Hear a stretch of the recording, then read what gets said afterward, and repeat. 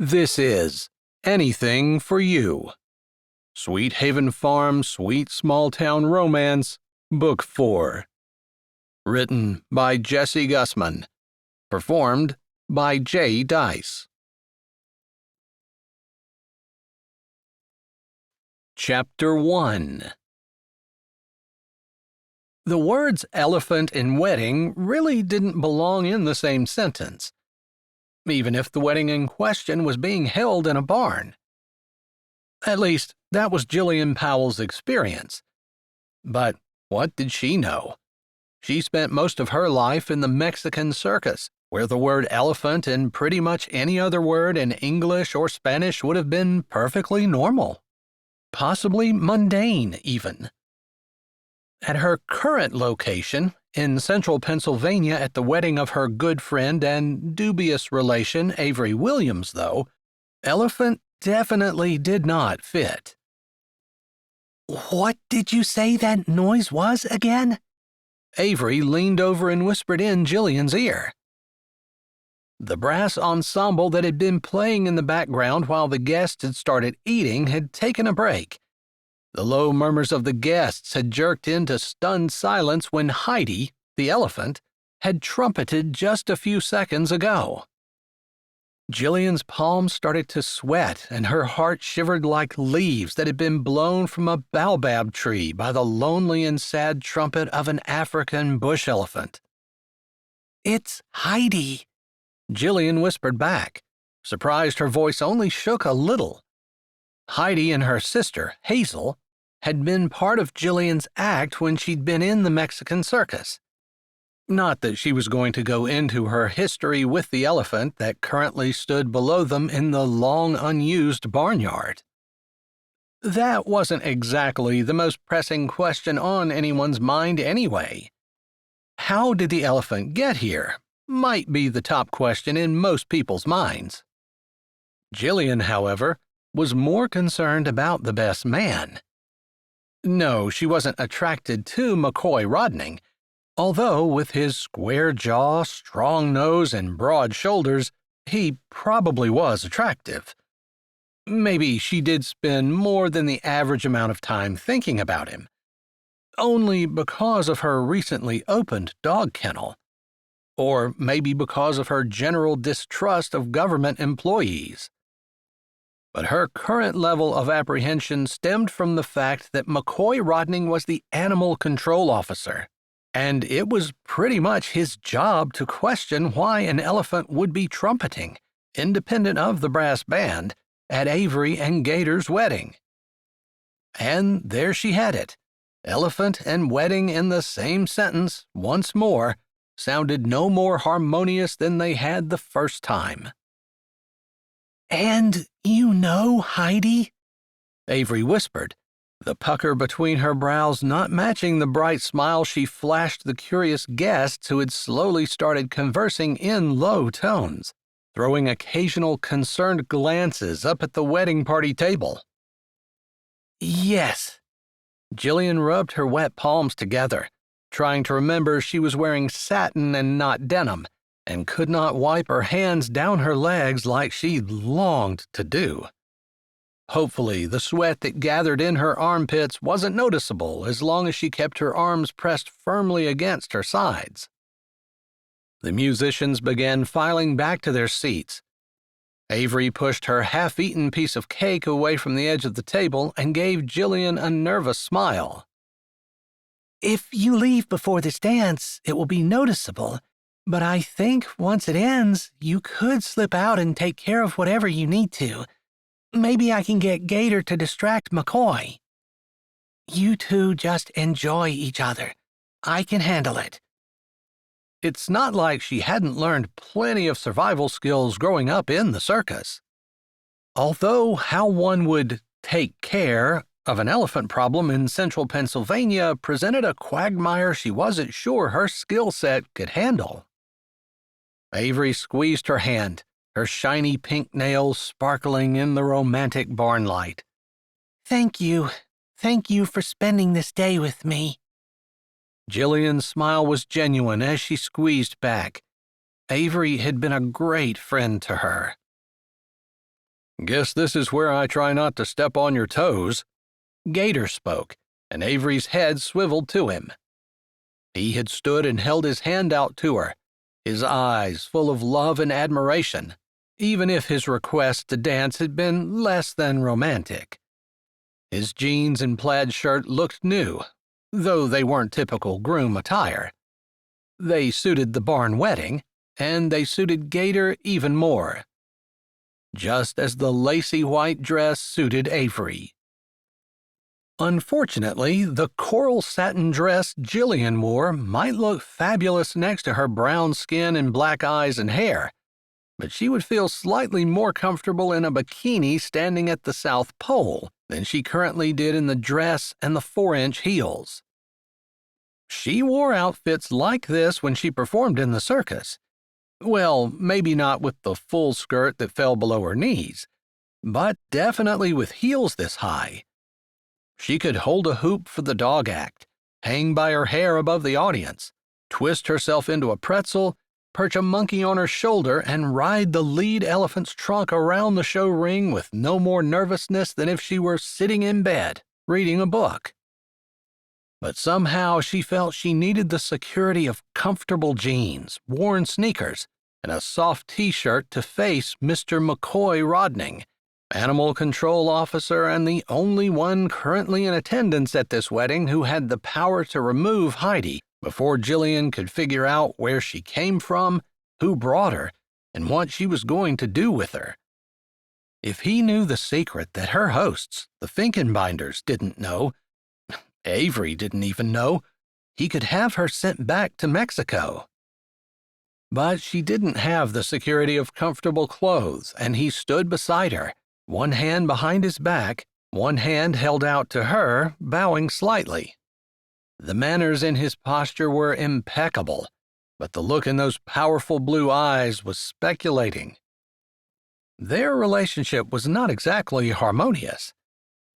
They didn't belong in the same dance together any more than elephant and wedding belonged in the same sentence. With a lift of her chin and a glint of her own eye, she met the challenge of his gaze, placing her hand in his, like sticking her fingers in a light socket. Jillian fought to hold steady as shock waves ricocheted up her arm, past her elbow, and slammed into her shoulder. Her eyes flew to his, even as her automatic brain took over, and her performing smile slid easily into place on her face.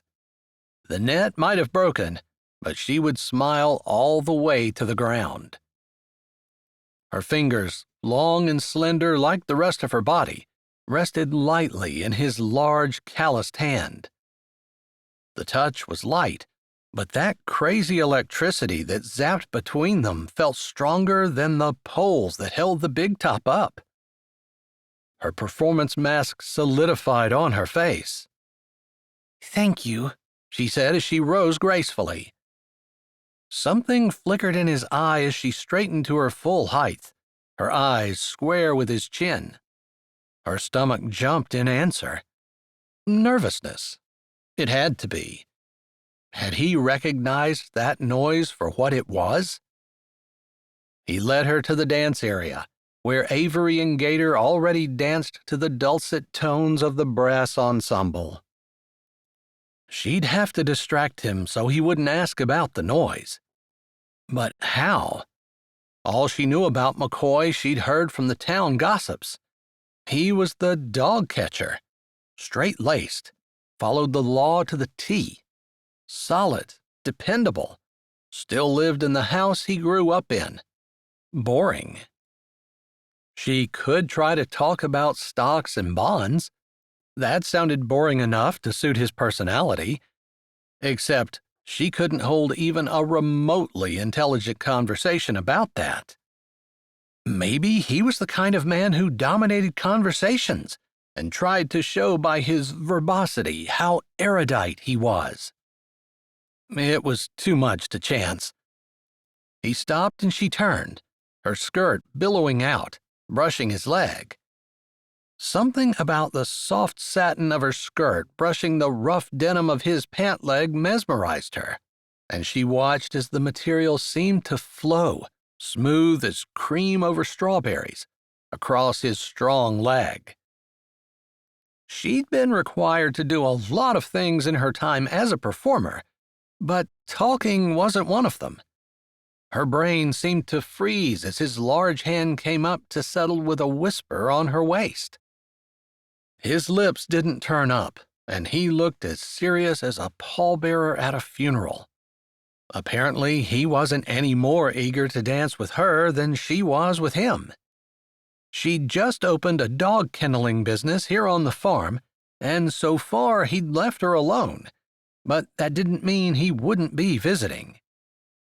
All of her paperwork was in order. Her business paperwork. Fink, who owned the farm with his wife Ellie, had filed it for her. Her personal paperwork, on the other hand, was non-existent. From what she'd heard of McCoy, he wouldn't hesitate to turn her in, but he shouldn't have any idea that she wasn't legal, unless she managed to stuff her high heel in her mouth in the next 3 minutes. Because of the different nationalities in the circus, she'd grown up speaking 4 different languages: Slovak, Romanian, Spanish, and English. Her Slovak and Romanian were rusty, but she was fluent in the other 2 languages. She'd been told her accent was faint. Would he notice?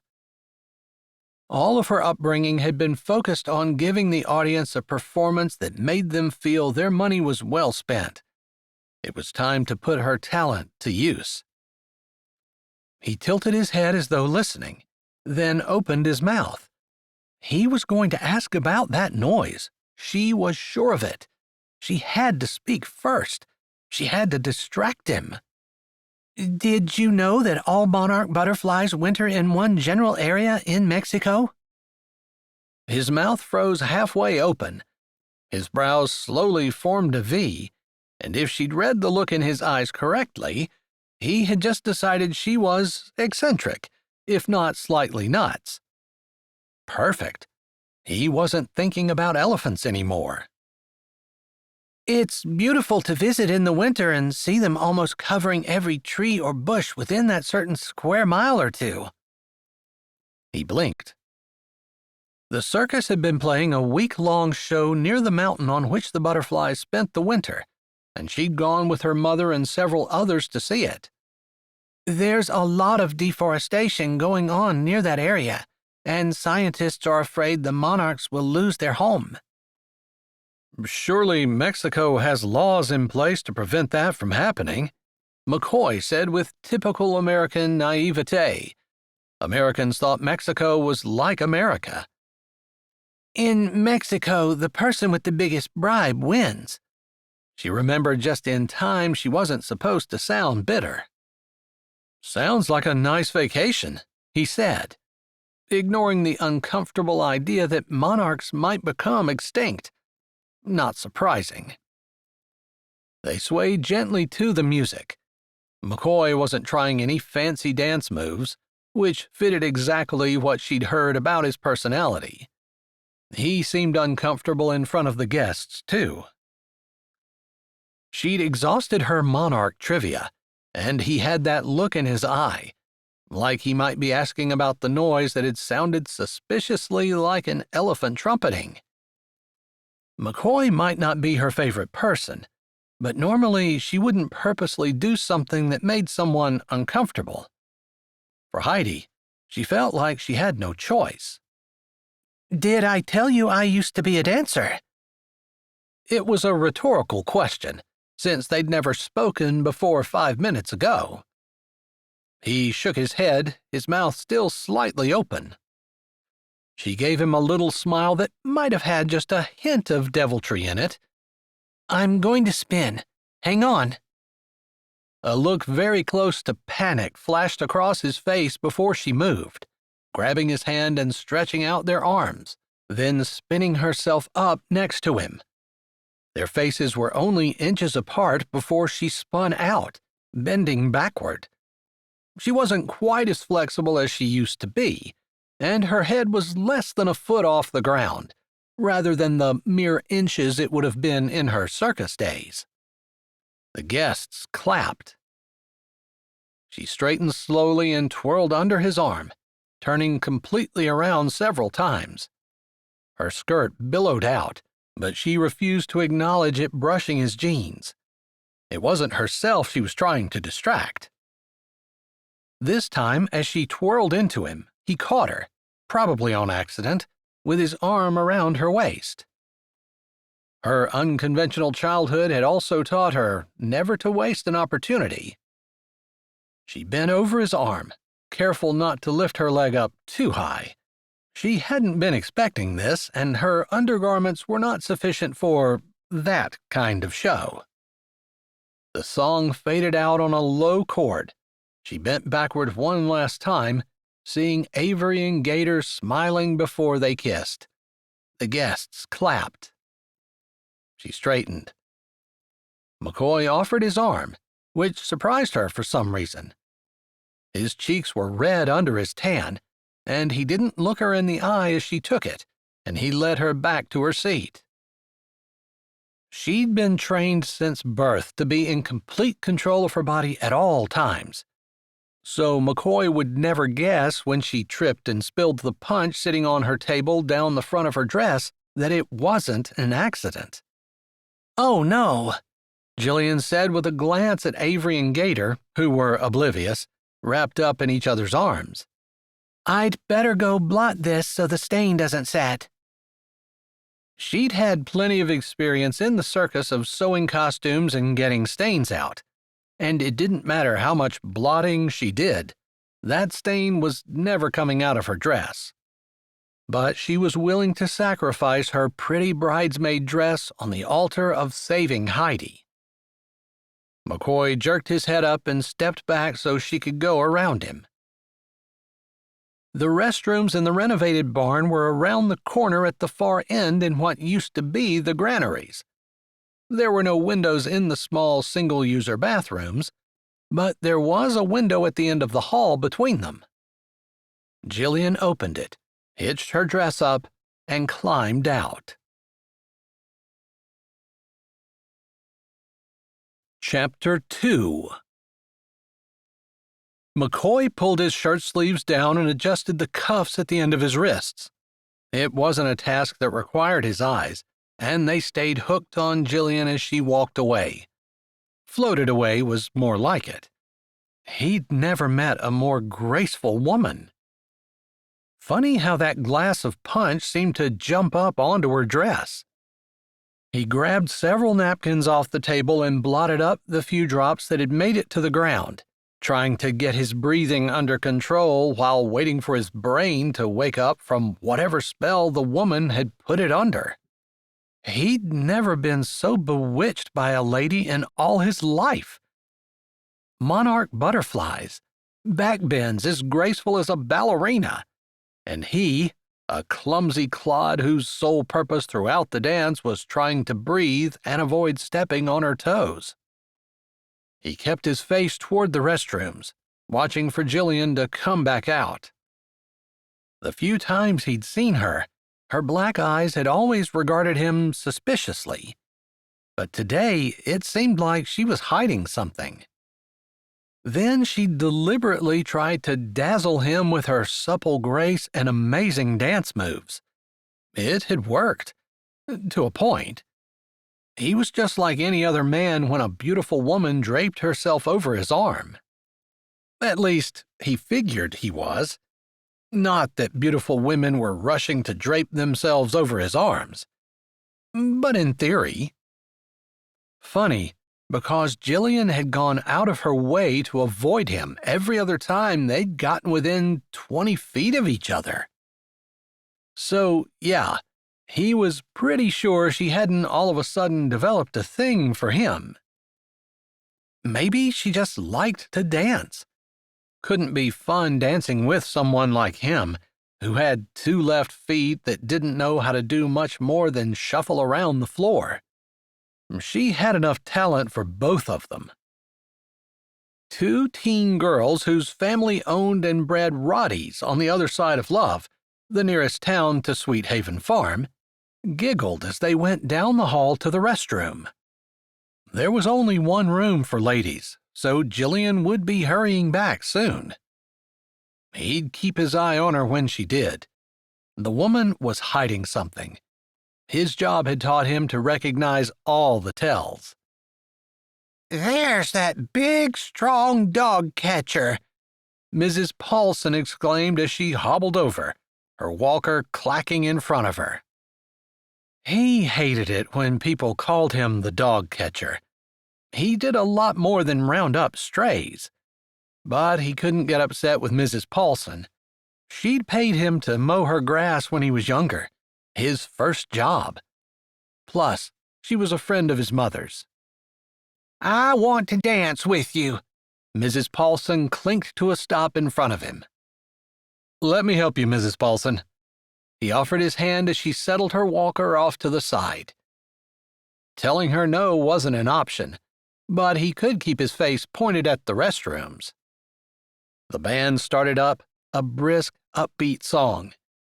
Mrs. Paulson was 80 if she was a day, and McCoy couldn't dance worth squat, so he could see this ending badly.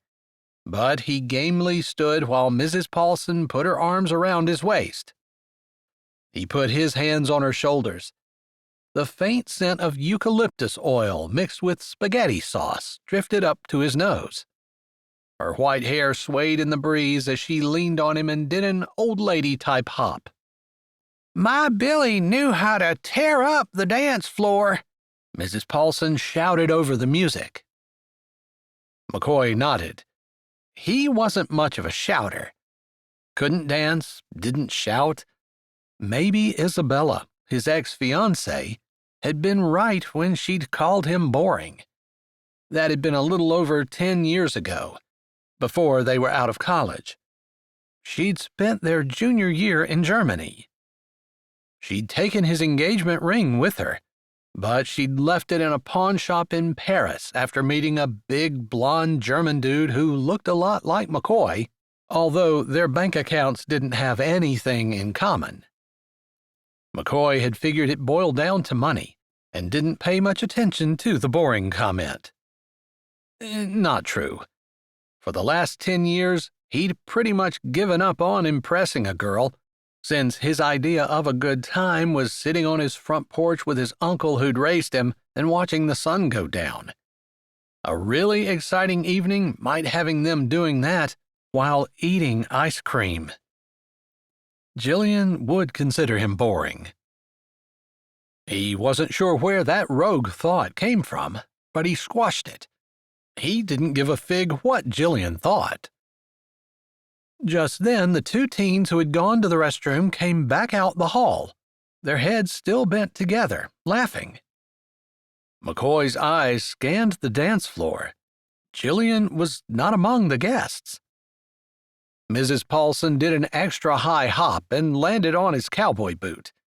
His lip twitched, but he managed not to flinch while he tightened his grip on her shoulders until she caught her balance. Thankfully, her orthopedic shoes were flat-soled. "Oh, Sonny, I'm sorry." She squeezed his waist. "It's so nice to have a strong man to hold on to." He wasn't real interested in holding on to any man, strong or otherwise. "I'll take your word for it." "Huh?" Her head swiveled up and she squinted at him. "What did you say?" "Okay." He didn't yell, but he did try to give an extra punch to his words. Where was Jillian, and what was she hiding? She'd opened a dog kennel in the past few months. Because of his job, how he traveled all over, he knew most of the gossip in town. Word of mouth said the place was clean and well run. McCoy wouldn't expect anything less of a business under Fink's direction. But it was his job to do an inspection, and he'd be getting around to it soon. The song ended, mercifully. They hadn't moved too far from their little corner of the dance floor, and McCoy helped Mrs. Paulson shuffle back to her walker. I'm not as flashy as your previous partner, but it was nice of you to give an old lady a few minutes and a nice dance." McCoy nodded, and Mrs. Paulson shuffled off. A hand clamped on his shoulder. "Thanks for standing up with me," Gator said. "It was my honor." McCoy turned and shook the proffered hand. "Happy to do it." "Yeah, I know you probably had 100 other things you could have done today, but I appreciate it." "Wish you the best, man," McCoy said. "We're cutting out. Just wanted to let you know." McCoy grinned. "Better get. You don't want to miss a second of that wedding night." Gator flashed a grin of his own, even as his eyes sought out his bride, standing over by his mother. "I don't think she's going to leave without me." "Where are you going?" McCoy asked. They'd spent some time together before the wedding, but they'd not talked about honeymoons. "Montana. We're spending the week there. My mom's done with her treatments, and the doctors say no cancer, so now is the time to go." "I can check on your mom if you'd like." "That would ease my mind some. Jillian will be stopping in, too. She and Avery usually take food over when I have to be gone." He wasn't excited about running into Jillian. But speaking of, "Do you know where Jillian went?" Gator's gaze skidded away. "That was some dance you two had." "I didn't figure you took your eyes off Avery long enough to have any idea of what the rest of the world was doing." Gator laughed and slapped McCoy on the back. "I'll see you in a few weeks or so. Avery has a wedding to coordinate here next week, so we'll be around." "Have a great time," McCoy called after him. With one more glance around the rustically decorated barn, McCoy moved over along the wall and walked to the restroom. He turned the corner of the hall. The bathroom door hung open, empty. It was a dead end, but the window was cracked. McCoy strode quickly down the hall and to the window. Too high.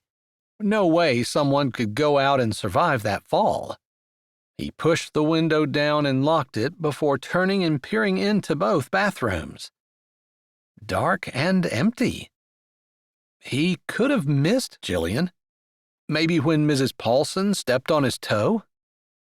But his gut was telling him he wasn't wrong, that Jillian was up to something, and she wasn't on the barn floor with the rest of the guests. Moving back out of the hall, he looked around as he came to the big open room. Lights that looked like lanterns hung from the ceiling, along with greenery and some kind of white flower. It was a tall ladder that would have gotten up to those rafters where the lights were strung. The brass instruments were playing a popular tune and the guests were laughing and clapping. Gator and Avery were gone. Jillian still wasn't there. McCoy slipped behind the chairs and tables and out the side door into the chill of late winter. Spring was a few weeks away. The patches of snow, like islands in a brown sea, were getting smaller and smaller. He hardly paid attention to the melting snow as he strode around the side of the barn. It was late afternoon, and the sun had almost nestled on top of the mountain. He was snooping, no other word for it, but his gut was never wrong.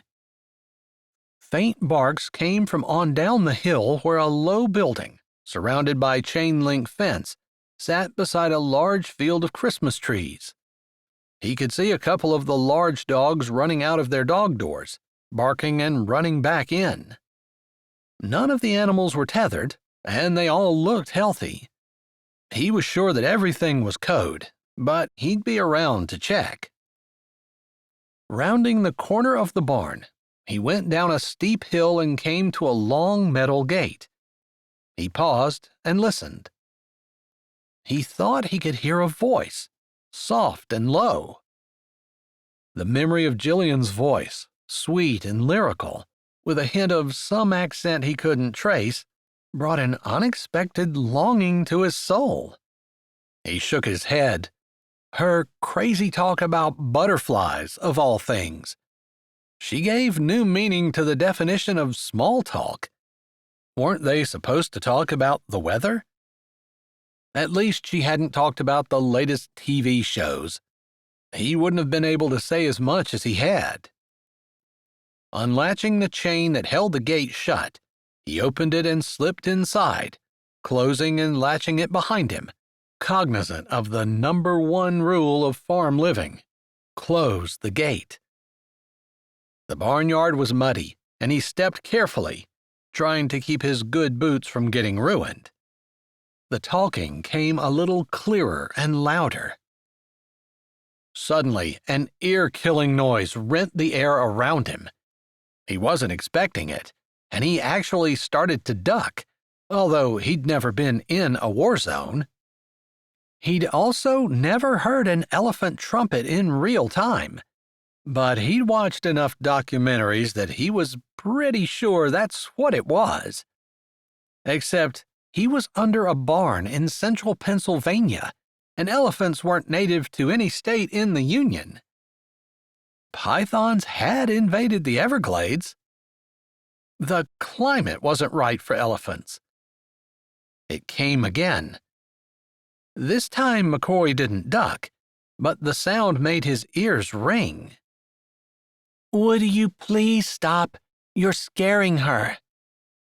He peered into the deeper gloom of the area under the barn, where her voice, soft and husky, with just a trace of a faint accent he couldn't place, came from. His eyes needed a minute to adjust. Eventually, he distinguished Jillian's face out of the gloom, and that bright coral dress, the one that made her complexion glow, that contrasted with her black hair and snapping black eyes, making them shine. Nothing was shining in the gloom, but Jillian's irritation almost crackled. Eventually, he could see eyes, way up toward the ceiling, and one tusk. Holy smokes! It was much bigger than he might have expected an elephant to be. That really is an elephant. Jillian put her hand on the beast's trunk, between her eyes, and spoke low and soft. A shaft of fear split through McCoy's backbone. "You better get back. I've heard they can be unpredictable, and, of course, they're strong." "I have experience with elephants." "Oh?" His shock faded and questions, legal questions, started whirling through his mind. "I worked in a circus for a lot of years." Ah, maybe she picked up her accent from fellow performers who were from a different country. He nodded at the beast. "Is this your elephant?"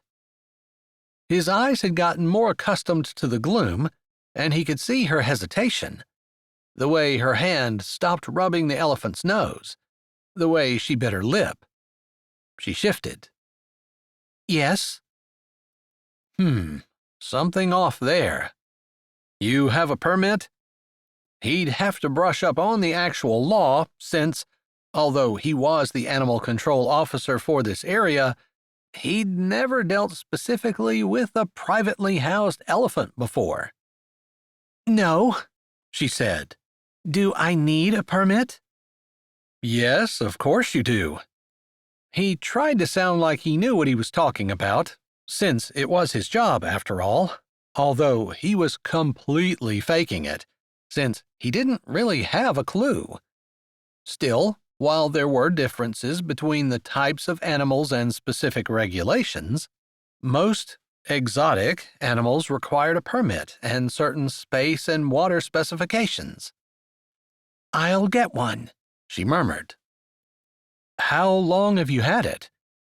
Funny that Gator hadn't mentioned it." "It just got dropped off today." She dropped her hand from the elephant's face and stepped toward him. He felt like she was trying to get him to back up. He crossed his arms over his chest. Technically, he was off duty, but this was definitely something he needed to check out. If he wanted that promotion that was coming up, he'd better not let a little thing like an unpermitted elephant exist right under his nose. If his coworker, Todd, found out about it, he'd be telling their boss, and the promotion almost certainly would go to Todd. The promotion meant more money, sure, but it also meant less travel and no overnight work trips. He'd be able to keep his uncle in his house rather than having him move to a senior living center. I can give you 30 days, but you'll need to have a permit by then. I will. Her voice was confident, lilting, and stirred the pleasure sensors in his ears. Interesting, since he hadn't even known that he had pleasure centers in his ears until he'd heard Jillian speak. She took another step forward. She still wore the heels she'd danced in. Her dress shimmered around her legs. All of it looked out of place in the dingy barnyard. "Do you know what they eat?" he asked, his voice sounding gruff. Yes. "Can you afford to feed it?" That's where people seem to get into trouble. Everyone thought it would be cool to own a boa or tiger or some other exotic animal, but they didn't figure in the expense of providing food for such a creature. It didn't even have to be an exotic animal. He'd seen plenty of horses whose owners hadn't considered how much they needed to eat. Another lip bite and eye shift. Yes. From her reaction, he believed she really did know what they ate and knew it was going to be expensive. "What do they eat?" They eat grass. I could feed her hay, straw even. I can get shavings from the mill. She seemed to be talking in future tense, which he found odd. "So you have some food for her tonight?" I promise she'll be taken care of. Why don't you go back and enjoy the reception, and I'll deal with Heidi." He stood with his hands on his hips. She'd just basically ordered him out. He really didn't have a leg to stand on unless he was here in an official capacity. He didn't want to make an enemy, but the elephant had to be his first concern. "Can I help you?" he asked. Yeah, she wasn't expecting that. Her brows shot way up and her red lips parted. He snapped his eyes away from her lips. She's upset and scared. I think it's best if I do it. How'd she get here? I don't know. He tilted his head. You don't know? She sighed and looked away. I know that sounds weird, but it's true. I wasn't expecting her. I don't know how she got here, and I don't know who brought her or why. But I'm sure this is Heidi, one of 2 sister elephants that I worked with in the circus. The tip of a gray trunk fell around Jillian's neck, coming out from under her hair that lay in limp curls on her shoulders. McCoy's breath caught in his lungs. Hold still. I'll distract it while you move away. What? Her hand reached up and she took the trunk in her hand, stroking it with her other. She's scared and doesn't want me to leave her. She and her sister, Hazel, never left each other's sides. It's very weird to me that she's here alone. Her teeth bit down on her lip again. I'm actually worried about Hazel. I might be able to put a few feelers out, but Heidi is the one that's here, and she's the one we need to feed yet, tonight. His eyes had been telling him for the last few minutes that the light was fading. The brass ensemble still played above them, and probably would be for another hour before McCoy had to go and help clean up. I can do it, Jillian insisted. She'd caught his subtle use of we and made sure to correct him. So she was scared of his official capacity. Lots of people were. Like seeing a cop sitting along the road made everyone hit the brakes whether they were speeding or not. I'm not out to get you. As long as you get a permit in 30 days and submit to one scheduled inspection and one unscheduled inspection per week, things will be just fine. He did have some experience with that protocol, the one where they made the inspections. He'd done it twice. Once with a guy who had a snake with no permit, and once with a guy who had a wolf. Which reminded him, where are the papers for her? What papers? Her eyes got big. However they brought her, she should have come with papers. I'm sorry. I just found her maybe 10 minutes before the wedding started. I haven't had time to look for papers. Maybe they're at the house. He shoved a hand in his jeans pocket and hooked the other one around his neck. I'll tell you what. I'll wait to examine the papers until the first inspection. Now, how about we get her a drink and something to eat, and we'll get her settled for the night? Her nose wrinkled and her cheeks tucked in like she was biting the insides of them. He pulled out a pack of gum and held a piece out. Here, give your lips and cheeks a break and chew on this. Her brows lifted, and her eyes shifted from the gum to his face before she gave a little, very little, laugh. Okay, thanks. Now, will Fink and Ellie mind if you use some of that baled hay over there? He pointed to a stack of hay in the corner. It looked as old as time, but hay, once baled, didn't go bad as long as it didn't get wet. Yes, I'm sure I can use whatever is here. Okay, then. Are you keeping her back there? I'll carry a few bales back. This is where I found her, so I think we should feed her here. I'll have to do something else about water. He made 2 trips, carrying a bale in each hand both times by pulling the strings together, a trick he'd learned from summers spent helping neighbors bale hay. Then he dragged a metal trough back as far as he could before going to look for hoses and water. There were animals kept down here before, a long time ago, apparently, but it was a given there was water somewhere. He found the spigot. An old, ratty-looking hose lay curled up beside it. He wasn't surprised when the hose leaked after he twisted it in and turned the spigot on. But enough water came out of the hose to start filling the tank, which, thankfully, didn't leak. While he was working, he kept an eye on Jillian. She moved in graceful, easy movements around the elephant, confident and unafraid. It wasn't hard to believe her that she'd worked with elephants before. As long as she got the permit, everything should be fine. Chapter 3. The man wouldn't leave. He was actually a help, if Jillian were being honest. But she wanted to run her hands over Heidi, checking her and making sure she was okay. She wanted to get her cell phone and call David, her cousin who owned the zoo in Mexico where Heidi and Hazel went when the circus dissolved. She needed to call Carlos, the man who could supply her with whatever fake papers she needed. Whoever brought Heidi probably didn't have papers. Nothing legit, anyway.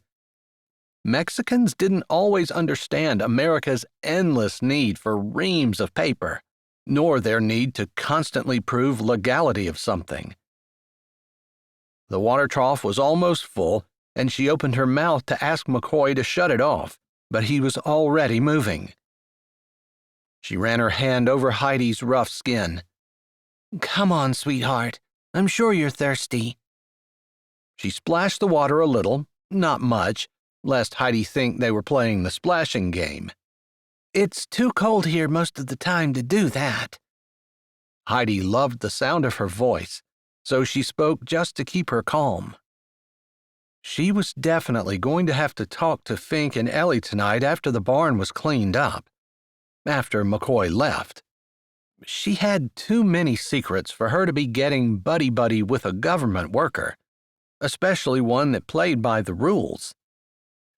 He came back and stood with his hands on his hips, It wasn't right for a man to smell as good as he did. Some kind of earthy, spicy, masculine scent that twisted her insides. Her brow furrowed. Maybe a little eucalyptus oil in there, too. Which was weird, since she hadn't caught that earlier when they were dancing. I appreciate your help, she said, and tried not to sound as grudging as she felt. It's obvious you've worked with elephants, he said. Was that the first nice thing he'd said to her?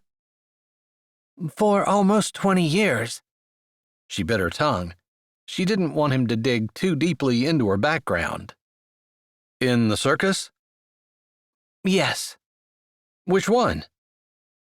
A small family circus. He waited. She wasn't going to speak to fill the silence, so he could just keep on waiting. He gave up first.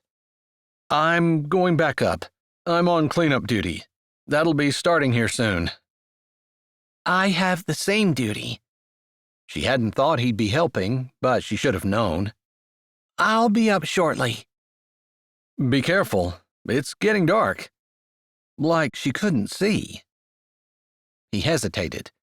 Maybe he didn't want to leave her alone, but he finally turned and left, to her relief. The dog catcher was not her friend. She didn't have a normal ladder to reach the spot above Heidi's ears that she loved to have scratched, and Heidi wasn't wearing her bright pink harness that Jillian could grab and use to climb up. But it wasn't hard to find a pole she could climb. Kicking off her heels, she scaled it easily. It was a little trickier to hold the overhead beam with her hands and toes and work herself backward until she was over Heidi. Letting go with her feet, she slowly settled onto Heidi's back and, letting go of the beam and leaning forward, scratched her ears. Her dress was ruined, no doubt. Who brought you here, and why? She whispered. How'd they get you here? And what am I supposed to do with you? Not that I'm not thrilled that you're here. I've missed you so much. But she didn't have the money to feed an elephant. She didn't have the money to feed herself. Everything she was making was going to pay the coyote who facilitated her passage across the border. It didn't matter that she'd almost died in the desert. She still owed him several $1,000s. And she still owed Carlos a cool $3,000 for bringing her up and getting her papers, a fake Social Security card and a fake work visa. They weren't real, but they were all she had. Her mother always said her father was an American. Jillian believed it, since she got her height from her father's side of the family, and her mother had given her his last name, Powell. So technically she was a dual citizen of Mexico and America. But her father wasn't listed on her birth certificate. So even though she should be an American citizen, she wasn't. Not with the missing name. Which stunk, because she'd almost bet the farm that in order to get a permit for Heidi, she needed to be a real citizen. An hour later, she'd changed into clean jeans and boots, thrown her hair into a ponytail, and had bolstered her courage to work alongside McCoy. Ellie and Fink and their kids would be there, so he probably wouldn't grill her. She wasn't going to mention Heidi until after McCoy left. Hopefully, he'd not mention her either. But no such luck. She walked into the barn where a few guests still milled about. The musicians were packing things up. McCoy and Fink had their heads bent together and were deep in conversation. Her lips pressed together. Maybe they were talking about something different, but she somehow doubted it. She greeted some of her friends and neighbors on her way over to where Fink and McCoy stood, and stopped to talk to several. It was a good 20 minutes until she made it across the room in time to hear Fink say, "Well, I don't know what we're going to do with it." She put her hands on her hips. Her chest felt hot. Why couldn't McCoy have kept his mouth shut? How about you let me figure that out? She glared at McCoy so he'd have no doubt about how she felt about him. Both men's heads turned slowly toward her. They stared. Something that felt an awful lot like a container of night crawlers squirmed in her stomach.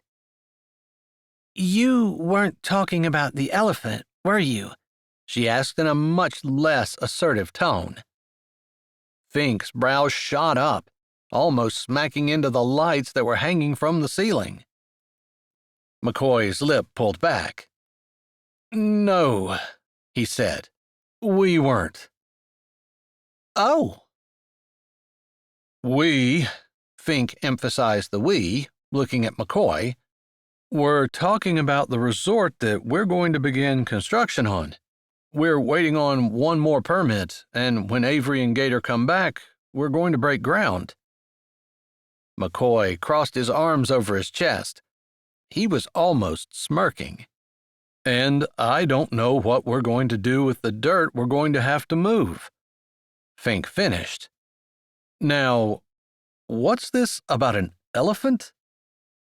Jillian pursed her lips.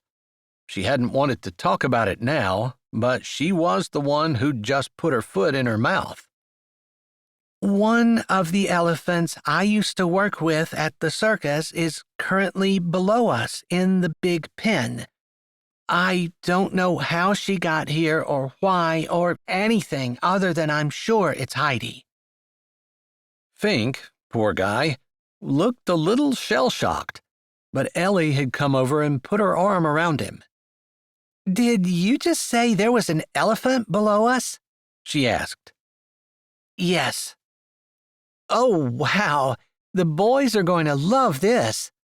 We'd better not tell them tonight, Fink said quickly, looking around, presumably for his rambunctious offspring.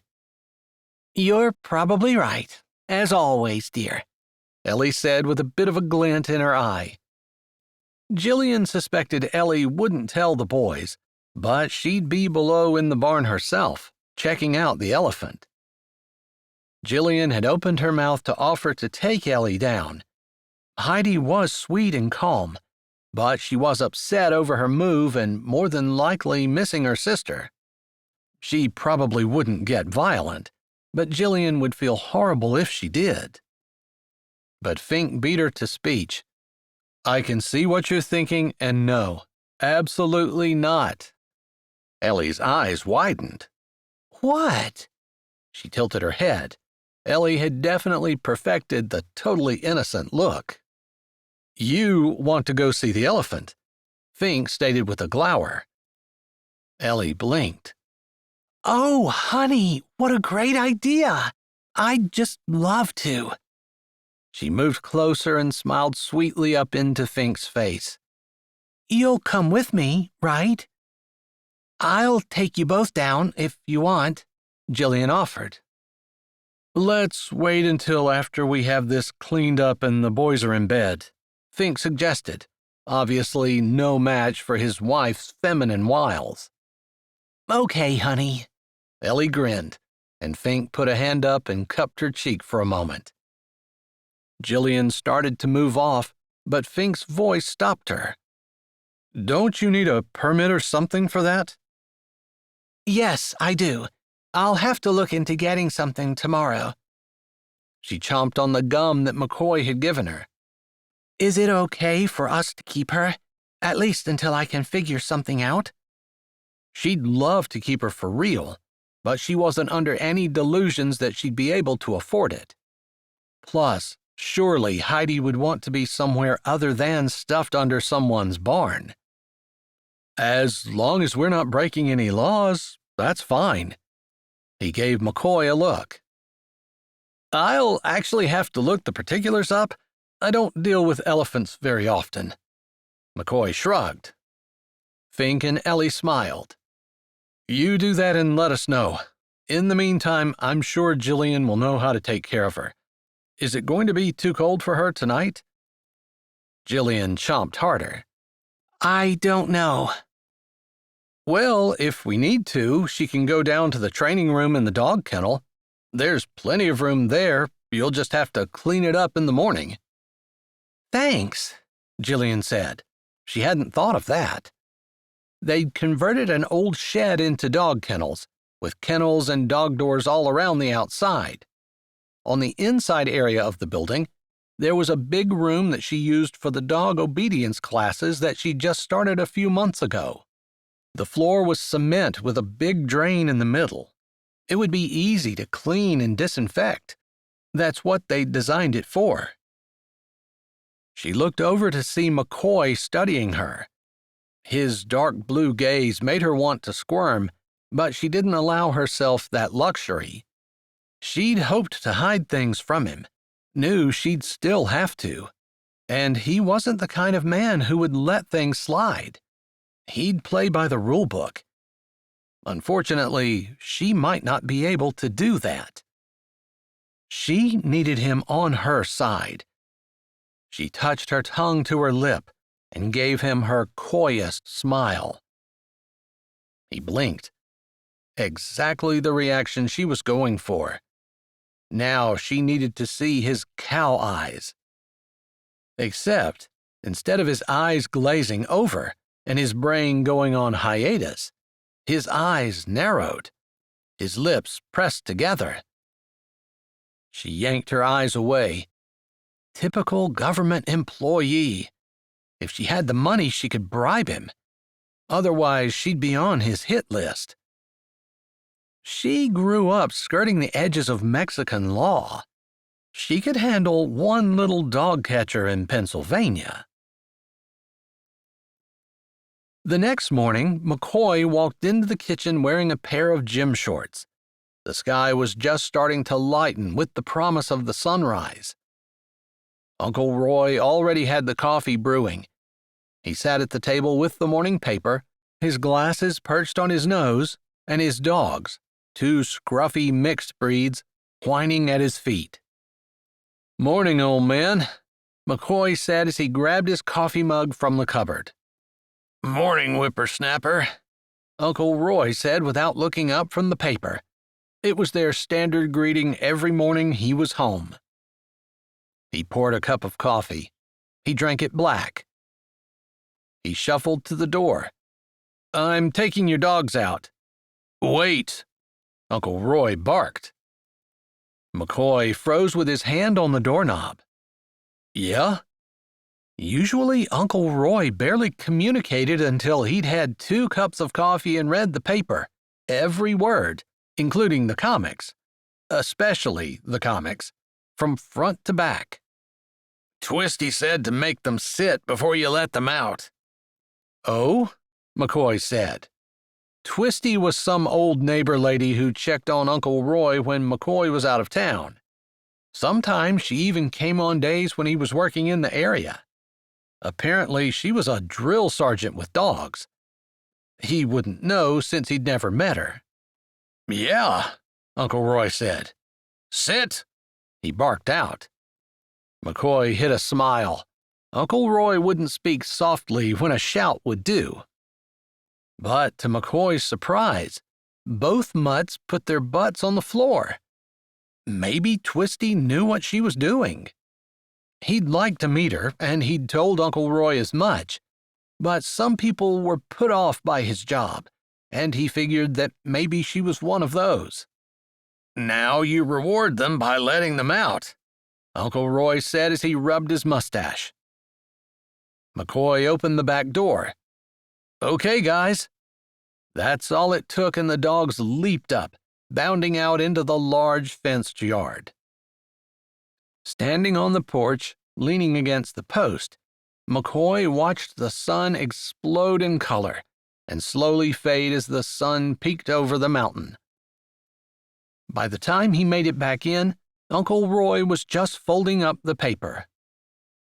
"I picked some of these up yesterday when I was out." McCoy put a couple of over 55 living brochures on the table. Uncle Roy looked at them, then shook his head. "Not interested. None of them will let me take my dogs." "It's up to you, but if I don't get this promotion at work, my traveling schedule is not going to slow down. If anything, I might end up getting transferred, which could be even worse. I'd only be able to come home on the weekends when I'm not on call. Don't go borrowing trouble. There's no reason for you not to get the promotion. I'm not the only one qualified. And he definitely wasn't the one pursuing the promotion the most aggressively. It's not a given. I know, but I'm not going to think like that. I want to stay here, so I'm just going to plan on it. Uncle Roy fixed his lips in that stubborn set that McCoy easily recognized. Any time he'd ever needed corrected during his growing up years, that's the lip set he'd see. Plus, Uncle Roy said, crossing his arms over his chest and leaning back in his chair, Twisty will take care of me. I already told her she could move in. McCoy blinked. He'd bought the house from Uncle Roy several years ago. He didn't get too bent out of shape when Uncle Roy wanted things done a certain way, acting like he still owned the house. McCoy didn't really care whether the daffodils they planted were white or yellow, or, to be honest, whether they even planted daffodils. But inviting someone to move in? I thought she lived in the neighborhood. Their house stood on the outskirts of Love. He'd assumed that Twisty, whoever she was, lived in town or somewhere close. She does, and she has a job where she lives, but I know if I needed her to move, she'd bunk in our spare room. She's not picky. McCoy snorted. A woman who wasn't picky? Now that he needed to see to believe. He'd bet Twisty would have an opinion on the color of the daffodils. She'd want the toilet paper hung a certain way, too. He'd have to finally fix that leaky faucet. His sisters had never been satisfied and always looked out for the next new thing. His mom, too, apparently, since she left his dad for someone new and exotic. His fiancée had found someone more exciting, too. If he wasn't careful, he could end up getting kicked out of his own home.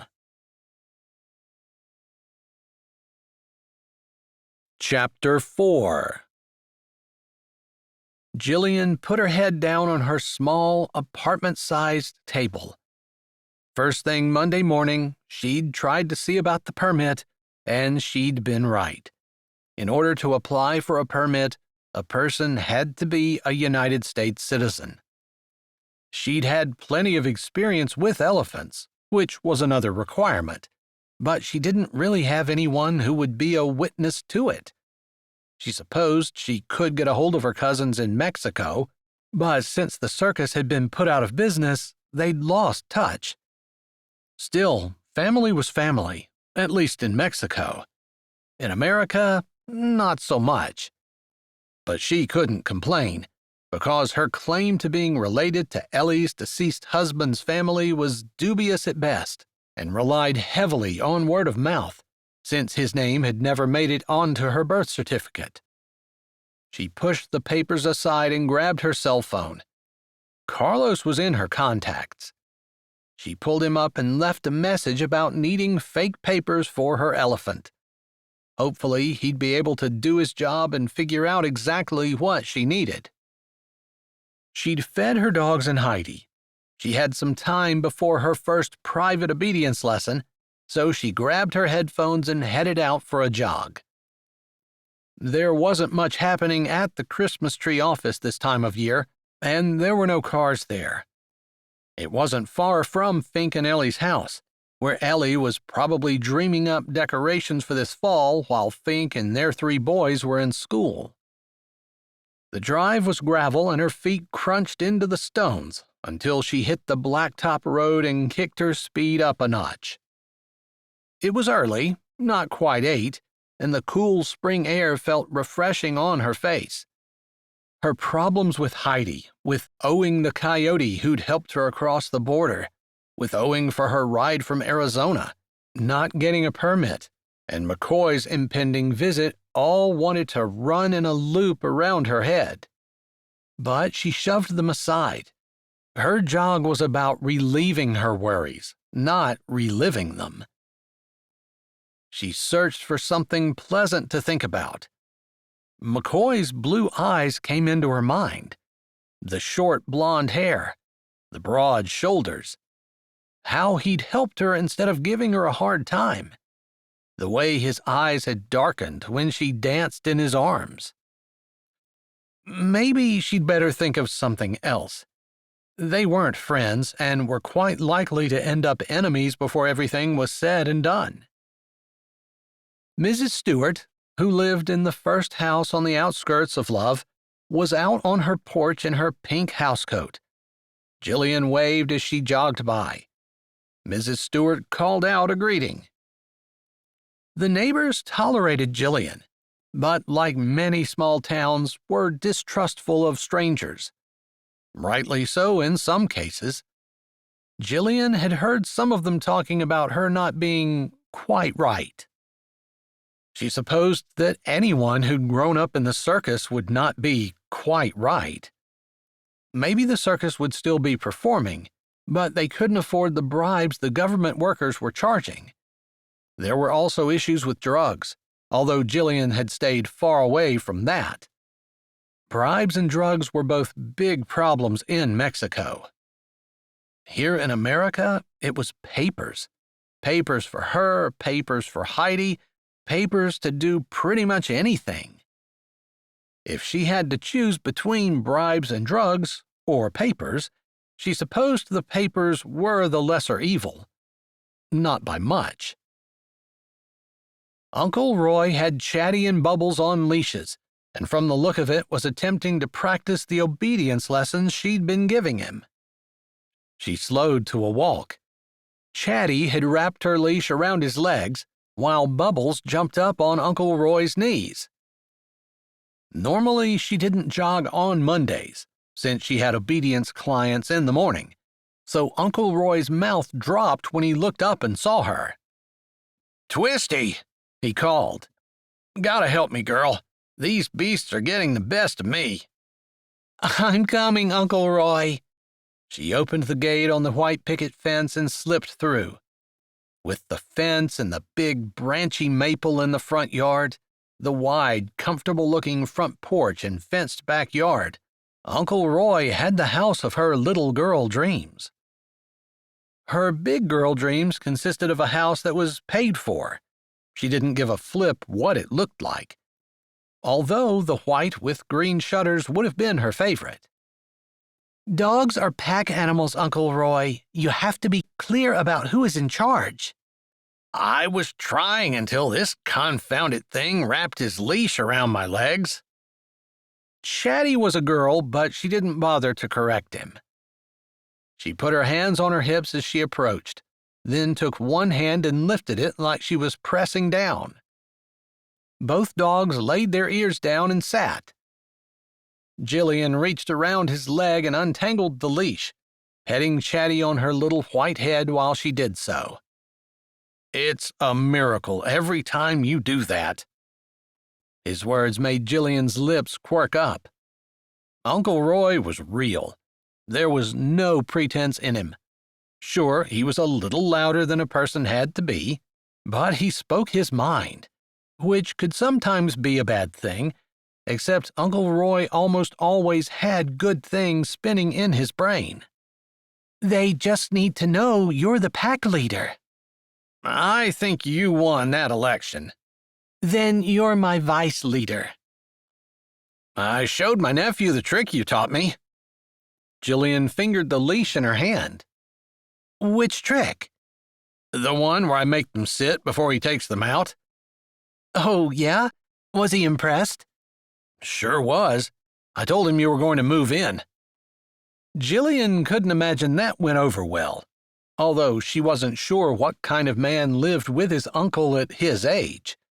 He was out of school and worked a job with unusual hours, so she figured he had to be at least 23 or 24. "I can't move in, Uncle Roy. I have my dogs to take care of." And now an elephant, too. "I told you, you can use my car." Jillian had been teaching Chatty to weave in and out between her hands and feet as she did slow cartwheels. She practiced it now. Your nephew will think I'm taking advantage of you. He wants to put me in a home. Jillian happened to be upside down on her hands. Her look probably wasn't as effective that way. Your nephew seems like he spoils you. I'm telling you, he's gone a lot and he wants me in a home. And I can't take my dogs to any of those places. Not to mention they stink. Can't argue with that, Jillian muttered, back on her feet. Chatty was doing great. She wasn't sure what kind of mixed breeds the dogs were, but they were both fairly easy to train. They were both the right size and would have made excellent circus performers. But that part of her life was over. So why was she teaching Chatty tricks? Do the handstand one, Uncle Roy said. You might have to help still, she said before she bent over in a handstand. From that angle, the house looked huge. Bending her legs and back, she stretched until one foot was almost to the ground. Hop on, Chatty, she said.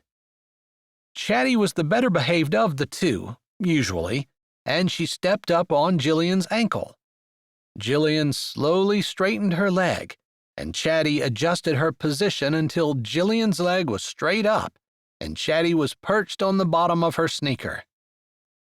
Jillian lowered her other leg the same way, and Bubbles actually climbed on herself.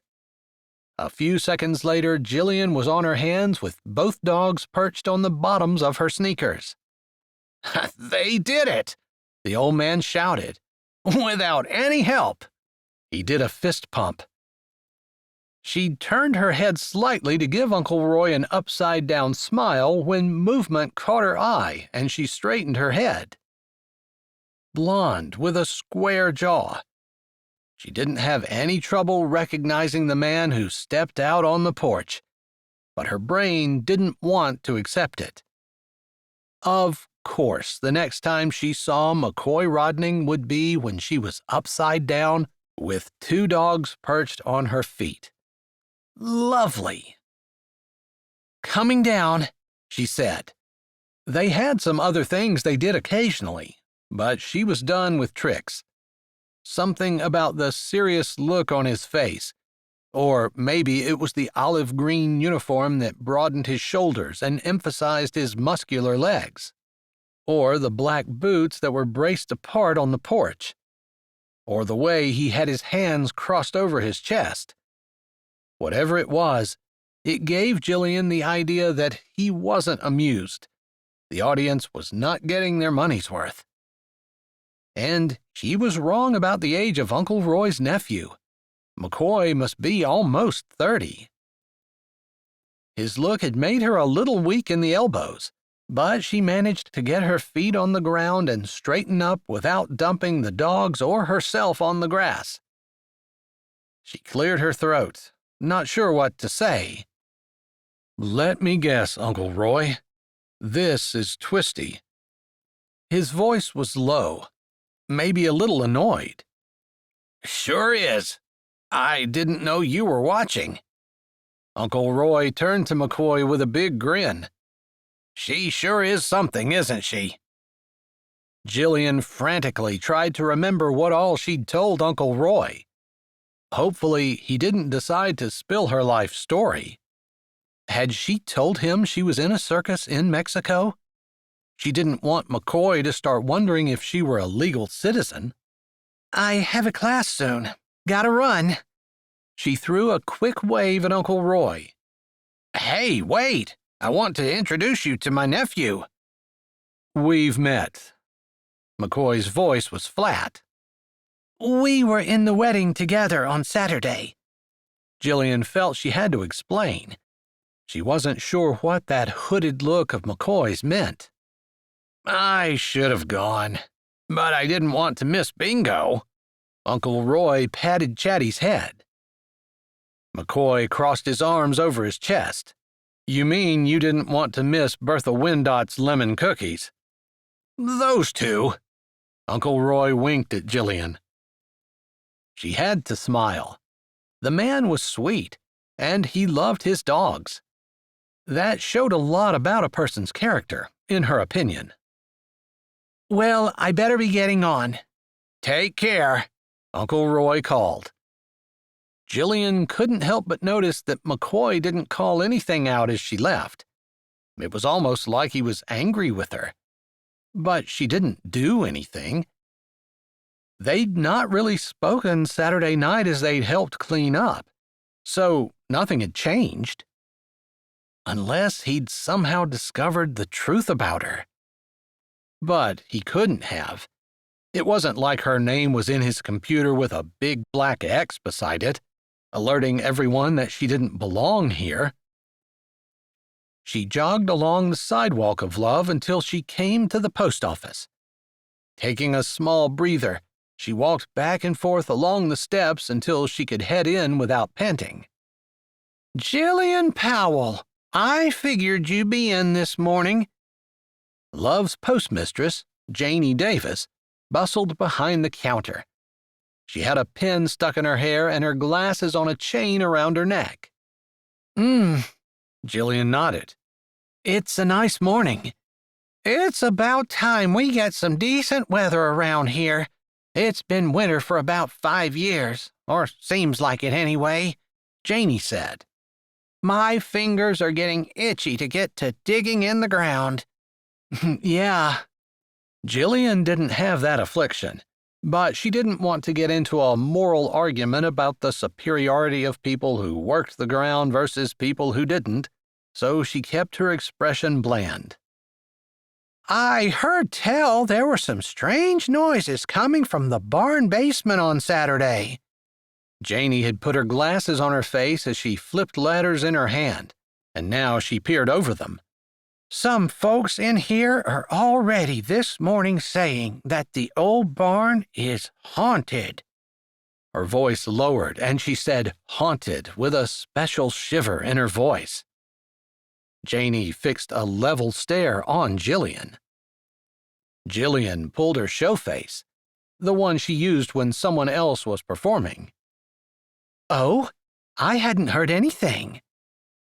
Janie pursed her lips and waited another few seconds before looking back down and continuing to sort the mail.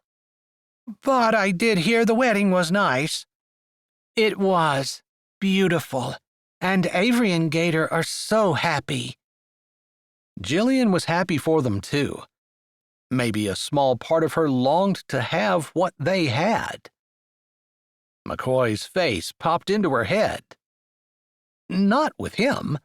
He could barely stand to look at her. There was no way she would have a happily ever after with him. Not to mention, since he was such a play-by-the-book kind of man, he wouldn't want to have anything to do with her anyway, other than making sure she was taking proper care of Heidi and that she had all the right confounded permits and papers. Ugh. I heard they fixed that old barn up pretty nice. Janie had their bundle of mail, but she didn't act like she was planning on handing it over any time soon. It was beautiful, Jillian said. You're putting on a show for Wildlife Days in town, so I hear. Yes, Mr. Peachy suggested I sign up to give a demonstration on dog obedience training. And Uncle Roy offered to let me use his dogs.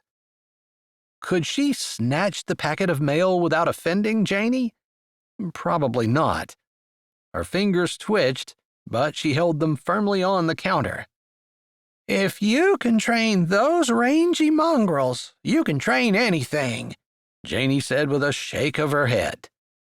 They're coming along really well. They should do a great job next Saturday.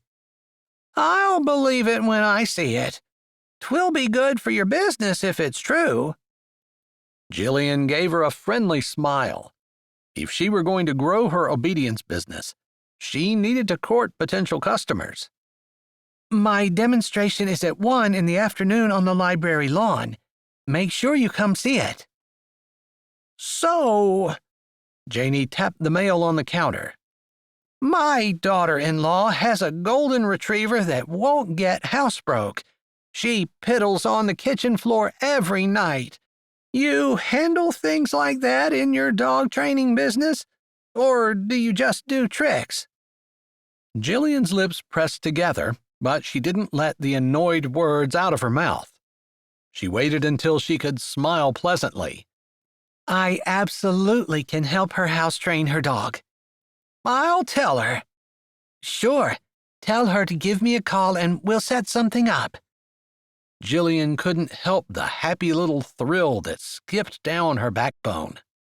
If she could get Janie's daughter's dog trained and make them happy, Janie would be about the best advertising she could hope for. Pretty much everyone in town stopped at the post office. That could really help her business. When she'd come over from Mexico, she'd planned on a housekeeping job, but that fell through. But things were working out well. Fink and Ellie had taken her under their wing and had treated her better than she'd ever expected. Of course, she'd helped them when they were having a hard time as well. Still, she needed to send money to the Coyote. Most of them were involved in drugs, and she didn't want to get on their hit list. Janie finally handed over her mail.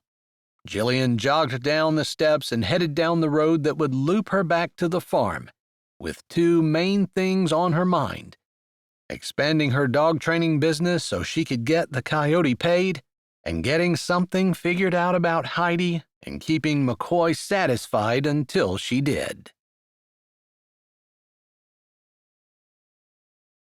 Chapter 5.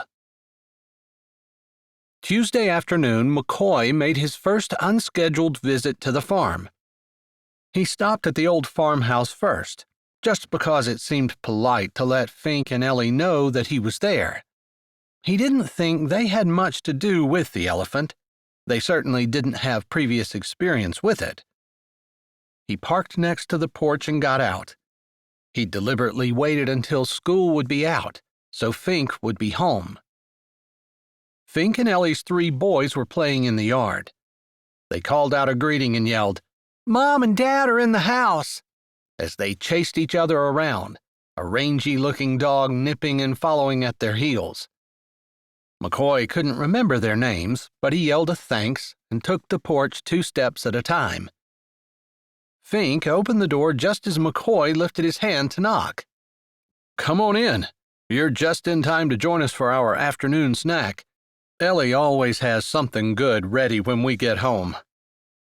McCoy opened the screen door and leaned against the door frame. "Thanks. It smells good, but I just wanted to stop in and let you know I need to make an inspection on the elephant." Fink's brows knitted. "Is there something wrong?" "Not really, but until she has a permit, I can't just let it slide. So she agreed to 2 inspections per week, 1 planned, 1 surprise. The planned ones will be on Saturdays. This is the surprise." "Oh, I see." Fink shrugged. "I didn't want to go down to the barn without telling you." "Of course not, but Jillian is really the one who's responsible for it." "I know." Ellie walked over, a dish towel in her hand.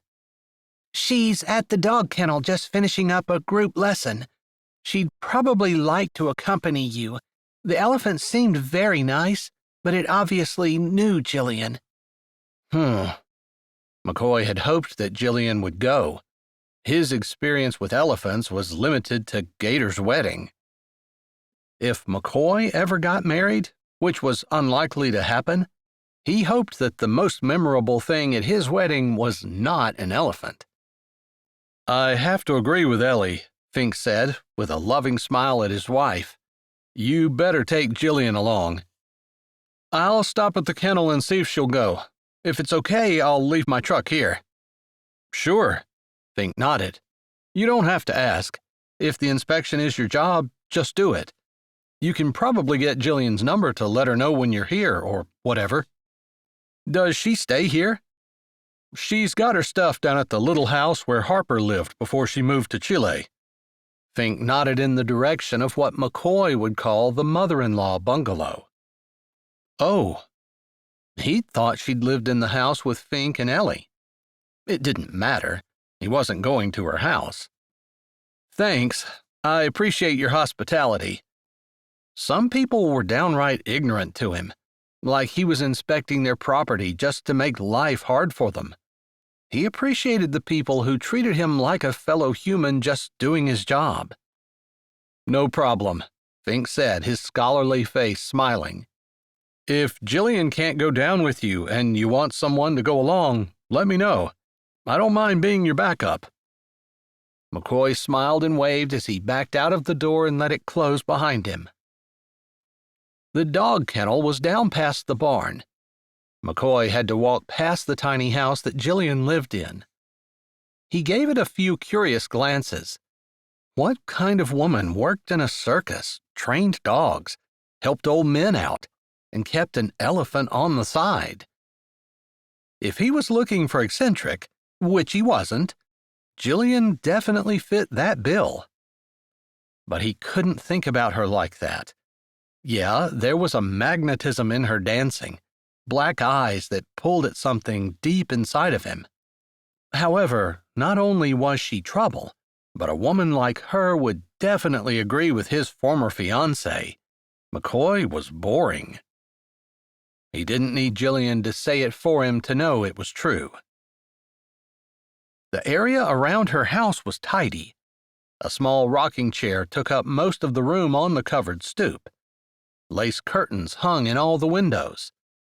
More curious than he wanted to admit to being, McCoy kept walking and didn't try to see in the windows. He had a feeling someone like Jillian might be messy. He didn't necessarily need things neat, but he liked order and schedules, something else that would probably clash with Jillian's personality. There were 6 or 8 cars parked along the backside of the kennel as he walked around the corner. 5 or 6 dogs ran in and out of their individual dog doors, barking and jumping. From the outside, the place looked clean, the dogs healthy. Carefully, he opened the door, not wanting to interrupt her class. But the door opened into an entryway. The next door had a big glass window, and he could see Jillian in the middle of the floor, her back to him, while 8 people with their dogs on leashes, sitting at their sides, faced Jillian, listening intently as she said something about homework for next week. After a sentence or two, she dismissed the class. McCoy didn't want to give the impression that the dog catcher had it out for Jillian. Might not be good for her business, so he leaned against the wall and tried to keep a pleasant look on his face as people filed out. Some of them knew him, others recognized his uniform, and everyone said hi at least. Jillian walked out with the last student, a Great Dane who pulled on his small female mistress. McCoy got the impression that the dog was the head of that relationship. Jillian was deep in conversation and didn't look his way. He has to know you're in charge. But he's so strong, I'm really not in charge. Jillian held her hand out for the leash. The woman gave it to her, and Jillian commanded the dog to sit. It obeyed instantly. Now, when you start walking and he starts pulling, just pull this way, then that. She demonstrated over the Dane's head. You don't want to hurt him, although he's a big boy and he's strong. You don't want to choke him either, but you want him to learn that pulling you is not pleasant. She handed the leash back. You work on that some for next week. If you come a little early, I can work with you and Spencer before the other students get here. Oh, thanks. I'd appreciate that. When the woman turned around again, McCoy recognized Christy Hammond. He'd been out at her place over a rabid skunk a year ago or so, but she was a lifelong resident of Love, same as him, and they were acquainted. Her dog pulled her toward him, stopping and jumping. McCoy had been around enough dogs to have had a split second to see what the dog had planned, He sidestepped, and the dog pawed air before crashing back down to its feet. "I'm sorry," Christy said. "Good reflexes." "It's okay. Seems like this is a good place to bring him if he needs some manners." "He's a sweetheart, but he does need manners." She tilted her head. "I bought a trap because I have some raccoons messing around in my shed. If I catch one, will you relocate it for me?" That wasn't necessarily on his list of job requirements, but he nodded. "Sure, call me and I'll deal with it." "I don't want to hurt it." "I know. I'll set it free somewhere it'll be safe. From humans, anyway. Not that raccoons had that many wild predators." "Thanks, McCoy." She lifted a foot and her dog dragged her out the door. McCoy's lip twitched, but he didn't laugh. Wouldn't have been nice. All the other students and their owners had left. "I suppose you're here to see Heidi." "That's right." He hooked his thumbs in his pockets. Jillian didn't look thrilled to see him. In fact, her mouth was flattened down tight, and she looked put out. Which irritated him some. He could have fined her on Saturday. "I'll go down with you. Just let me turn the lights out." She didn't look at him, and her flashing black eyes seemed more subdued today. He had the feeling yesterday she'd been a little embarrassed that he caught her upside down with his uncle's dogs on her feet. But she wasn't exactly acting embarrassed. "You don't have to come. I can go myself." He'd brushed up on the law and knew what he was looking for. "You'll make her nervous. She's never hurt anyone. She's sweet and gentle, but I don't know what she's been through lately." Jillian flipped out the lights to the large open room and walked by him before he could open the outside door for her. Every move she made was accentuated with a flowing grace that fascinated him. Even her walk was somehow effortlessly elegant, sensuous. He stumbled over the doorframe. She looked back over her shoulder, a question on her face as she checked to see that he was okay. "I'm fine. Not used to the jam that sticks up like that." He might as well have said he wasn't used to walking in his boots. No, the problem was that he couldn't take his eyes off her to be bothered to watch where he was going. He needed to remember she wasn't interested in him that way, and it would be dangerous and dumb for him to allow his brain to keep going in that direction. "Did you find the papers the elephant traveled with?" he asked. "1 minute." She walked back inside, coming out in less than a minute with a large envelope. He took it from her hand and pulled the papers out. He'd done some checking since Saturday, and the papers in his hands seemed like they were correct. Jillian stood in front of him, twisting her hands. She stopped when he looked up after studying the papers. "These look good to me, although I should admit I've never seen elephant papers before." She lifted a slender shoulder. "That's what I received." "We'll call them good. Thanks."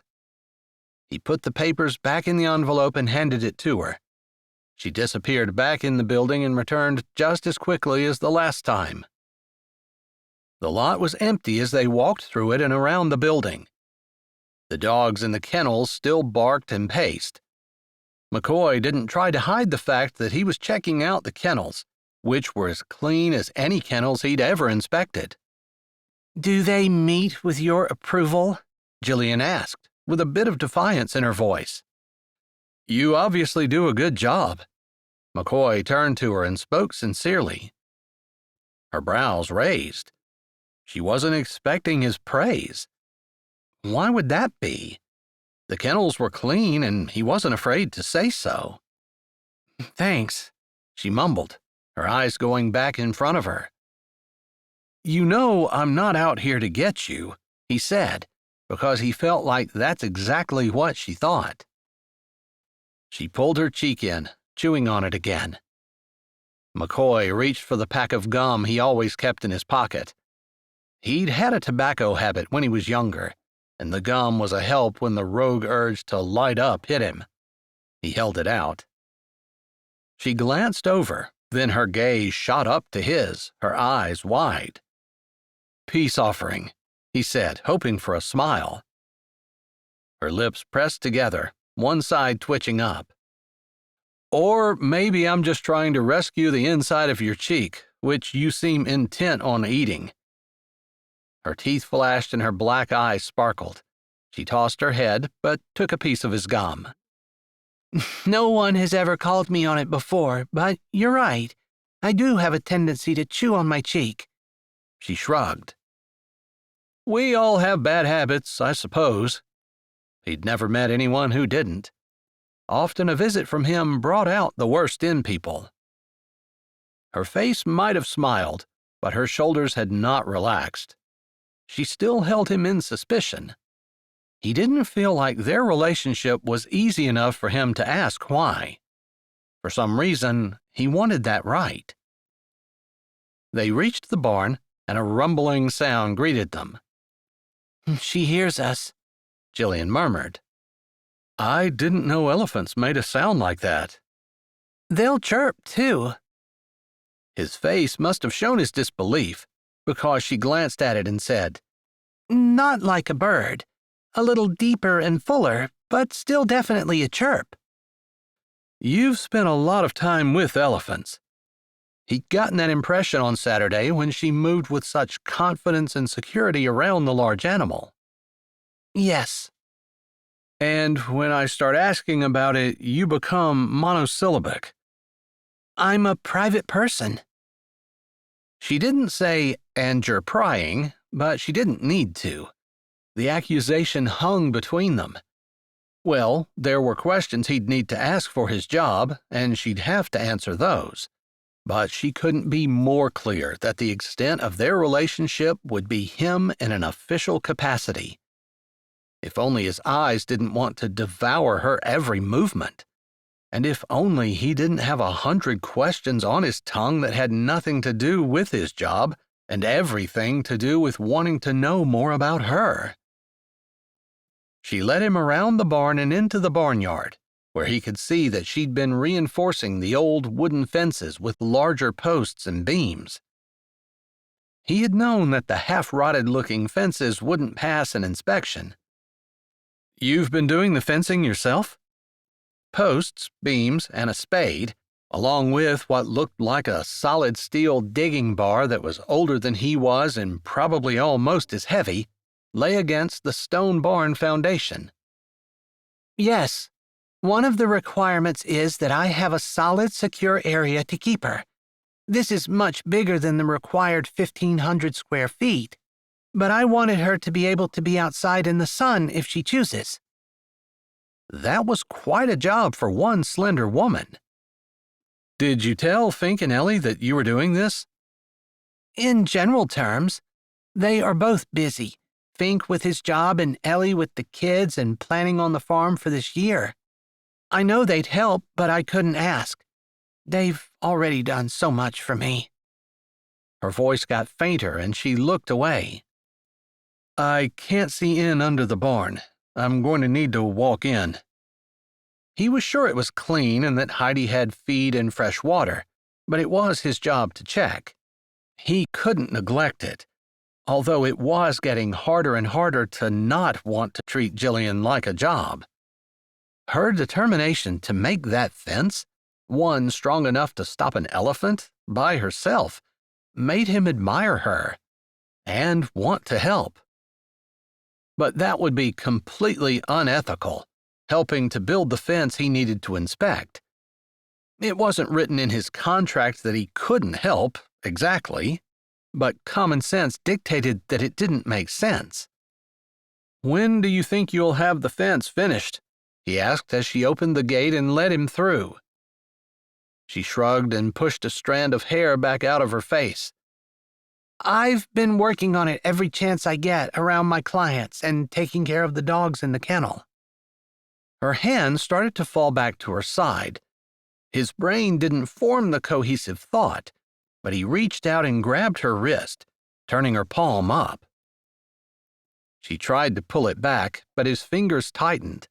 Broken, bloody blisters marred the entire inside of her hand.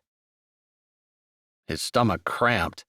It wasn't hard to imagine how badly they must be hurting her right now, nor the agony she'd be in when she started back to work on the fence.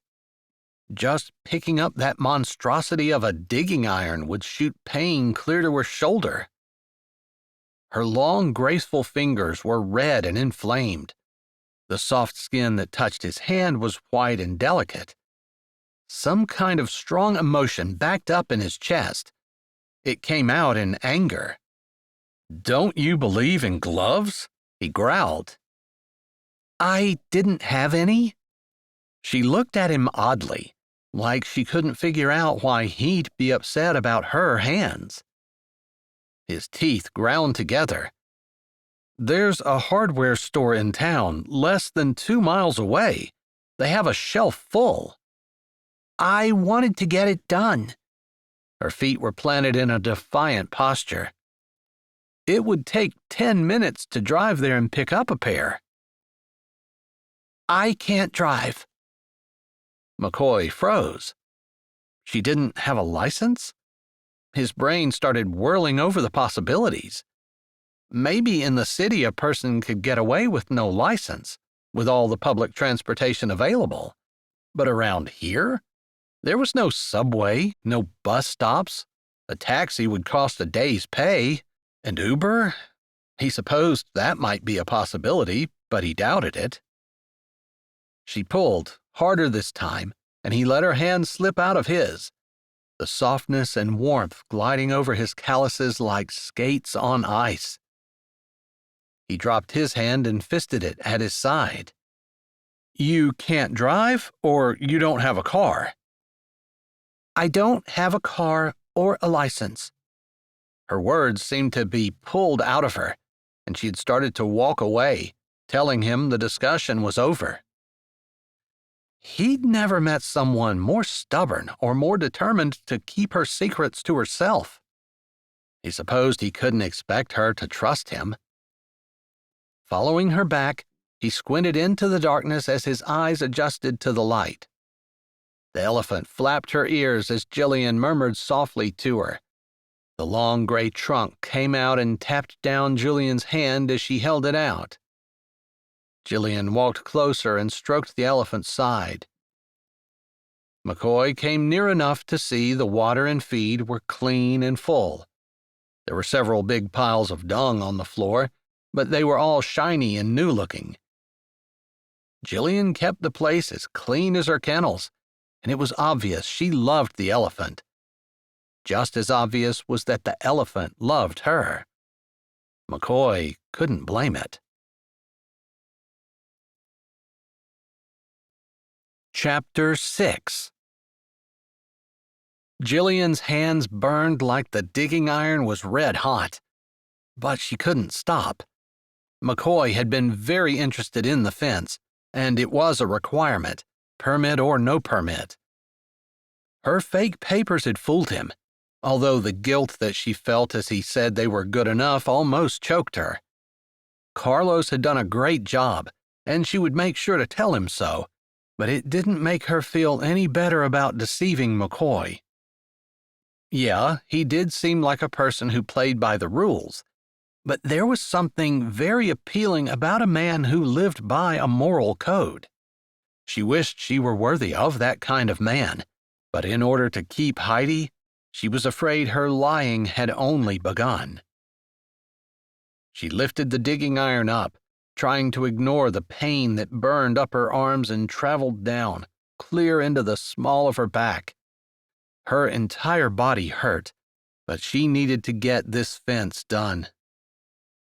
She slammed down with the digging iron into the hole she had.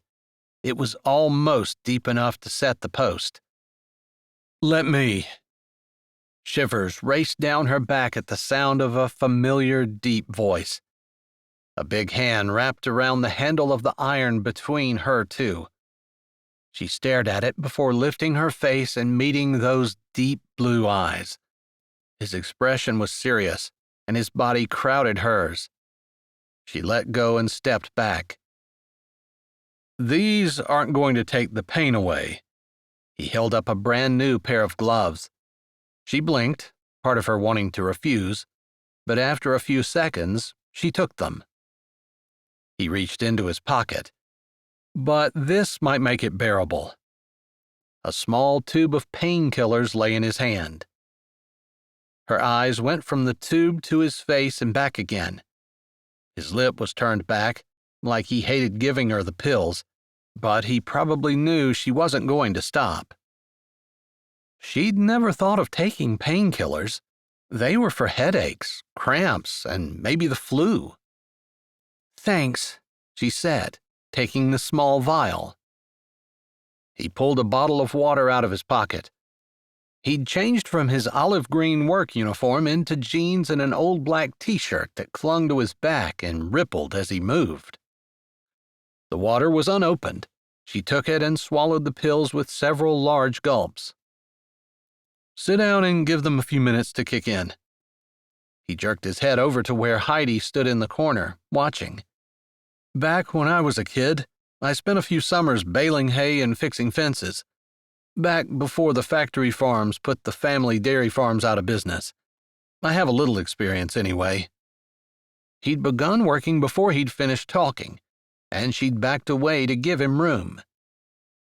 After a minute or so, he set the iron aside and used the spade, scooping the dirt he'd loosened and setting it aside. "I assume you have permission from Fink and Ellie to put this up," he said as he pushed the shovel in the hole. She tore her eyes away from the way his biceps flexed as he maneuvered the shovel. "Yes, of course." "Just didn't want them coming down here and getting all angry after seeing what we're doing." "No, they won't. They've been better to me than I deserve. They both said whatever I needed to do to make the place so that Heidi could stay, I could." And they'd offered to spot her the money, or she wouldn't have had the posts and bars she needed. "That's good. From what I looked into, you need a fence strong enough that she can lean into it without being able to push it down." "Yes, that's what I found too. That's why I have the iron bars and big posts." "You shouldn't have been handling that stuff by yourself." "You have no right to tell me what to do." She wanted to bite her tongue off. She didn't need to provoke him. "I assume you're here in your civilian capacity." "Yeah." He had taken the digging iron back in hand and it thudded into the ground, his shoulder muscles bunching. It occurred to her that this could be a conflict of interest to him. He didn't seem like the kind of guy that would allow conflicts of interest. She tore the tag off the gloves and gingerly put them on her hands. The pain had diminished to a dull thud, but they still hurt. Regardless, she walked over and grabbed the spade, ready to scoop the dirt and rocks out of the hole when McCoy quit pounding on it. She needed to have something to do other than stare at his back and the interesting way he filled out his jeans. But McCoy didn't allow her to use it. Rather, when he was done with the iron, he set it on the ground and leaned it toward her. "Trade me," he said. "I'll do it," she argued, even though just lifting the shovel brought tears to her eyes. "Your hands can't take it." "You're not wearing gloves." He took the shovel, giving her no choice but to grab the digging iron or let it fall. "I'll show you my hands when we're finished. I started working with them when I was a kid, and they've developed such a thick set of calluses I could do this all day and they'd be fine." "Mine will be fine too." "I've had hands that looked like yours, blistered and bloody. Granted, it was years ago, but you don't forget pain like that." She couldn't deny they hurt. "It's gonna be days or even a week or more before you can use them without pain." He lifted a brow at her as he dumped more dirt on the pile that had doubled since he'd started. "I'm here. I can help. Let me." "I don't put up with people who try to tell me what to do." Again, her mouth got the best of her. Why couldn't she remember she needed this man to like her? But one side of his mouth quirked up. I figured that out already. Didn't seem to change your words. Nope. I don't typically put up with people who don't listen to me. Guess we're both treading new ground. He dumped the last shovel full of dirt on the ground and leaned the handle to her. She took it, with a twinge in her hand and one near her heart at his solid jaw and the bit of humor in his eyes. I've never helped a person become compliant so I could inspect them. Not real sure it's legal, but I couldn't let this go. His voice rumbled like the faraway thunder of an approaching storm, soft and low, but with potential power. She found herself attracted to the combination. Thank you, she said, because as stubborn and determined as she was, it was obvious that she would never have been able to continue working on the fence. I think this hole's good. He looked around on the ground. You have the next one planned out? She picked up the tape measure. The bars are 8 feet long. I've been making sure the posts are spaced that far apart. She measured from the middle of the hole he just finished to the next. They worked in silence for the next hour or so. In that time, McCoy was able to get the holes dug. The top of his shirt, front and back, was darker with sweat, and his forehead glistened, but he worked at a steady pace and seemed to be able to keep it up indefinitely. There. He shoved the spade shovel in the ground and rested his foot on it. Holes are dug. I would never have been able to get that done. I really appreciate your help. He nodded at the bottle of water that she'd left over when they'd started. You want any more of that? He asked. She walked over and picked it up, carrying it over and handing it to him. No, you go ahead. Thanks. He twisted the cap off and finished the bottle. Jillian stared at how his throat worked, how the cords of his neck stood out, how he stood, straight and true before her, tired and covered in sweat for no other reason than to help her. Why? He leaned the shovel against the stone wall of the barn foundation. Give me a minute. I have some bags of ready-mixed cement on the back of my truck. I'll back it down here and we can set those posts. Her eyes widened. He wasn't done? She glanced at the sky. They had maybe another hour of daylight. We can use my headlights if we need to, although if we put a hurry on, we might get it done without them. He screwed the cap back on the bottle. We'll need water to mix the cement. He handed her the bottle. Maybe you could fill this up too, if you don't mind. Of course. The least she could do was fill up his water bottle.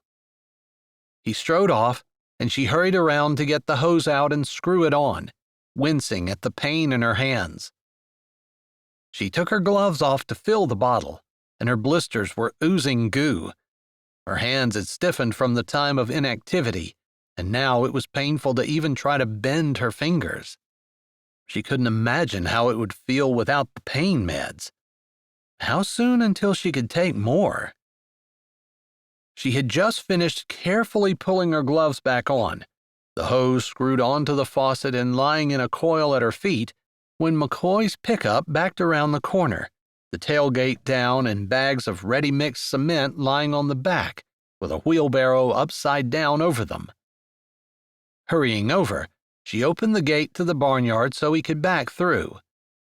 She closed it carefully behind him.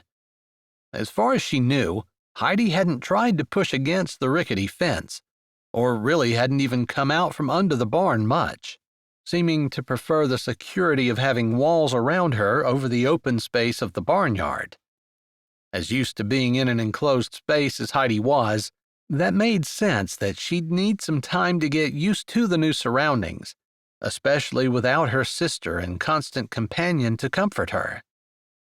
Still, Jillian didn't want to take that chance. She walked over to McCoy's truck as he shut the motor off and climbed out. her heart slamming against her chest. How was she going to pay for this? She'd used up every cent in her bank account to have the posts and bars delivered, and she owed Fink and Ellie for the material. She did have money in her business account from boarding fees and class fees, but she needed to buy dog food and pay Ellie and Fink rent. They weren't charging her, but she couldn't be a complete freeloader. Still, her personal salary that she'd budgeted for herself was completely spent until Friday. "Can I wait until Friday to write you a check for this?" she asked, not figuring there was any point at beating around the bush. "We can talk about it later," he said, grabbing the handles of the wheelbarrow and lifting it off of the back of his truck. The ease with which he manhandled it threatened to derail her thoughts, but she tried to focus. "I've never priced out cement. I don't even have any idea of what it costs." He stopped with his hand on the bag. "You didn't ask me to help.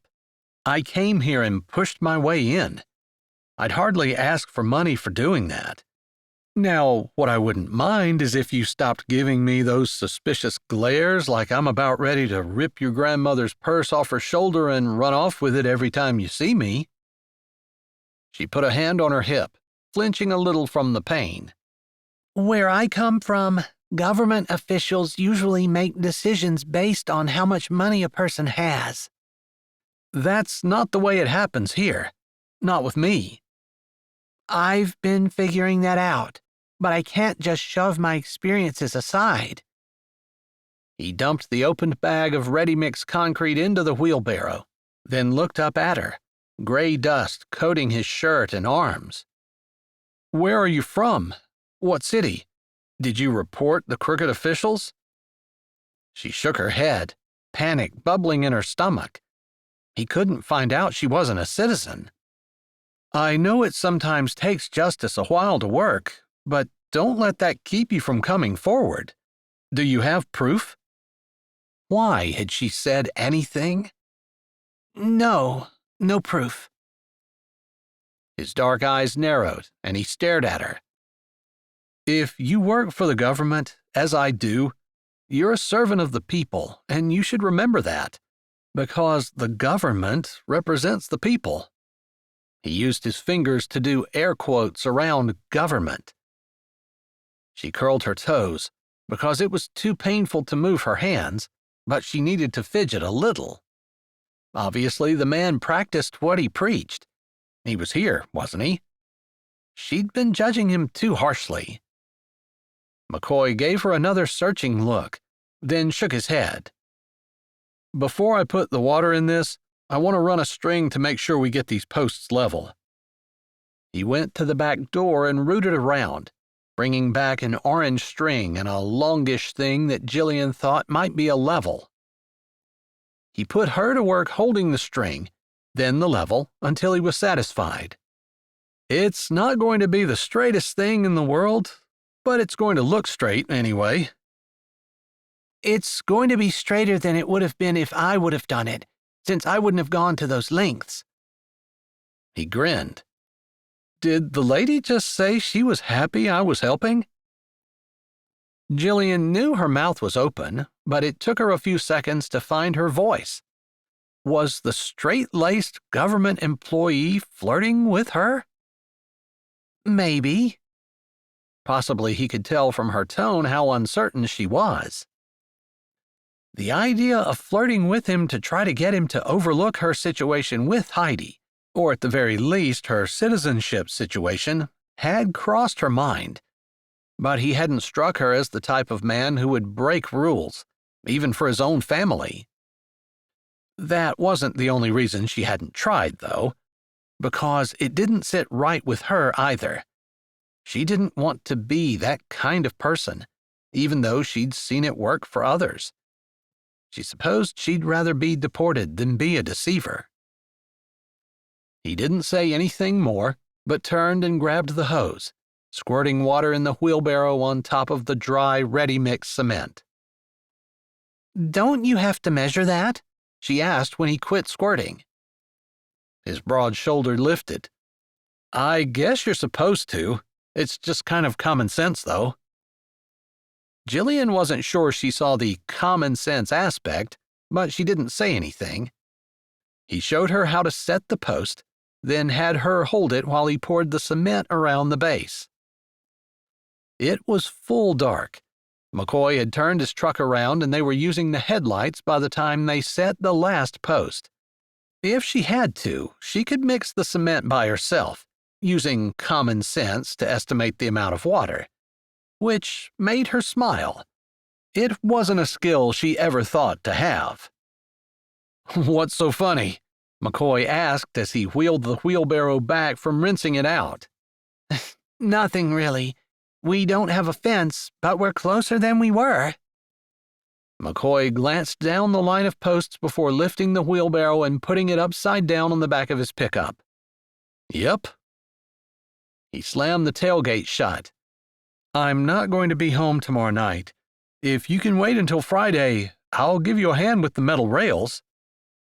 He was offering to come back? She could hardly believe it. Part of her wanted to jump on his offer. Another part warned her that he wasn't her friend, at least not when it came to the things she was hiding. Playing it safe was never something she did well. "Okay, I'll feed you Friday, so don't worry about food." He leaned a shoulder against his pickup and crossed his arms over his chest. "Not gonna turn down food." "I'll be here when you get here." She could hardly believe she'd just made an appointment to see the dog catcher again. "I really appreciate your help. Thanks." She gave him a smile. He blinked and didn't move. They stood behind the headlights, so she couldn't really read his expression. Maybe he didn't feel the little thrill that she did when their eyes met. One corner of his mouth kicked up and he pushed off his truck. "See you Friday." She jerked her head and walked ahead to open the gate. Holding it while he pulled through, she waved as he left, unsure if he returned the gesture. She pushed the gate shut, leaning against it and sighing. Was she so pathetic that all it took to make her swoony over a guy was for him to lend a little muscle to her project? A scream balled in her throat when she felt something touching her neck. Then she remembered Heidi. "Hey, honey." She stroked the long, rough trunk. "Were you being shy tonight?" The trunk touched through her hair, lifting it, then blowing. She laughed, still thinking about McCoy and why he might have helped her. Just to be nice? Maybe because she'd been checking on his uncle and training his dogs. She turned to Heidi, pulling her phone out of her pocket to use the flashlight app. For the first time, she noticed that Heidi's ears were droopy and her head hung down some. "What's the matter?" she asked, like the elephant could tell her. If she had to guess, she'd say that Heidi was missing her sister. She hadn't been able to get a hold of David, her cousin who owned the zoo in Mexico, and she'd have to give him another call when she got in. First, she needed to feed and water her elephant. Chapter 7. The next morning, McCoy went into the office before leaving for northern Pennsylvania. He bypassed his own office. There was nothing in there for him except paperwork, and he barely ever used it. He walked directly to his supervisor's door, nodding at Loretta the receptionist as he passed. He'd been thinking he should mention the elephant, but he knew once he did, his supervisor, Louie, would be after him to put pressure on Jillian to have a permit. She had 30 days. He could give her that without a struggle. "Todd's in there with Louie," Loretta said. "Thanks for letting me know." Todd was his main competition for the promotion. Louie said to come straight to his office when I got in. "Then go in," Loretta said, her hand moving back away from the intercom button. McCoy tapped on the door before he opened it, years of courtesy drummed into him from his childhood. "Come in," Louis called as McCoy pushed the door open. The office was sparsely furnished. Louis sat behind the large, messy desk, and Todd sprawled in a chair opposite him. He looked up with a smirk when McCoy came in. As far as McCoy knew, they got along okay, although Todd maybe cut corners that McCoy wouldn't. He was also much better at buttering up the boss. McCoy was much more serious about his job and took all the extra work he could. Todd liked to kick back on the evenings and weekends. "Hey, great to see you." Louis nodded to the other chair. "You ready to head up north and set a trap for that bear that keeps getting into Elk County dumpsters?" "I'm leaving after I get done here." "Great." Louis stroked his beard. "Todd told me that he had a report of an elephant at the wedding just down the road from your house last weekend." McCoy's heart fell. He thought they had gotten off without anyone noticing. He didn't want Todd getting the job. "Yeah, I'm on it." Louis's brows narrowed. "Was there or was there not an elephant?" "There is." "Where's the permit?" "She has 30 days, and I've already told her that."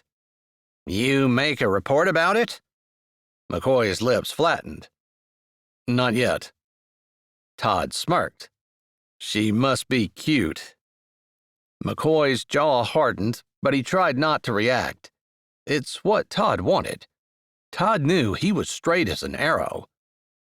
"Better write that report before you leave. Elephants are a little different than a dog that doesn't have a license." "I know. I've already looked into the law, and I'm helping her comply."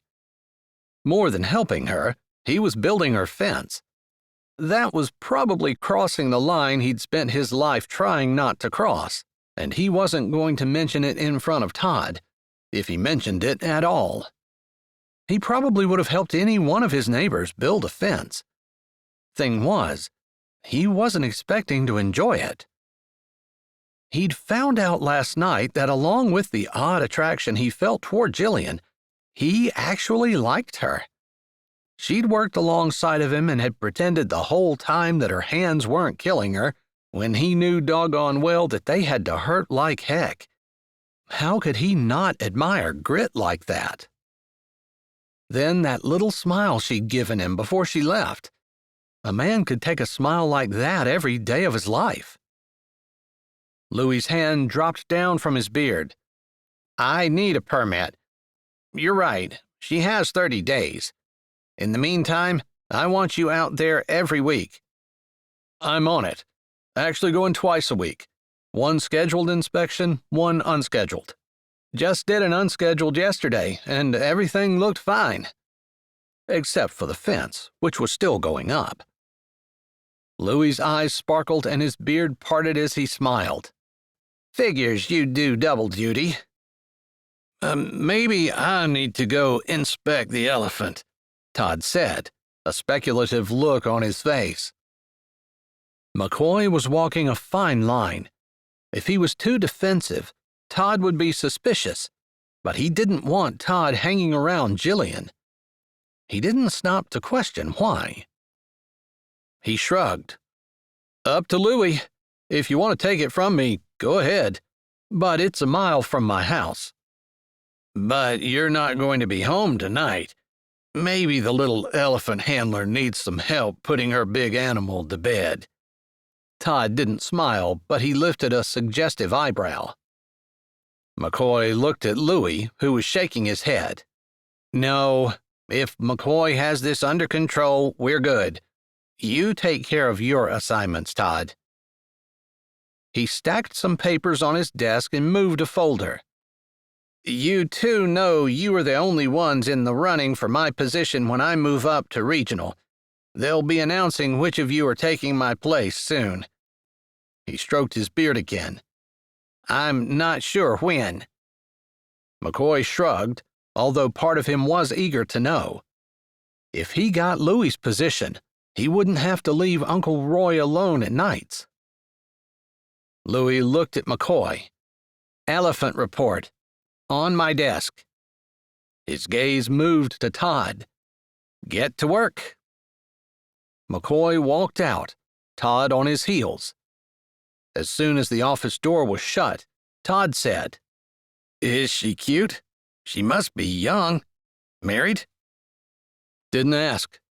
McCoy walked into his office. It was smaller but just as sparsely furnished as Louie's. Todd followed him in. "Why does she have an elephant?" McCoy walked around and sat at his desk, switching his computer on. "Someone gave it to her, I think." "You think?" "Technically, she doesn't have to answer my questions." "Maybe I need to go out. Women enjoy talking to me." "Not Jillian." Where did that thought come from? McCoy had no idea who Jillian would talk to, although she seemed to loosen up to him after he'd been there for a while. And she was going to cook for him Friday night, because he was building her fence.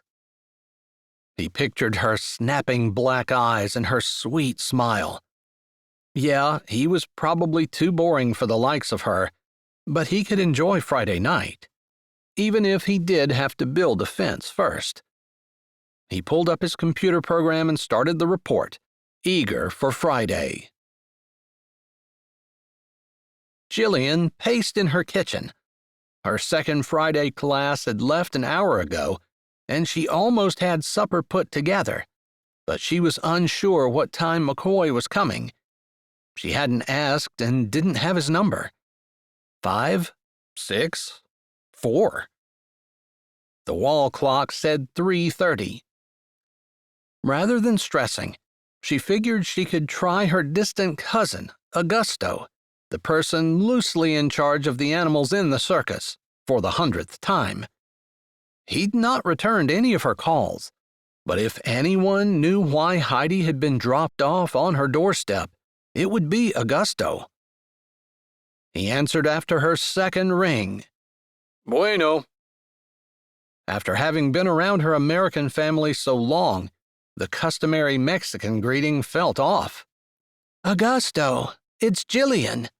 "Jillian, my little darling, how are you doing?" He wasn't interested in hearing about her sore hands. They didn't hurt as sharply as they had the night McCoy was here, but even holding her phone produced pinches of pain. "I'm fine, except I have an elephant in my barn."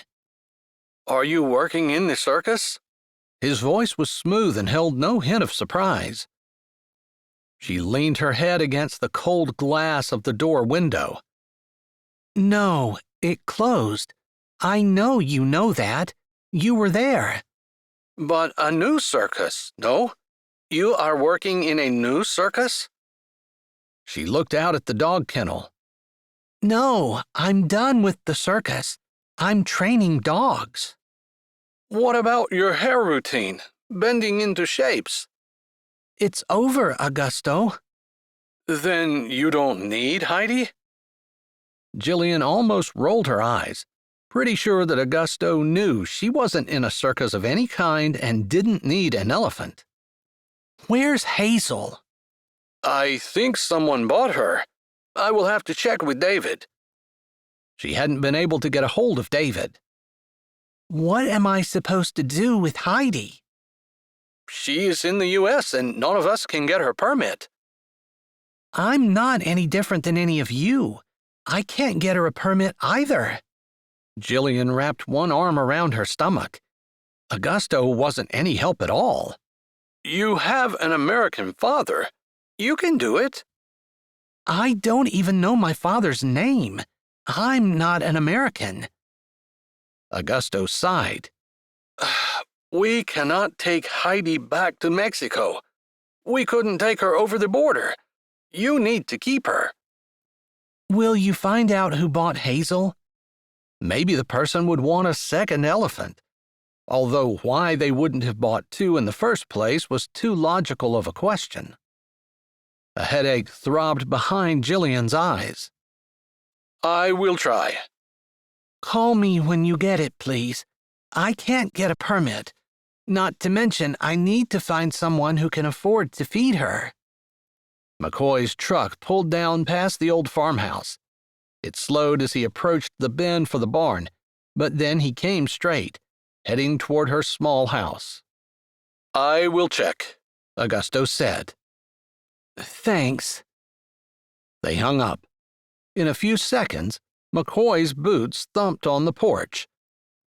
She ran a hand down her smooth hair, reminding herself this wasn't a date or even close, and didn't wait for him to knock, but opened the door before he had his hand raised.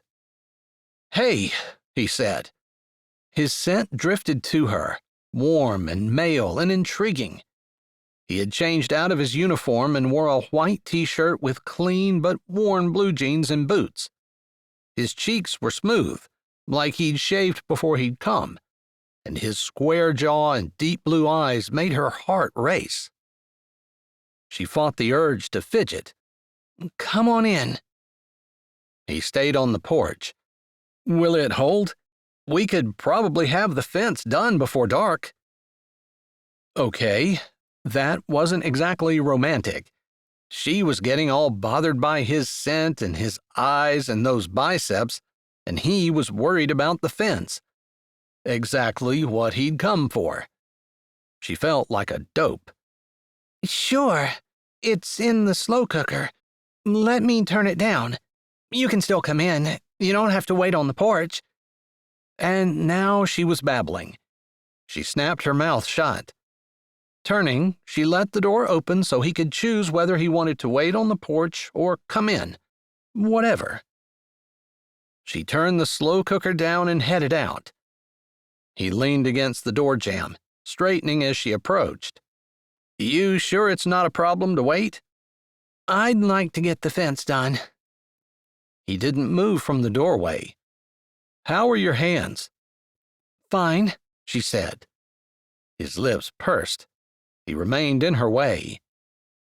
Fine. She held her hands out, palms up. He hissed through his teeth. "You still have the gloves I gave you?" Yes. He expelled a thoughtful breath. "I'm gonna need someone to hold the rails.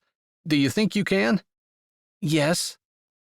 His lips flattened, but he didn't say more, moving so she could go through the door and close it. They stepped off the small porch. Snickers hopped out along with them. "You can ride with me. I'll drive us down." I'm afraid Snickers might get hit. "He can get in, too." She hadn't been sure he'd let the dog in his truck. Okay, thanks. Oddly, he came over to the passenger side along with her, and she wondered what in the world he was going to do. Surely he hadn't meant for her to drive. But he opened the passenger door and looked at her. She assumed it meant she was supposed to get in. Her mouth dropped. Had anyone ever opened her door for her? "Is it dirty?" He looked around the door, like his pickup would somehow look different than it had 3 minutes ago when he'd parked it. You're opening the door for me. Wariness settled over his features. "You're one of those women who yell at men who opens doors for them?" I'm one of those women who's never met a man who wanted to open a door for me. He stared at her. His brows went up and he grunted. Then one side of his mouth turned up in the lopsided grin she had started to love when they put the posts in. "Guess you just did," he murmured, still smiling. Why did she have such a hard time pulling her eyes away from his? Her breaths came in shaky bursts and her heart seemed to beat extra loud in her chest. Snickers whined at her feet, and she broke away from his gaze. Come on, boy. She climbed up on her seat and Snickers jumped up on her lap. McCoy's eyes still sparkled as he closed her door. What was she thinking? He was the dog catcher, a government employee, totally off limits to her. And yet, her eyes tracked his progress as he walked around the front of his truck. She had to force herself to look away as he opened the door and got in. He drove slowly to the barn. How's the elephant doing? Oh, yeah, he was supposed to be keeping track of that, too. He wasn't there for a social visit. I think she's a little depressed. He quirked a brow in her direction. Depressed? His tone said he didn't believe it. Yeah, she was always with her sister. They were never apart, not for anything. And now she's alone. Huh. Elephants are actually very intelligent. They do have feelings, as hard as it might be to believe. Gotta say, it sounds a little far-fetched to me. But I've never been around an elephant before, and you apparently spent your life with them. So I guess that makes you the expert. He turned the truck toward the barn. Really? Lines appeared between his brows as he looked over at her. Yeah, of course. What do I know about elephants? She stared at the dash, shaking her head. One would never hear a Mexican official admitting that they were not the expert in anything, at least in her experience. And McCoy's job was as an animal control officer. She couldn't believe he was admitting that she, a Mexican with no education, who didn't even belong here, was the expert. Of course, he didn't know she didn't belong in the country. You probably won't ever run into this situation again, but I can teach you a little. She gripped her fingers in Snicker's fur. If you want, of course. I'd love to learn. He sounded sincere. Then I'll do it. You already aren't afraid of her. That's important, because they can sense that. Apparently you can too. Sense that you're not afraid? He nodded. Of course. You were leery, especially before you knew I knew her, but you were never afraid. He stopped at the gate and she opened her door. I didn't realize you were watching me. I had to. Her eyes widened, shocked that she had allowed that to come out, and she almost popped a hand over her mouth. Instead, she jumped out.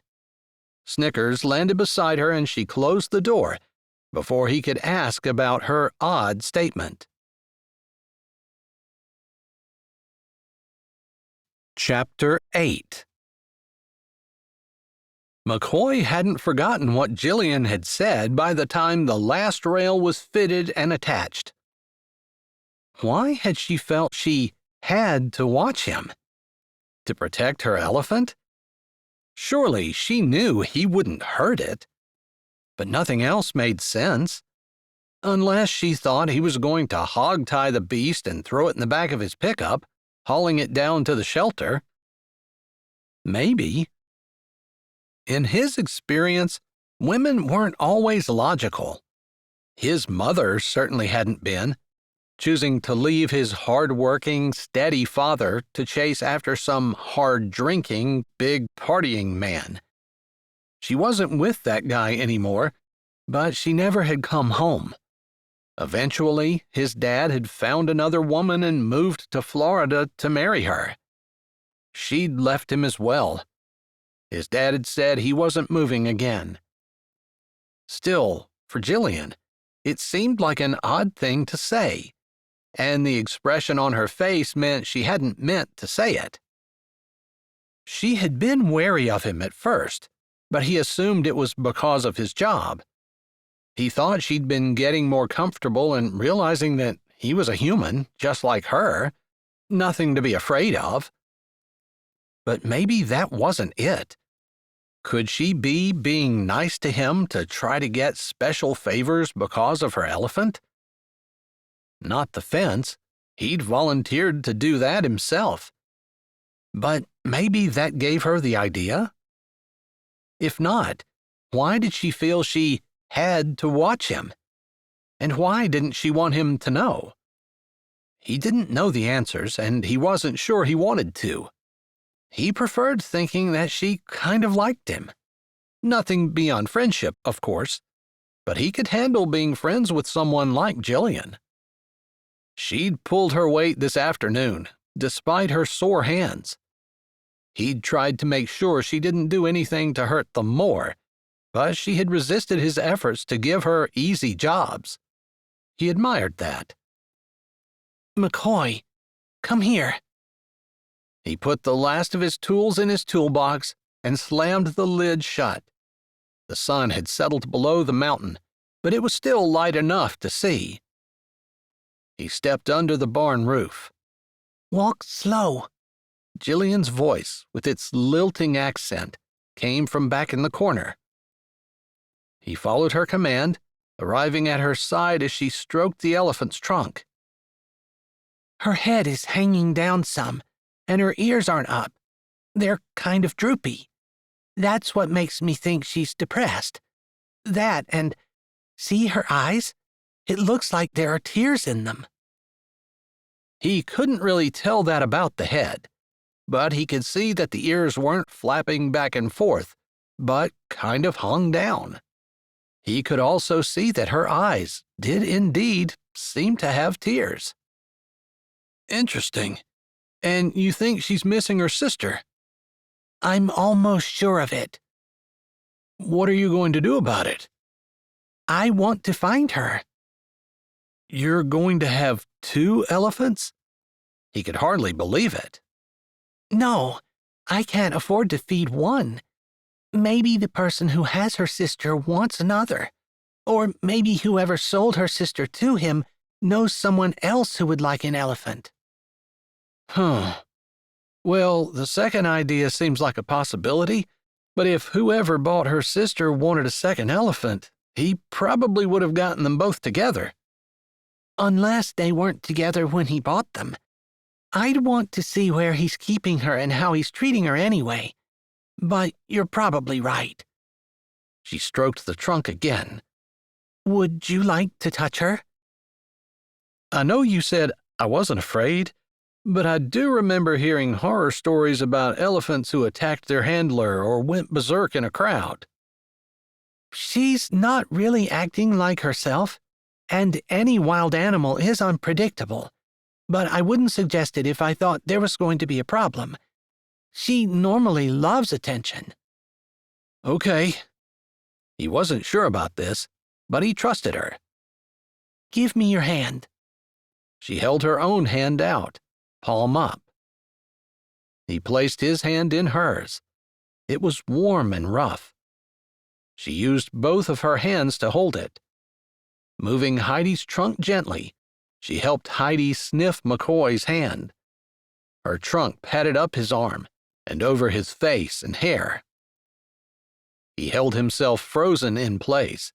She hadn't even had to tell him to be still, but she could see his teeth gleam in the dim light. Softly, she said, "It feels weird, doesn't it?" "I'm just hoping it doesn't feel like lunch to her." Jillian chuckled low. "I think she likes you. You can pet her now." He ran his hand over her front shoulder, as high as he could reach. "I expected her to feel rougher." "Like sandpaper?" "Yeah, exactly. It's rough, but it's not grainy." "Like nothing we've ever felt before." She'd missed working with the elephants. Hadn't really thought she'd ever touch one again. There was something special about sharing her love with McCoy. "Doesn't it hurt your hands to touch her?" he asked. "A little." Just then his stomach growled. "Oh, I'm sorry. Sometime you're here in the daylight, and we're not building fence. I'll show you some of the things Heidi and I can do together." "I'd love to see it. You guys had your own act?" "Yes, with Hazel, her sister." She stepped away, and McCoy followed. "You trained them?" "Not completely. I worked under the trainer, but Heidi and her sister were my special project. I worked out a reward system that seemed to work with them." "Interesting. I've never met an elephant trainer before." His words seemed to echo hers where she said she'd never had anyone open her car door before. "Elephant trainer might be a little much. Heidi and her sister are the only two I've worked with. They'd reached the truck, and she walked ahead to open the gate while he jumped in. After he drove through and she closed it, she looked around for Snickers. He'd just been there, following at their heels as they walked to the truck, but she didn't see him. Opening the door to tell McCoy she'd walk and keep an eye out for her dog, she saw Snickers sitting on the seat, right beside McCoy, looking out the windshield like he was helping to drive. Oh, I was looking for him. She nodded at her dog, interested in the way Snickers had taken to McCoy. Snickers was a stray she'd picked up around Christmas time, and he didn't do well with strangers and men in particular. But McCoy wasn't exactly a stranger after spending 2 afternoons and evenings with them. "I think he wants to drive," McCoy said, giving Snickers a pat on the head. Snickers leaned into him, and Jillian could hardly believe that her dog that hated men was cuddled up to McCoy. She climbed in and Snickers barely noticed. He certainly didn't seem to care if Jillian was with him or not. Back when she was young, different people at the circus had said dogs and kids could always tell if a person was good. If that was true, Snickers had chosen McCoy as a good person. It seemed like something inside of Jillian had chosen the same thing. They stopped at her little house, and she suddenly felt shy. It would be McCoy and her alone in her home together. Her life hadn't exactly been full of private, intimate moments with large, strapping men. "Come on in," she said as she opened the door, which wasn't locked. "It should be just a few minutes until I put it on the table." A smell, food, but not necessarily a good food smell, filled her house.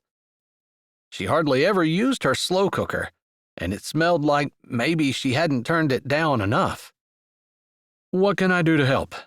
McCoy asked as he stood behind her, too close, while she washed her hands, which only stung a little, or else she'd gotten used to the pain. Her heart had started to trip along, and suddenly her house felt really small. His presence hadn't bothered her as much when they were outside working. Open spaces, probably. "There's tea in the fridge. You can carry it to the table." "Okay." He moved in behind her to wash his hands while she dried hers, carefully. The smell was worse now, and her stomach cramped. Was she really going to mess this up? The slow cooker was supposed to be easy to use. True, she didn't use it much, but it wasn't that hard to cook some meat, throw some taco seasonings in, and put it in the slow cooker. But as she lifted the lid, the black stuff that had been blurry as she looked through the glass became clear. Her taco meat was charred. If it were her, she'd have just thrown a sandwich together. But she'd used the last of her cold cuts the day before. She didn't even have any greens for a salad. She turned, the slow cooker lid still in her hand, wanting to dig her toe into the floor. Yeah, he was really going to be impressed with her. And after he'd done such a great job of helping her with her fence, she wanted him to like her, to impress him. She wasn't sure, but she did know that at some point, his opinion of her had started to matter. He looked up from where he'd been setting the tea on the table. "Yeah?" His head tilted. "I don't think we're going to be able to eat this." His brows lifted. She thought he might be trying to hold back a smile. He walked over and peered in the pot, then nodded. "I thought it might be salvageable, but even the middle is black." She pulled her lips in, biting them, and nodded. He straightened. "Can I say this is kind of a relief to me, because my stomach stopped growling as soon as I smelled it?" Normally, she was pretty unflappable, the result of a childhood spent not allowing the previous bad performance to impact the next performance. But although she'd made some pretty embarrassing blunders in front of large crowds, this was the first time in her life she wanted to burrow under the covers and cry. Everything she did in front of this man made her look incompetent and stupid. "I'll still feed you, but give me a minute to figure something out." She would have to dip into her business account in order to buy groceries, and she hated to do that until she'd bought all the dog food she needed to feed the kenneled dogs for the week.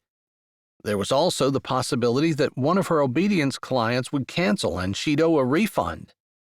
She needed to keep enough back to cover that. Then, of course, there was Heidi. She'd ordered a load of hay to be delivered tomorrow. She'd have to pay for that, too. There was also rent, which Fink and Ellie didn't require, but she needed to pay for her own peace of mind. She couldn't come to America and be a leech off people who accepted her at her word that they were her relatives and had given her a job and a place to stay, and it helped her start a business.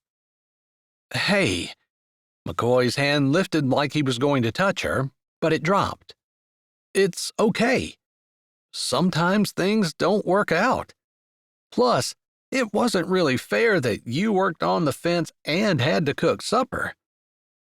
She shook her head, unable to tell him she hated looking incompetent. "The all-night diner on the other side of Love's isn't bad. Come on."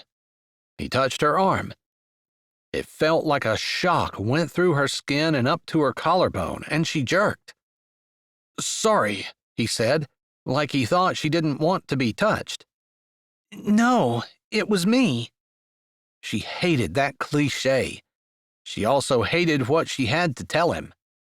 "I can't afford to buy supper there." "Jillian, look at me."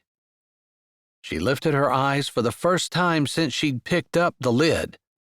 His dark blue gaze was kind, and she could hardly face the compassion in his eyes. "It's been fun working with you. I've enjoyed it. I hated that your hands hurt, but I admired that you kept working anyway." He blew out a breath before looking at her again. "If you don't want to eat with me, that's fine. I don't want you to feel like you have to. But I'm starving and you have to be too. Let me buy your supper." She lowered her eyes, shaking her head. His finger reached out and touched her chin, tilting it up. "Please?" "I just hate that everything I've done is such a failure." "I've heard nothing but good things about your dog kenneling business. It's been clean and the dog's well cared for every time I've seen it. Uncle Roy can't say enough good things about you. And I hear about you in town, too." He shrugged. "A few people have said you're odd. I won't name names, but I consider them odd, so it didn't mean much." She chuckled. "If you won't go with me, I'll bring you something back, okay?" "No, you can't do that." "I suppose I don't like being told what I can't do any more than you do." He turned toward the door. "Coming, or am I bringing something back?" She hadn't expected him to be so nice.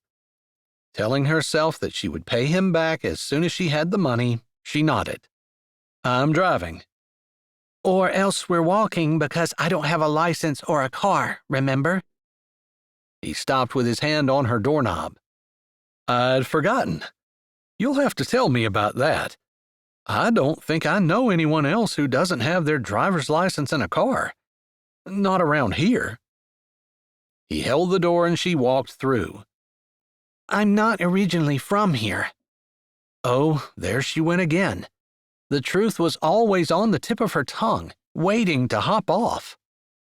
"I figured with that accent you came from somewhere exotic." Her chest tightened. Spending time with this man was dangerous. Time to shift the focus. "Did you grow up here?" "Yep. Lived in the same house all my life." His last two words were soft, like he was remembering something and hadn't wanted to admit to living in the same place. That sounds wonderful to me. In the circus, we moved around so much. I never really had a home. I lived in a tent most of my life. Train cars, some. Train cars? That seems old-fashioned. I never saw a traveling circus on a train as I was growing up. He was just making conversation, but he was coming too close to the secrets that she was trying to keep hidden. She stopped at the hood of his truck. He'd not gone to his own side, and she figured he was going to open her door again. Her heart sighed at the chivalry, but her brain scolded her to get some barriers between them before she ended up spilling her guts and getting deported back to Mexico. And what would happen to Heidi if that happened? She stopped short. Oh, I forgot. I actually have some work I never finished at the kennel. Thanks so much for the offer, but some other time. Jillian. She hurried off before he could stop her. She hadn't exactly lied. The pens could always be cleaned. He didn't call her name again, and he didn't follow her. It should have made her happy, but her chest felt empty and cold. Chapter 9. Monday morning, McCoy sat at his desk, trying to catch up on some paperwork. He avoided his office and desk as much as he could. He'd become an animal control officer because he loved animals and hated sitting inside. This part of the job was his least favorite. He'd left his door cracked, and a tap on it pushed it open farther. Louis walked in with a piece of paper in his hand. Never a good sign. It would be a complaint of some kind. McCoy waited. Louis looked over the paper. "I think this is the same address as the elephant." McCoy's heart skidded to a stop. What had happened? He'd felt awful that Jillian had admitted to not being able to afford a meal, but it actually made him admire her more. She was obviously feeding her animals quite well, and she was willing to go without in order to keep doing it. He'd gone to the diner and ordered 2 meals for takeout. The lights were off in Jillian's house, but he left her container on the banister. It was cool enough it wouldn't spoil. Hopefully she saw it. Louis browsed the paper some more. Apparently there was a wedding at the property? He nodded. He'd not gone out to inspect Heidi's pen, not only because he'd just been there Friday, but also because of the wedding. A little girl got bitten by one of the dogs that were being kenneled. I don't have any more info. You have time today to check this out? Yeah. He pushed back on his chair. He hadn't wanted to do the paperwork anyway. I'll head out there right now. I have a few more things I need to do anyway. Okay. Figured I'd give this one to you because you've been working with the woman. He stopped talking and looked McCoy full in the face. I know Todd was messing with you some the other day in my office, but you really don't have a thing for her, do you? Because you know I'd need to take you off the case if you do.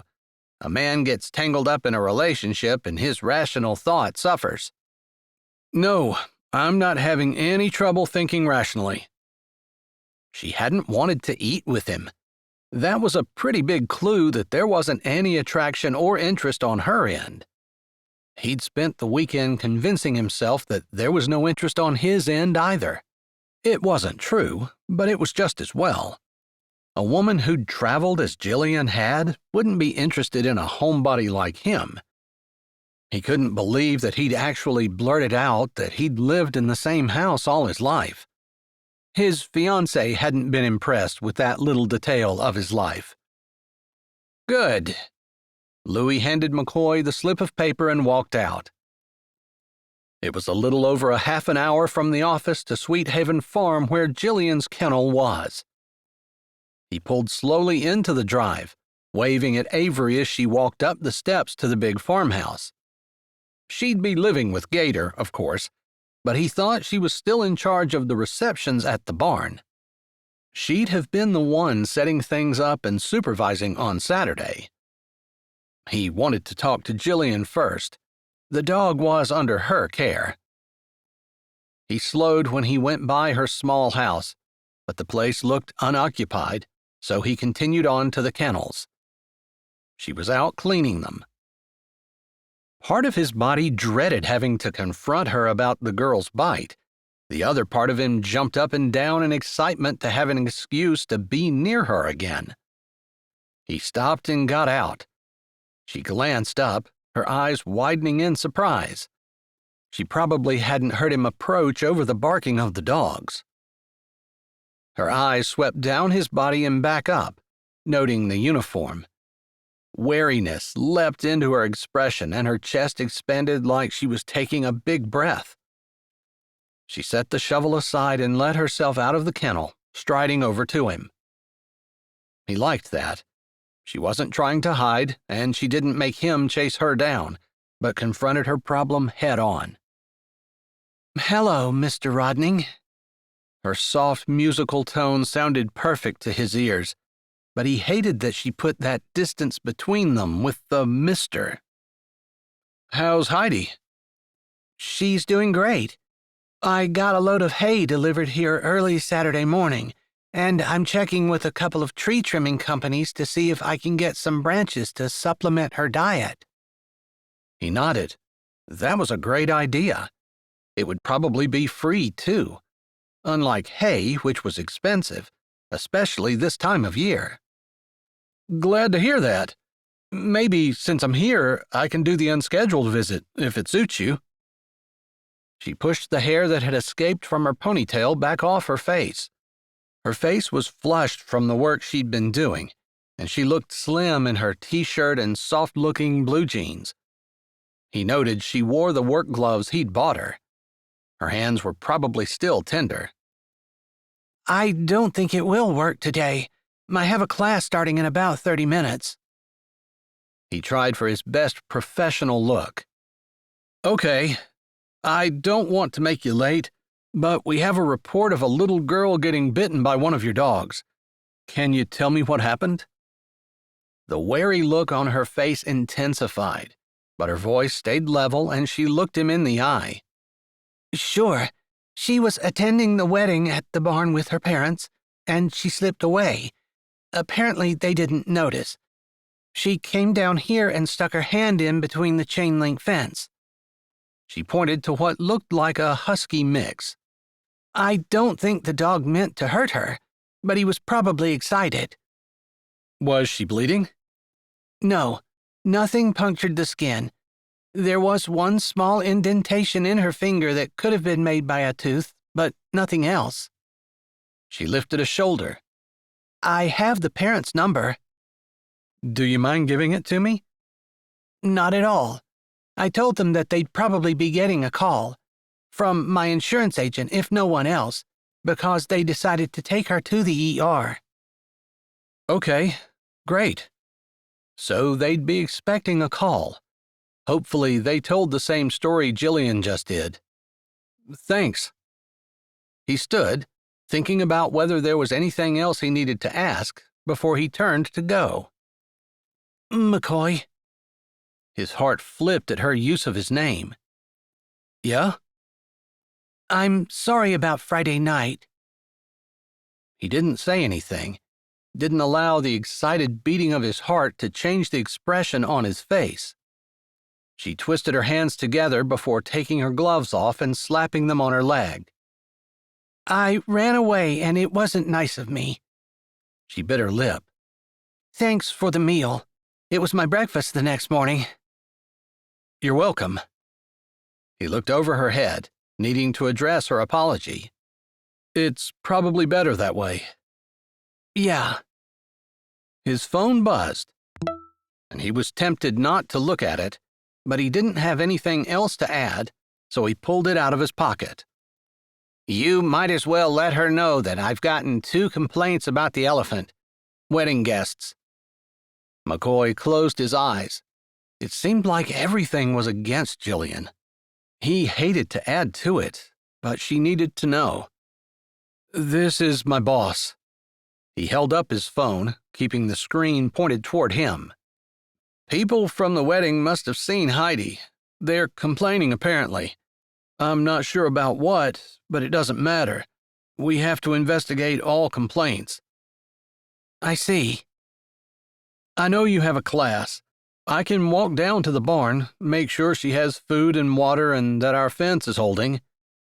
He got a little thrill out of saying "our fence," but the dejected set of her shoulders hurt his heart.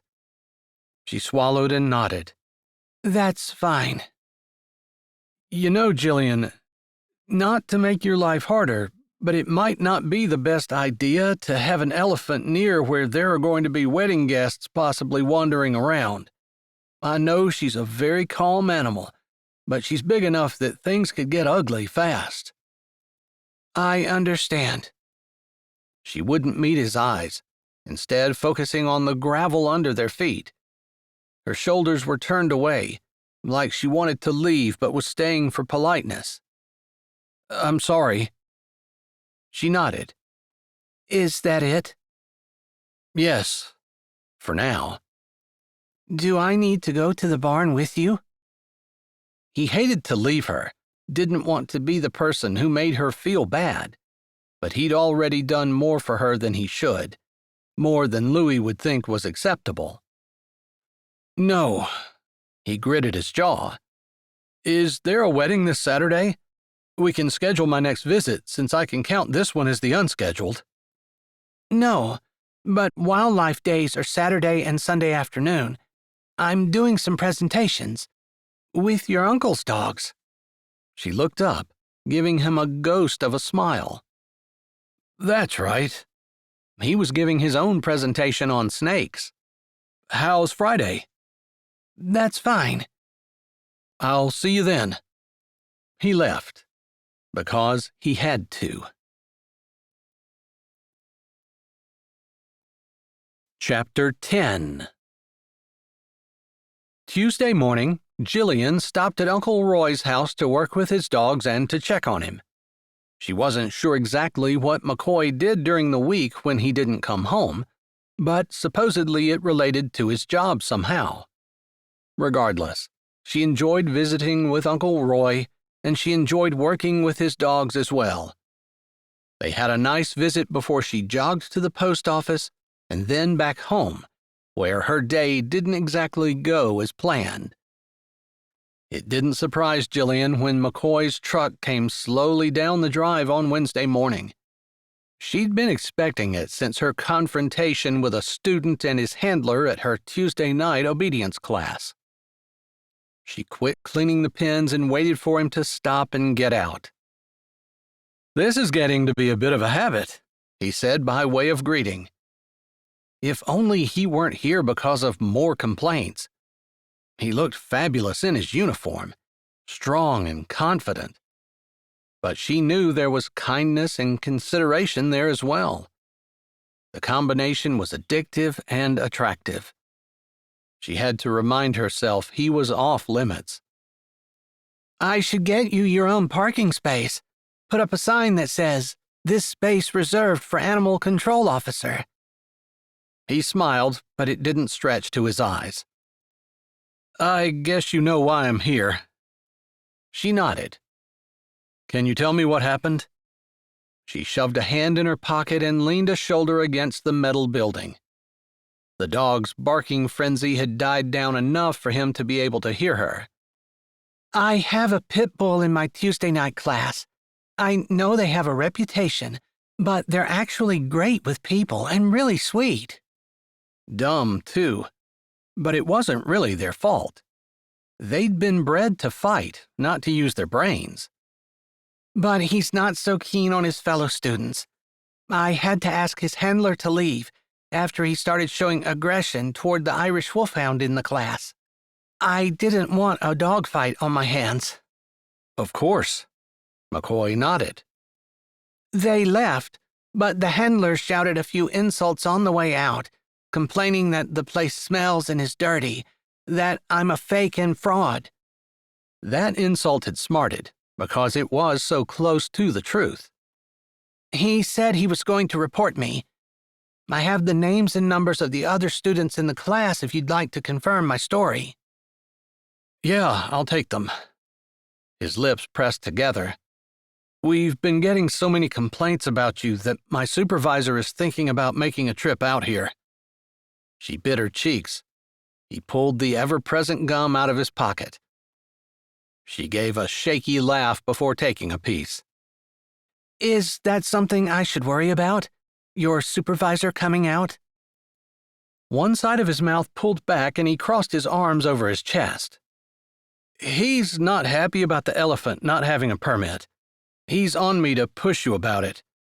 Legally, you have 30 days, but... He shrugged. I want to say that my supervisor would do the exact same things I'm doing, but I'm not sure that's true. He lifted a shoulder. Jillian didn't need him to tell her Louis wouldn't come and help her make a fence. He wouldn't have offered to buy her supper.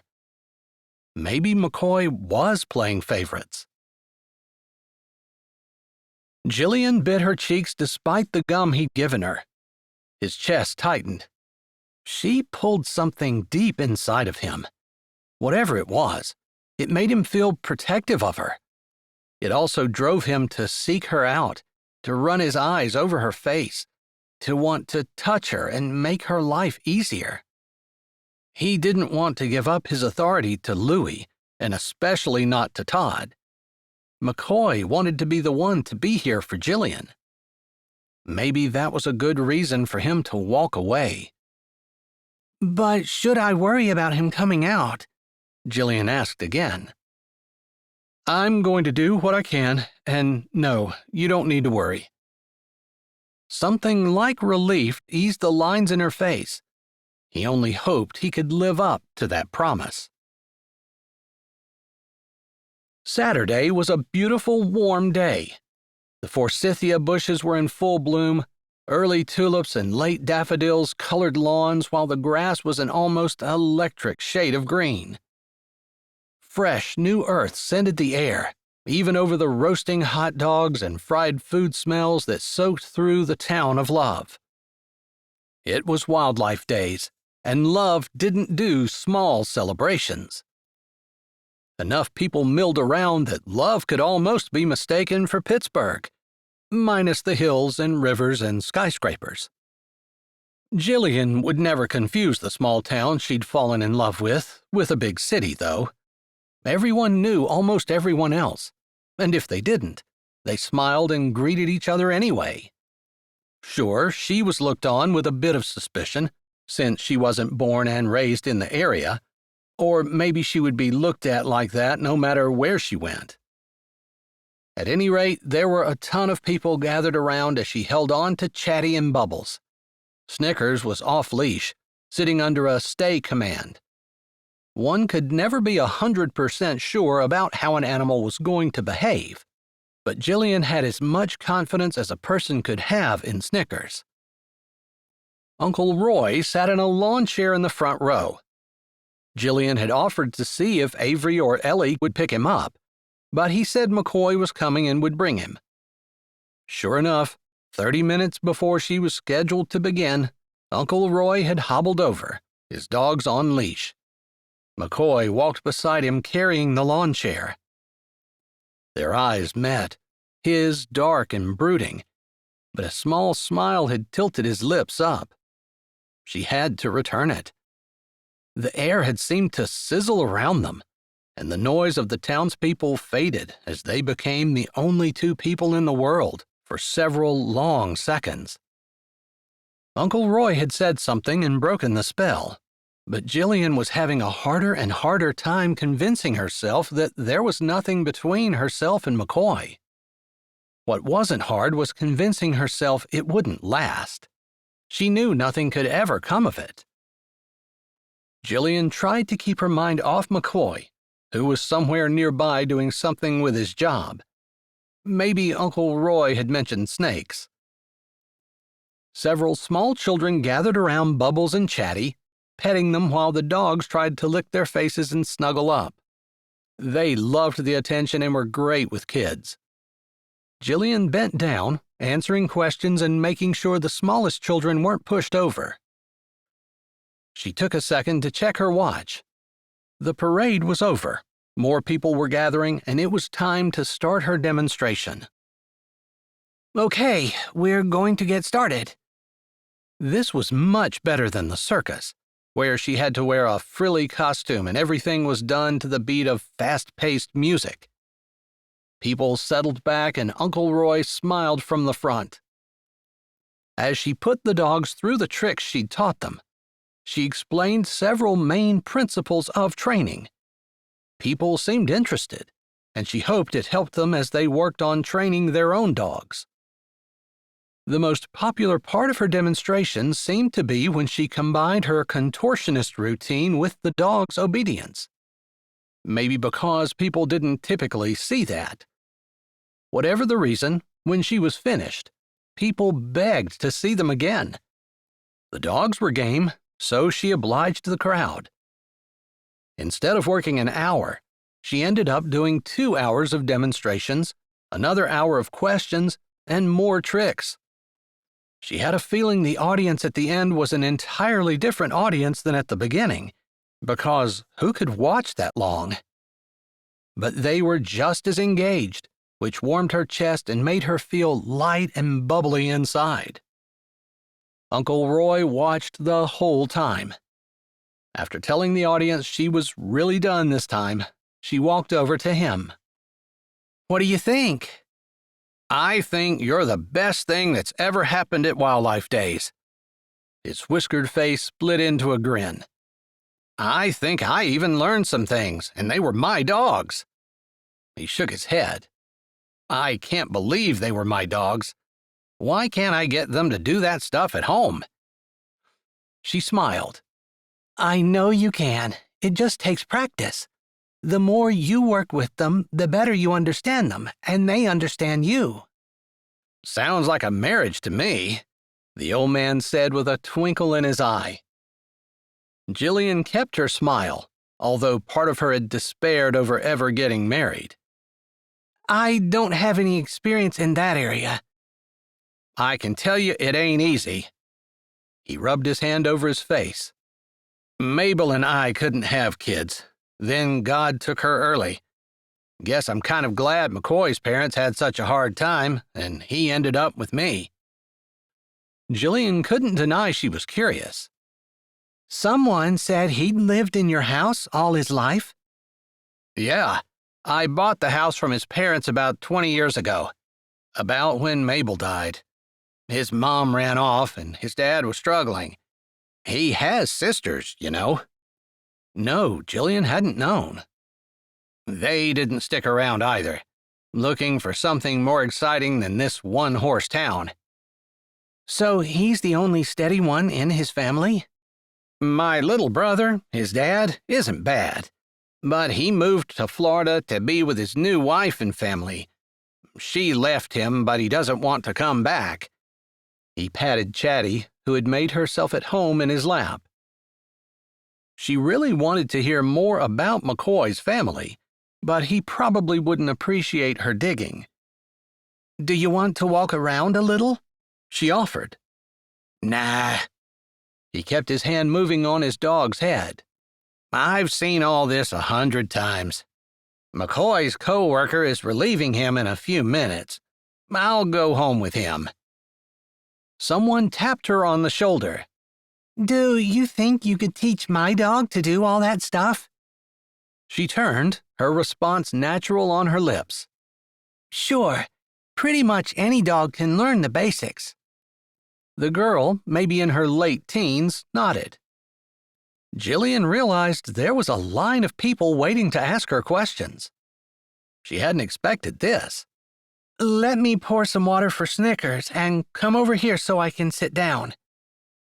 With a last look at Uncle Roy, who appeared to be in good shape, Jillian led the line over to the small makeshift platform she'd used for her demonstration. She poured some of the water she'd brought into Snickers' bowl, and the dog lapped at it. People gathered around her when she sat down and peppered her with questions. She was in the middle of an explanation of the best house training practices when she noticed McCoy come for Uncle Roy. He glanced over at her and their eyes met, but she looked away immediately. She would never be able to answer questions if she spent all her time staring at his rugged jaw and wide shoulders. The crowd had thinned, her stomach was crying in hunger, and she'd answered more questions than she'd ever thought she could when the hair on the back of her neck pricked up, and she noticed McCoy standing off to her right with his arms crossed over his chest, his legs braced. Her heart stuttered at the handsome picture, but her brain warned her that if he wanted to talk to her, it probably wasn't good. Her stomach forgot about being hungry and commenced nervous cramping. Now what? More complaints? She finished speaking to the lady in front of her. Before anyone else could ask her anything, McCoy materialized by her right elbow. "She's done for now, folks. The lady hasn't eaten anything today, and she looks like she's ready to fall over. You can find her at Fink and Ellie's if you want to talk to her." McCoy's voice was kind, yet firm, and folks good-naturedly moved away. She crossed her arms and tapped her foot. "That was presumptuous of you." "Yeah." He looked at her with the look that could melt stone.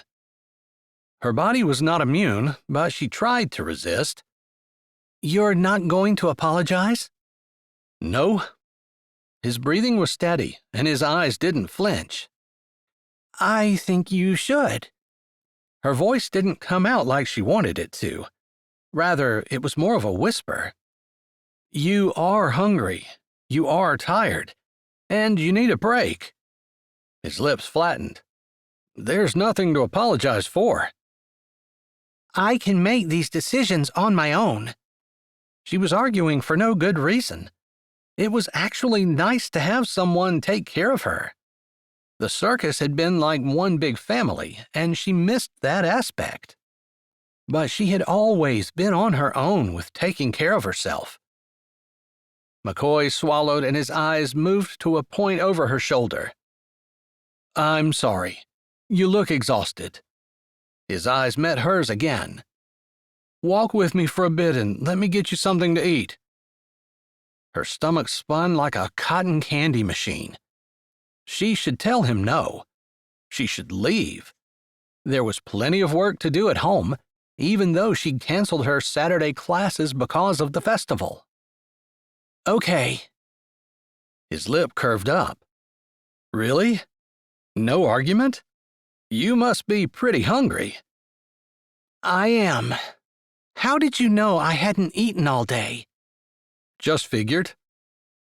He knew the state of her bank account, although she'd bought the hay and dog food and cut a rent check. She had a little bit left. She could buy groceries. Rice and beans. She'd grown up on them. With the right spices, they were delicious. And cheap. "We taking Snickers with us?" he asked. She eyed the dog, sleeping beside the platform, sprawled out in the sun. "I'd better bring her with me." "Leash?" "She'll be fine. Snickers, heel." Snickers jumped up, did a quick stretch, and came to Jillian's side. Jillian dug in her pocket for her last treat. "We're ready," she said. "What do you feel like?" McCoy asked, waiting for her to come to his side before starting to stroll to where all the food vendors were set up. "Anything I don't have to kill first." He looked at her oddly. She wanted to slap her hand over her mouth and take it back. Even when she lived in Mexico, they didn't usually have to kill their food and dress it before they cooked it. But it wasn't such a foreign idea that it would garner a look like McCoy had just given her. She'd meant it as a joke. His lips curved up. "I was over with the rattlesnakes. I've heard they're good, but they're out of season. Don't think it would do for me to be making them lunch." "I'm not hungry for snake anyway." "That's nice. I wouldn't know how to cook it. And he eyed her with a raised brow. I'm not sure I want you to. Wow, really? I burn one meal, one time, and he's going to rub it in forever. It was well beyond the burnt stage. Charred, mummified, so burnt the dogs wouldn't even eat it. She put a hand up. Okay, I get the picture. I always figure there's no point in doing something halfway.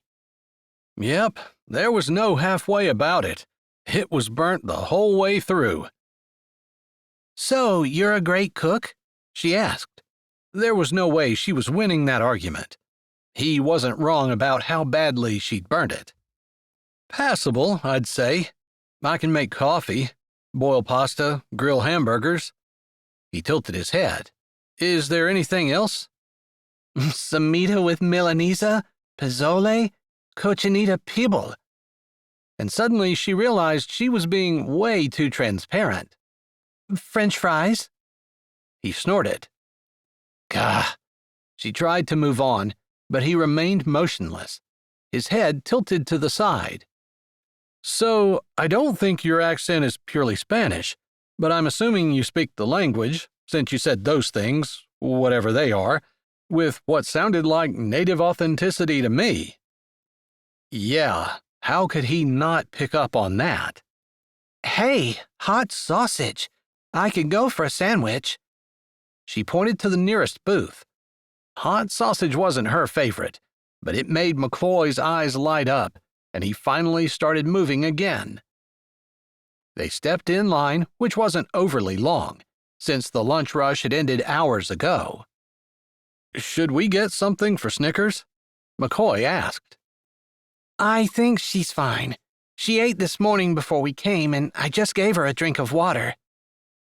After checking to see if she wanted a drink, he stepped up and ordered them both a sandwich and a water, along with a large order of cheese fries. After the vendor handed them their food, McCoy said, If you don't mind walking a bit, there's a pretty spot by the river that won't be crowded. After your busy morning, I'd assume you could use a quiet break. Could she ever? She'd never thought she would be busy performing and answering questions all that time. Thank you. I don't mind at all. She followed him past the booths and tables, Snickers at her heel. It was only 5 minutes or so when they'd rounded a small hill and reached the rocky edge of the river. Several rocks made a perfect natural seat, and the green grass and budding trees contrasted with the bright blue sky to make the spot idyllic. I didn't even realize this was here, she said as they situated themselves on the rocks facing each other, the river beside them. Yeah, it's pretty. It felt odd to her that McCoy would bring her to such a pretty spot. Their relationship had been contentious for the most part, but he kept surprising her with his kindness and consideration. Maybe the contention was mostly on her part. Contention and attraction. She couldn't seem to find the happy middle ground that McCoy walked so easily. She vowed to do better.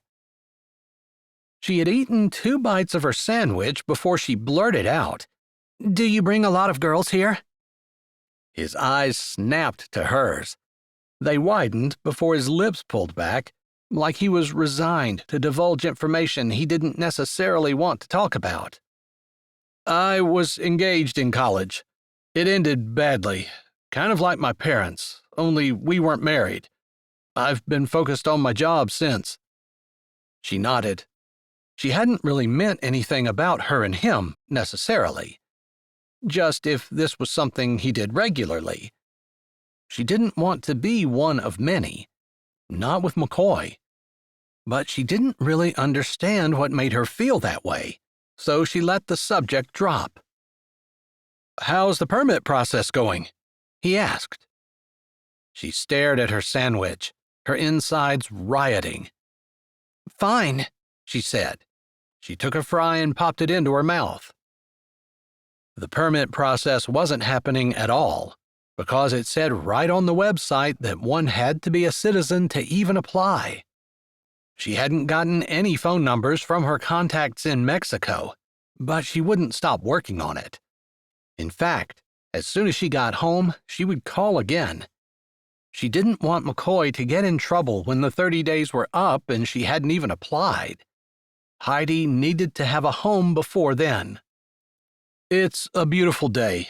Let's forget about elephant problems for a while. Sound good? McCoy asked. There was something in his eyes that made her want to forget about all her problems and just enjoy a pretty day with a handsome man. She was tempted to forget who he was and what she wasn't. I figured you brought me back here so you could grill me in private. She eased the words with a smile, but they were still designed to put a wall between them. I brought you here because you're working hard and you need a break. McCoy looked out over the water. And because it's pretty and so are you. Her eyes widened. He complimented her. McCoy wasn't the kind of guy to sweet-talk a girl when he didn't mean it. But what did he mean exactly? She inclined her head, trying to ignore her speeding heart. Thanks. He eased his legs out, angling them away from her, and crossed them. I did a lot of fishing from these rocks when I was a kid. You probably walked here every day. His house wasn't far away. Just about. He smiled at her. Brought my dog with me. Babe, she wasn't half as good looking as you. She thought he was flirting with her. I'm better looking than your dog? I'll take it, I guess. She tossed her ponytail over her shoulder and decided to throw her naturally cautious nature over her shoulder with it. You definitely have nicer shoulders than Snickers. Shoulders? He laughed out loud. I'm not even sure Snickers has shoulders, so I don't know what that means. That means I can't look at your shoulders without wanting to touch them. His laugh stopped abruptly. She had done it again. Said too much. Their eyes met and held, his smoldering. Her heart trembled. She couldn't take the words back, and maybe she didn't want to anyway. Because she liked the look on his face, the one that said her words had affected him, in a good way. He leaned toward her, close enough that their breaths mingled. You know you can touch them any time you want to. Why couldn't she breathe? And suddenly her throat was dry too. I didn't know. I'm telling you. Her fingers dug into her palm, itching to move toward the wide shoulders that were so close. I don't want to get you in trouble, she whispered. His lips barely moved. His eyes never strayed from hers. I think it might be worth it. Her eyes widened. He moved back just a bit. But maybe you didn't mean it. She reached out to stop him. Her hand settled on his bicep. One side of his mouth kicked up. You missed. Maybe I'm taking the scenic route. Her fingers curled into the hard ridges. Maybe I'm not allowed to touch this? His breath came out shaky. I think I'd be hard-pressed to tell you no about anything. I think that was a yes. That was a yes, please. Her hands slid up his arms and curled around his shoulders. They were as hard as she thought they'd be. Hot, too. And suddenly, she was drowning in his eyes, moving closer. Instead of touching his shoulders, her hands were moving around them and his lips were close, moving closer. His eyes were dark and hooded. His muscles rippled under her hand. Her heart pounded up her throat and she touched her tongue to her dry lip. A sound like a growl escaped his lips and he moved. Snickers whined. Chapter 11. They froze. "Hey, McCoy! This sure makes it look like you were lying in the office the other day." Todd came strutting around the bend and started down the hill. "You know, that day when you said you didn't have a thing for the elephant lady?" McCoy searched Jillian's eyes. They were wide, startled, but it didn't look like she regretted what they'd been about to do. He hoped the regret didn't come later. It wouldn't for him. The only thing he'd regret would be that he didn't actually get to kiss her. Even now, he wanted to pull her to his side and shield her from Todd and whatever venom he was going to spew. But when he'd given her permission to touch him, more like begged her to touch him, she hadn't responded in kind. He didn't know what that meant, other than he wasn't going to put his hands where they weren't wanted. Her hand slid off his shoulders. His breath hitched. Her eyes widened and darkened as she caught the sound. The flare of her eyes sent an answering spark through his soul, and he was hard-pressed to move back. Then a worry line settled between her brows. He put his thumb up to smooth it out. "It's okay." I don't want you to get in trouble. "I'm not working. I can be with whomever I want to be with now." They might take you off my case. A real possibility, but he wasn't going to let it happen without a fight.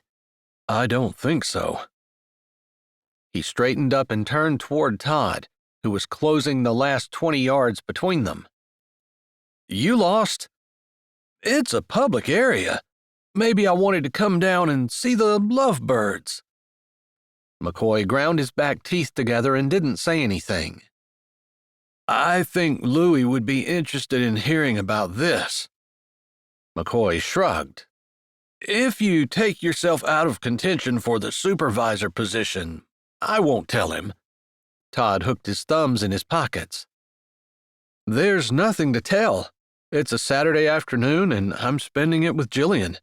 There's no law against it, and I'm not breaking any rules. Louie will take you off her case." Jillian moved back. He wanted to reassure her, to put his arm around her and draw her close to his side, but he resisted, giving Todd a casually disinterested glance instead. "I think not, but I'm not going to argue about it. Tell him what you need to. She's in the process of getting the permit, and that's a black and white deal." Todd narrowed his eyes. "You have the inspections to do." "Louie's planning on going out. He'll see what I've been seeing. Everything is neat and well taken care of. One of the best places I've ever seen." "Or your opinion is biased."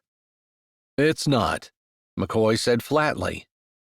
"Aren't you supposed to be supervising the snake exhibit?" "Louie came and said he'd do it for a bit." He turned. "I'd watch my step if I were you." "I'm not doing anything wrong," McCoy stated again. "That's a matter of opinion."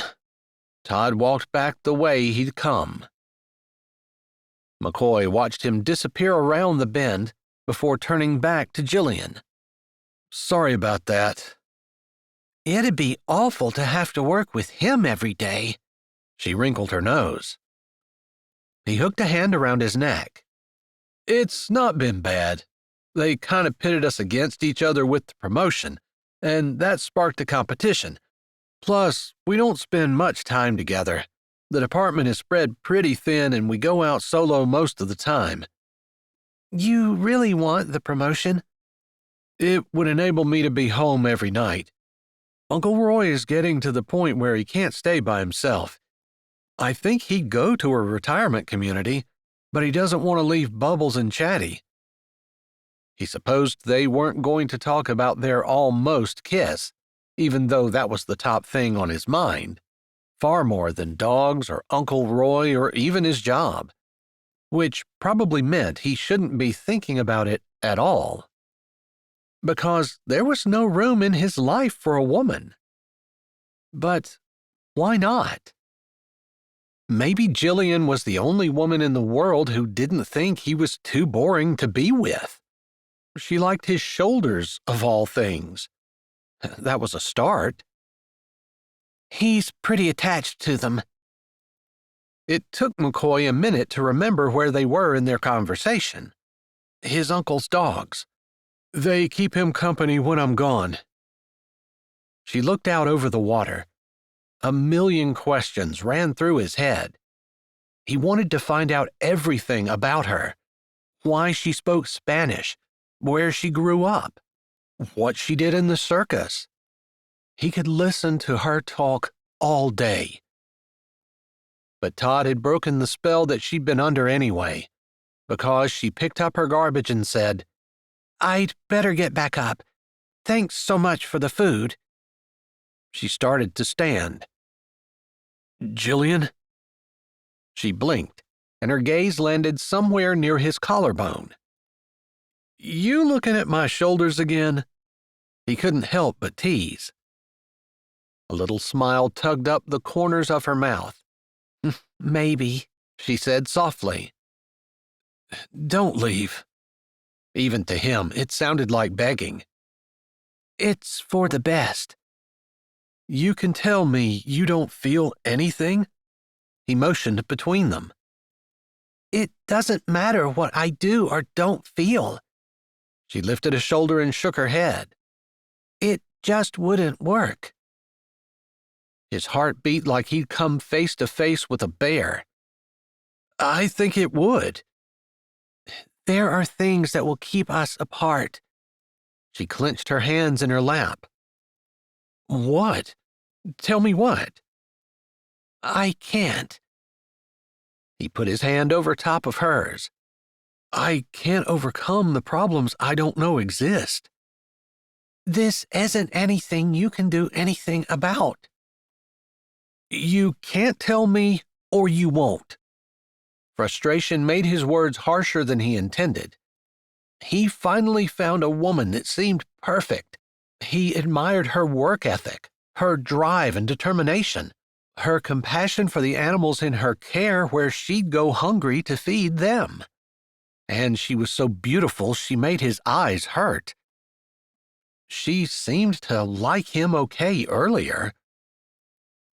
He bent his head, trying to catch her eye. She finally looked at him. "Tell me you don't feel anything. Tell me you don't want this." He held his hand up, cupping hers. His voice lowered. "Tell me you didn't want me to kiss you earlier." She swallowed, biting her lip. Her eyes seemed to fill with tears, but they didn't spill out. He felt a pang of guilt for pushing her to that point, but he wouldn't stay where he wasn't welcome. The problem was, he didn't think he wasn't welcome. "Tell me," he growled. "I can't," she cried out. "Why not?" he asked, frustration clear in his voice. "You're a government employee. I can't tell you." She enunciated each word clearly. Before he could process what that meant, she jumped up, ripping her hands away, and hurried up the hill. McCoy sat there, stunned. Sometimes women were a mystery to him, but this seemed pretty clear. Jillian was doing something illegal.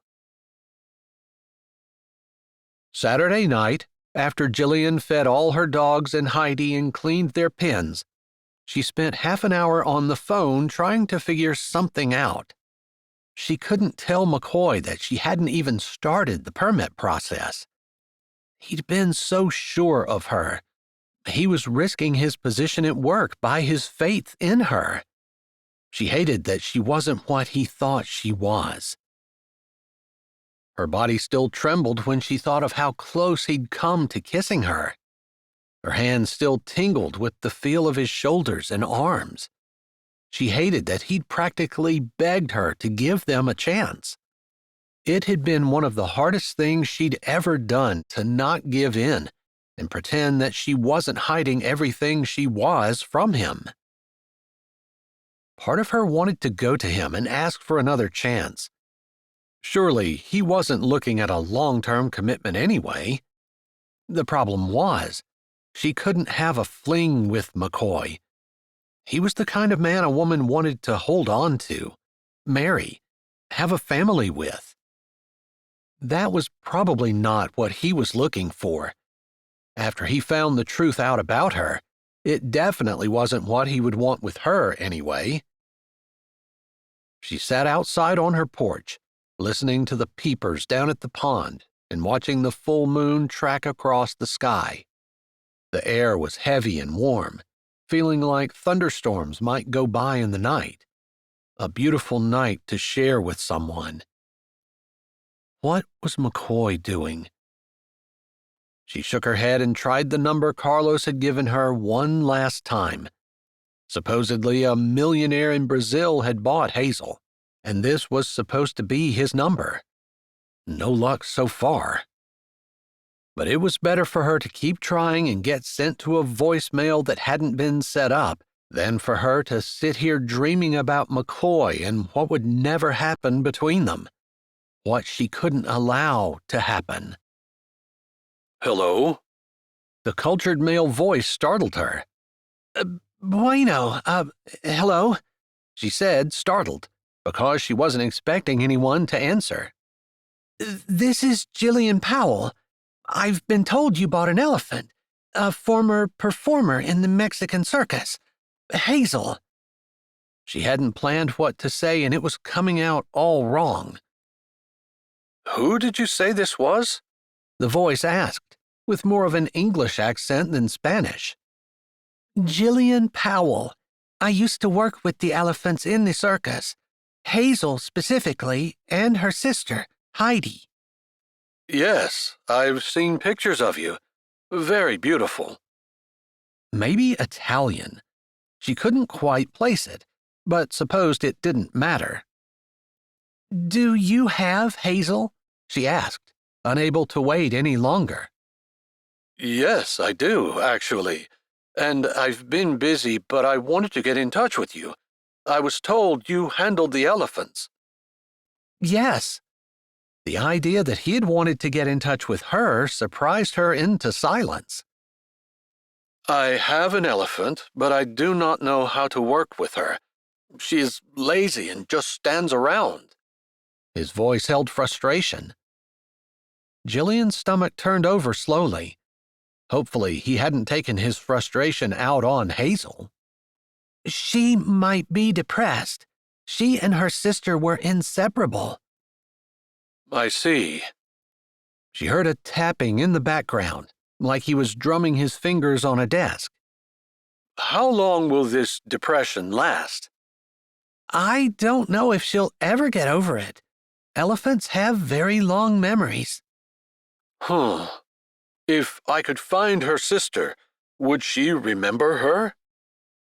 Excitement flashed through Jillian. She held her voice steady and tried to sound intelligent. Yes, she would. Elephants are different than a lot of animals that way. Interesting. She gathered up her nerve. I was actually calling because I have her sister, who is suffering from the same type of depression that you've described for Hazel. Jillian stood up, knowing the next few minutes could mean the difference between having a home for Heidi or not. I hoped that you might be interested in a second elephant. There was silence on the other end of the line. I will have to think about that. While I do, maybe you will think about coming to work for me, taking care of my elephant. Maybe taking care of my 2 elephants. She didn't want to turn him down flat, although she had no interest in going to Brazil. My name is Mario, by the way. If I were beside you, I would take your hand and kiss it. Ugh. Thankfully, there was a lot of real estate between the 2 of them. Of course, she didn't say that. The only time she really had trouble controlling her mouth was when she looked into McCoy's deep blue eyes. Then her tongue seemed to flap in the breeze while her brain took a vacation. How long do you think you'll need to think about whether or not you'll take Heidi?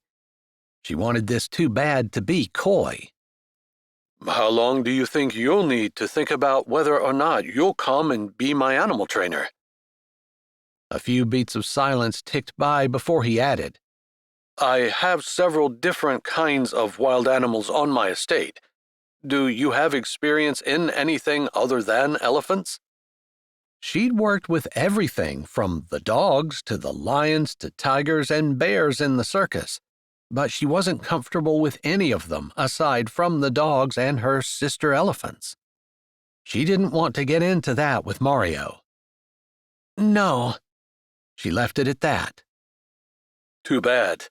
Still, my elephant needs a gentle hand. It sounds like you just might be the woman for the job. I could send my private jet up for you. I'll need some time to think about it. 1 week?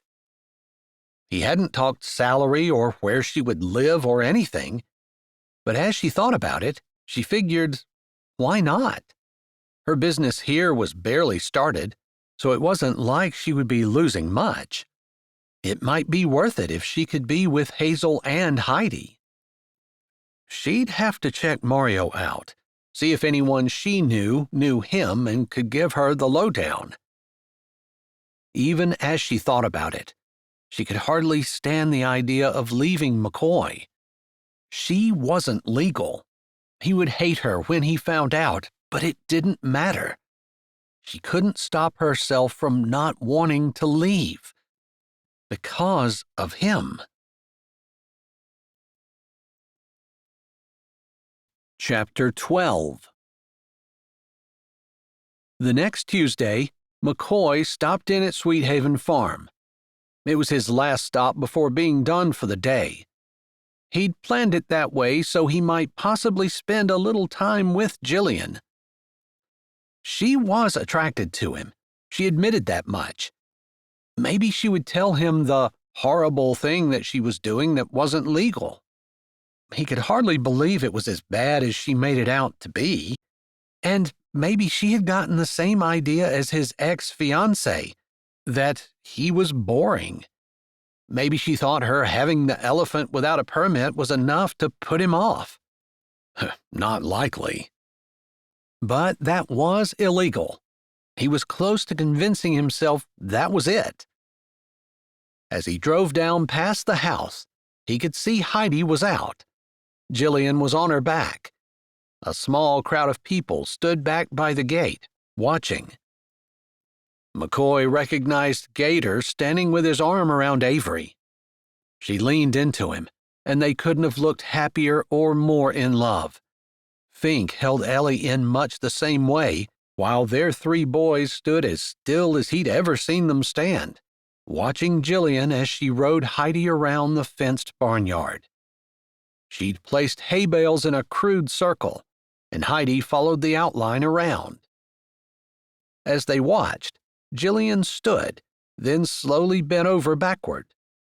She lifted 1 foot in the air, then 2, doing a split, then latching a foot in the harness and slowly dropping down until she hung completely by her foot along the elephant's front leg. Heidi kept walking along at a steady pace. McCoy's heart was in his throat. He wanted to rush down and yank her off. What she was doing was dangerous and foolish. But she wouldn't appreciate it, and he wouldn't do it, even if he could. So instead, he parked and walked slowly over to the gate, going to the open spot between Fink and Gator and propping his foot on the bottom rail. "Hey, McCoy." Gator greeted him. He returned Fink's quiet hello and then leaned toward Gator, keeping his eyes glued on Jillian, who now had Heidi stopped as she stood on her trunk and wrapped her leg around it. Heidi lifted her up, and Jillian let go, bending backwards, holding on with only her toes. McCoy could hardly stand to watch. Without looking away, he asked, "How are the lovebirds?" "Doing good." Gator gave a genuine grin. McCoy slapped him on the back. "Glad to hear it." They watched in silence a few more minutes until Jillian finally climbed down and led Heidi back to the large pen they'd made for her. Avery slipped from under Gator's arm. "I'm going to open the gate and see if she needs a hand." "Be careful, babe," Gator said, with creases showing between his eyes. Ellie cautioned the boys to move slowly, and they walked down as well, leaving Fink with Gator and McCoy. "I hope you fellas don't mind, but I have some teaching assessments I need to fill out." He shook his head. "It's that time of year. Finally." He gave a scholarly grin and headed up to the house. "Can't believe you're not running down there to help her." Gator had an innocent look on his face that didn't fool his best friend for a second. "What are you driving at?" "Just heard through the grapevine that you helped her build that nice, solid-looking fence. Figured you weren't doing it for your health." "It's my job." Gator snorted. "Forget who you're talking to?" He put his hand on the fence. "You're the animal control officer, not the town fence builder." McCoy didn't say anything. Gator was right. McCoy helped people all the time, but he'd never built a fence for anyone. He hated to admit it, but Jillian moved him in ways he'd never felt. Gator's voice lowered. "I'm not knocking it, man. She's a nice girl. The whole time my mom was sick, Jillian helped Avery make meals and cheer her up. She's great with Fink and Ellie's boys, and you'd be hard-pressed to find a nicer person. You made a good choice." His elbow poked McCoy's arm that rested on the top rail of the fence. "I can't force her to want me." "I saw the expression on her face when you pulled in. I'd say she wants you, all right." McCoy didn't know what Gator was talking about, but it warmed his insides to hear him say so. "I think she has some things she doesn't want me to know." He knew she did, but he didn't want to seem like he was telling on her, or digging for info. Gator shrugged. "She can like you without trusting you. Once she feels like she can trust you with what's in her heart, then you'll find out." He grinned at McCoy. "You can't glower at her like that. Maybe that works for bears and stuff, but women are different." "Oh, wow. He's been married for 10 days and all of a sudden he's the woman expert." McCoy rolled his eyes. "Avery seems to feel okay about me." At that moment, Avery came out from under the barn and started walking toward them. Gator's eyes hooked on her, and he watched her like she was the best thing that ever happened to him, which was probably true. Avery gave Gator a sweet smile before turning to McCoy. "Nice fence you've built. Jillian's pretty happy about it. Fink and Ellie are too, actually. I think they think it will keep their kids out." "It should." Avery gave him an assessing look with a half-smile. "Jillian always insisted that the dog control guy was up to no good, but I think—" Her smile got bigger. "I think she's changed her opinion." McCoy wasn't sure what that meant, but he hoped it was a good thing for him. He wasn't the most exciting thing to ever happen to anyone, and he wasn't totally convinced that he had what it took to keep a woman beside him. But his heart seemed to feel that Jillian was worth the risk. His brain said that after the excitement of traveling for the circus and the adventurous life she'd led, that she'd never be happy staying in one spot in Pennsylvania. That argument made a lot of sense, unfortunately. But the pull of his heart was strong. It wasn't long before Ellie came out with the boys wrestling beside her. McCoy smiled at their antics. It wasn't that long ago that he'd been that young, trying to wrestle his sisters, who weren't the slightest bit interested in getting taken down by their little brother. Suddenly, the image of a little dark-haired, black-eyed girl with his chin popped into his brain. Wow, he must really have it bad if he were imagining his and Jillian's children. He shook his head to get rid of the image. Dumb.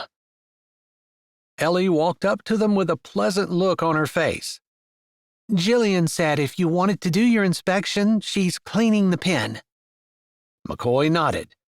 He was so busy thinking about kids for the first time in his life, he'd forgotten why he was even here. Thanks, Miss Ellie. I'll go do that. He could have been down there 15 minutes ago.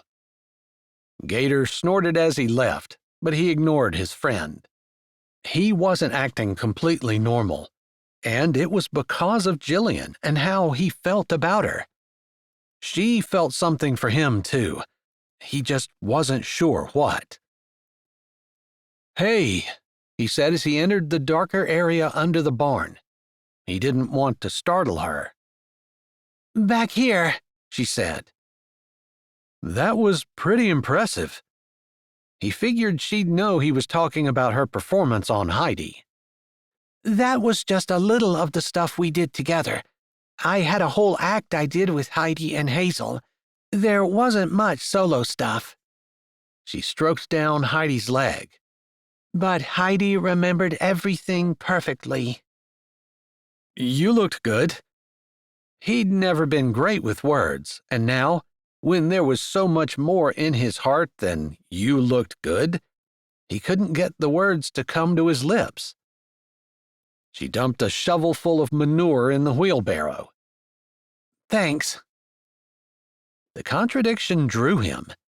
Beautiful performer, talented animal trainer, common laborer who wasn't too good to shovel poop. But he couldn't stand around while she worked. "Here." He put his hand out for the shovel. "Let me do that." He didn't give her a chance to disagree, but took the shovel and scooped up the big piles. She had produced what looked like a scrub brush and was scrubbing Heidi down. Heidi seemed to enjoy it. She stood completely still with her eyes closed. He finished getting all the big piles and took the wheelbarrow out to dump it. When he came back, she had put the brush away. "I'm finished, unless you need more time." Her voice was low and husky, like she hadn't used it in a while. Or maybe the same emotions he felt were closing her throat. "I'm done. You're doing a perfect job with her. There's nothing to complain about." They stood, just a few feet apart, facing each other. An uncomfortable silence fell between them as neither said anything nor moved to go. Finally, she said, "How's Uncle Roy? I haven't been out this week yet." "He's fine. I'm leaving tonight so I can be up north first thing in the morning." "I'll make sure to take a run tomorrow then," she said. "I appreciate it." He shoved a hand in his pocket. "I'm not any closer to convincing him to move to a retirement community this week than I was last." "He's probably afraid no one will come visit him if he does that." She pushed a hair back away from her face. "Some of them aren't that far. I'd drive you there for the occasional visit." "Well..." Little pricks of shock ran up his neck, and his palms started to sweat. She looked at the ground. "I finally talked to the man from Brazil who bought Hazel, Heidi's sister. His name's Mario." He didn't say anything, but wished they weren't under the barn. The light was dim, and he couldn't quite read the expression in her eyes as she avoided looking at him. "He offered me a job to take care of Hazel. He's considering buying Heidi as well." Heat flashed up his neck and his chest felt like it was going to explode. You can't just move to Brazil because some stranger offered you a job. There was anger in his voice, but he hadn't raised it. She was seriously thinking about moving to Brazil to work for a stranger? A rich stranger if he were buying and shipping elephants. I've talked to several people who know him.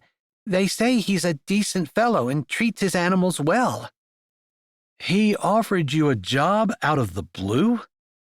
Didn't she see how weird that was?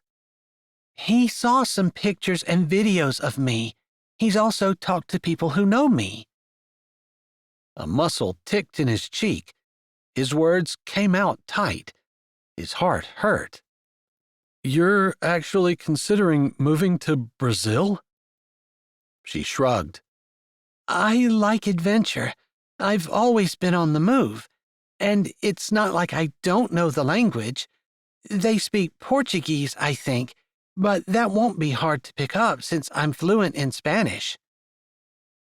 The back of his throat burned, and his lungs pulled deep breaths in and out. He couldn't stay. She already knew how he felt, and she'd rejected him. He didn't need to stick around for more. Maybe that's for the best. He pulled his hand out of his pocket and turned to go. I wasn't sure how all the complaints we've had here, with the kid getting bitten and everything, would look on the application process anyway. I was expecting to get a call. I could probably explain it all away. I haven't started the application process. He jerked around. What? She squared her shoulders and looked him in the eye. I haven't started the application process. He clenched his jaw so tight his teeth squeaked. Red spots flashed in front of his eyes. He needed to know why. She knew he was sticking his neck out for her. Why hadn't she started applying for the permit? His phone buzzed. He almost ignored it, but he was on call this week. He didn't move his eyes from hers until his phone was out in his hand. Then he looked down. Louie's number.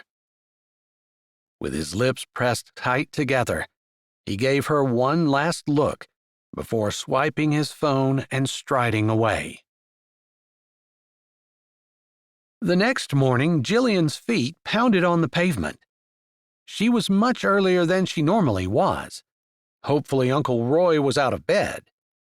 It was barely light, but she couldn't sleep. How could she not think about McCoy? It wasn't the anger on his face that bothered her. He had every right to be angry, and she expected it. The betrayal she'd seen there bothered her, of course. He'd trusted her, and she let him down. But the thing that really upset her, kept her from sleeping, was the next emotion that had swept the anger and betrayal away. Acceptance. Like what she'd done to him was exactly what he'd expected. She hated that. Apparently, she wasn't the first woman who had betrayed him. Or maybe she'd just made him feel that he wasn't enough. And he took it. Like he knew it. He didn't understand because he didn't know.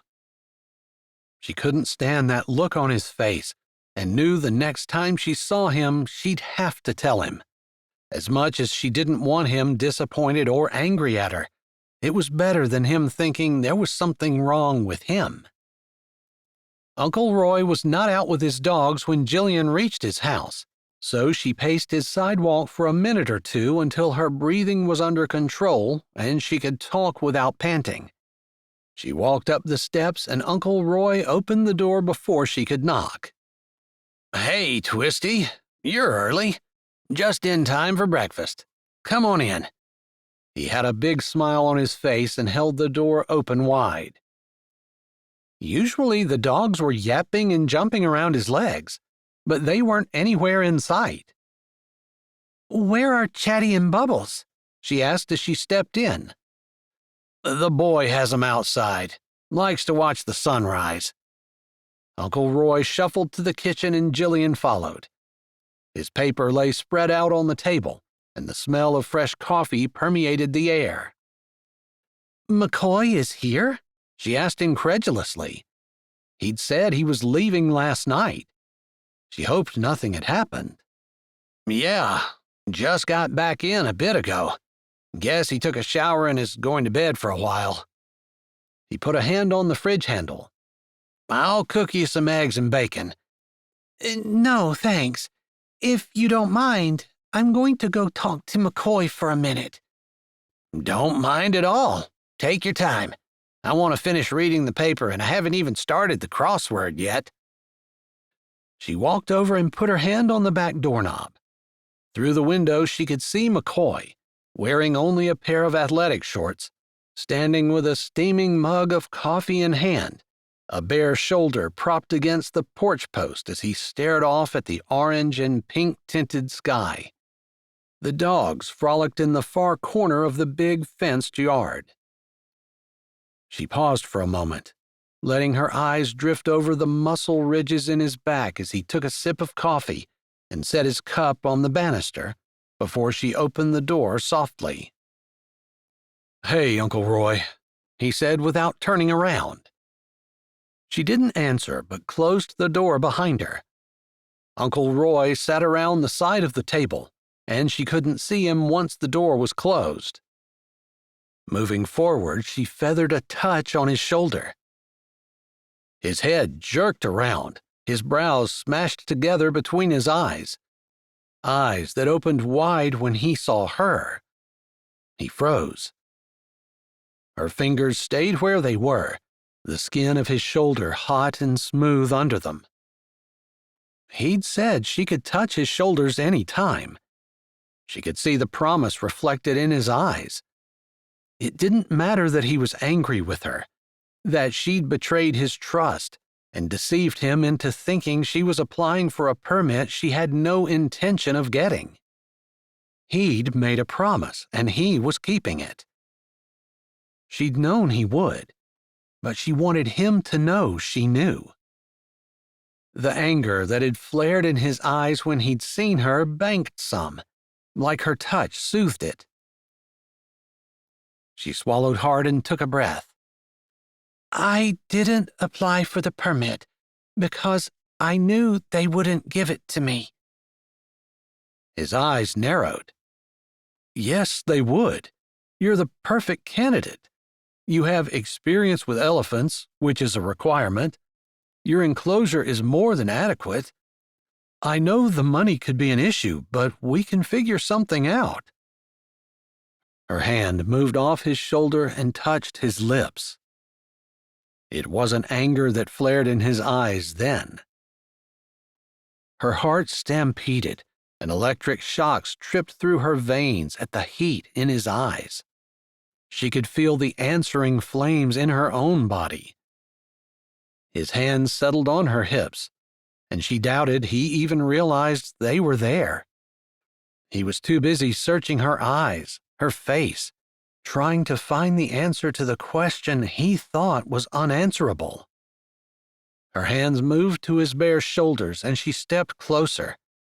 His look became fiercer, but his brows still puckered, like he was trying to figure out if she truly meant what her body language was saying. She spared him the contemplation by standing on tiptoe, lifting her head and pressing her lips to his. Warm and firm, they were everything she'd thought they might be, and more. A rumble came from his throat, and his hands tightened on her hips before they slid around her back, pulling her toward him. The full body contact shocked her senses, and she gasped, breaking their lips apart. Their breath mingled as they stared at each other, chests heaving, hearts thumping. His pulse jumped erratically in his throat. Her knees trembled.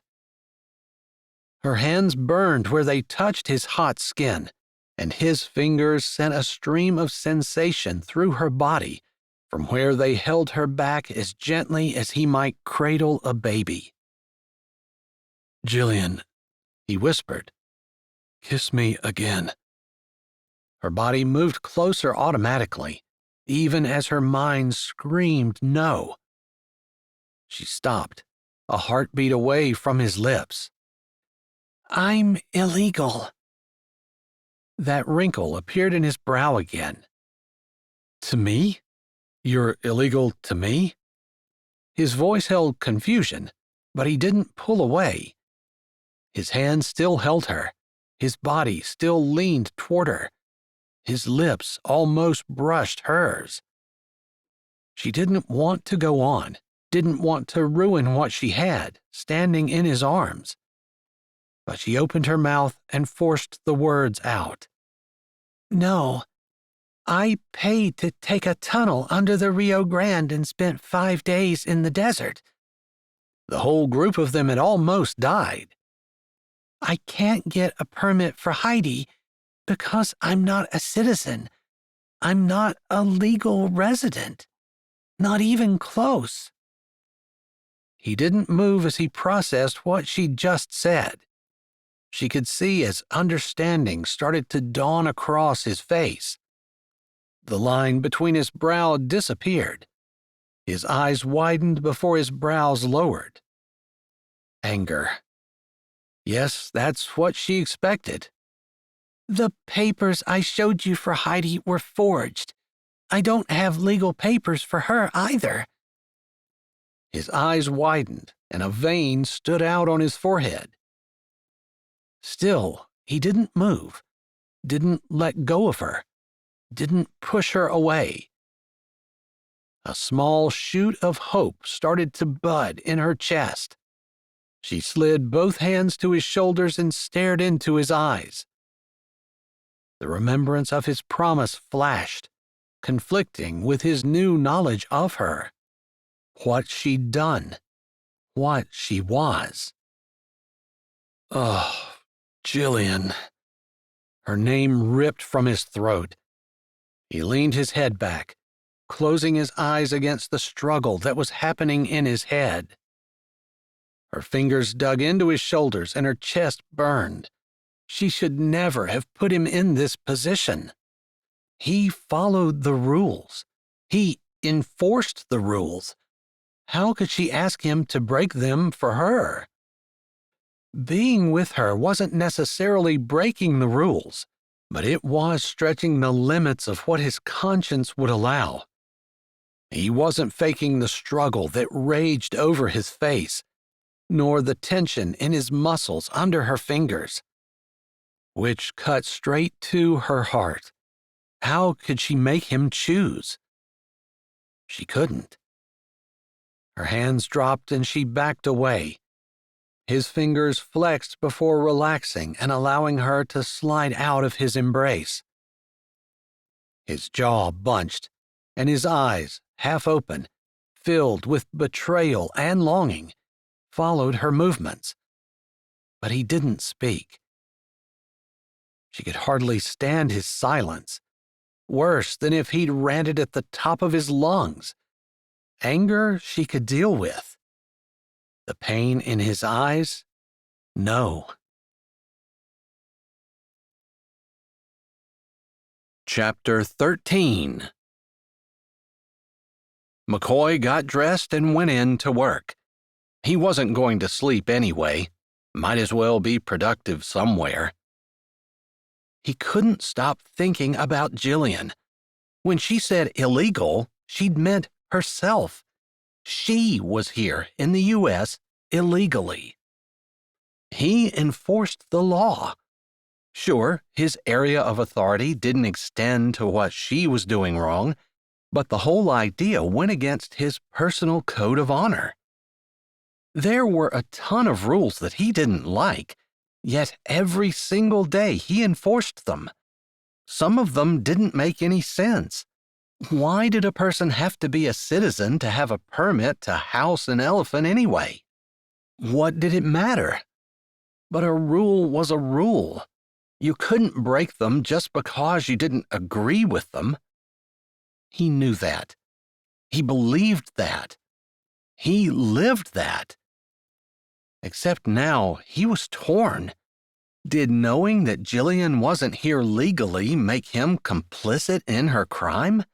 Or maybe more accurately, did Jillian breaking the law to be here make him want to be with her less?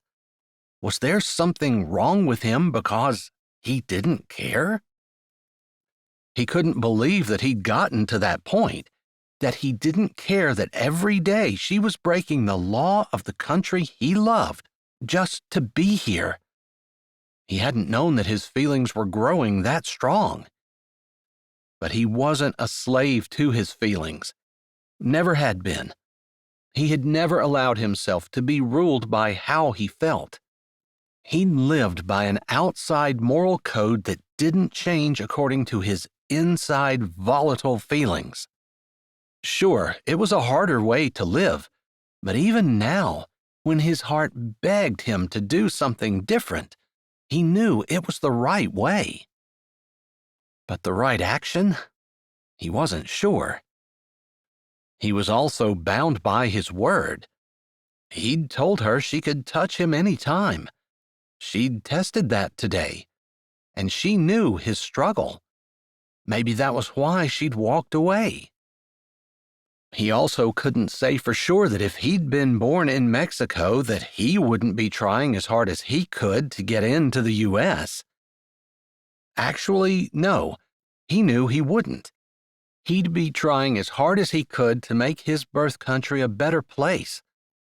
But maybe that was a product of where he'd been born and raised. He'd be a completely different person if he'd been born in Mexico. All of these thoughts, plus his jumbled up feelings of want and desire for Jillian, were zapping through his body, so he wasn't prepared for the shock he got when he walked in the office. Loretta motioned him back to Louie's office. "Just go in," she said.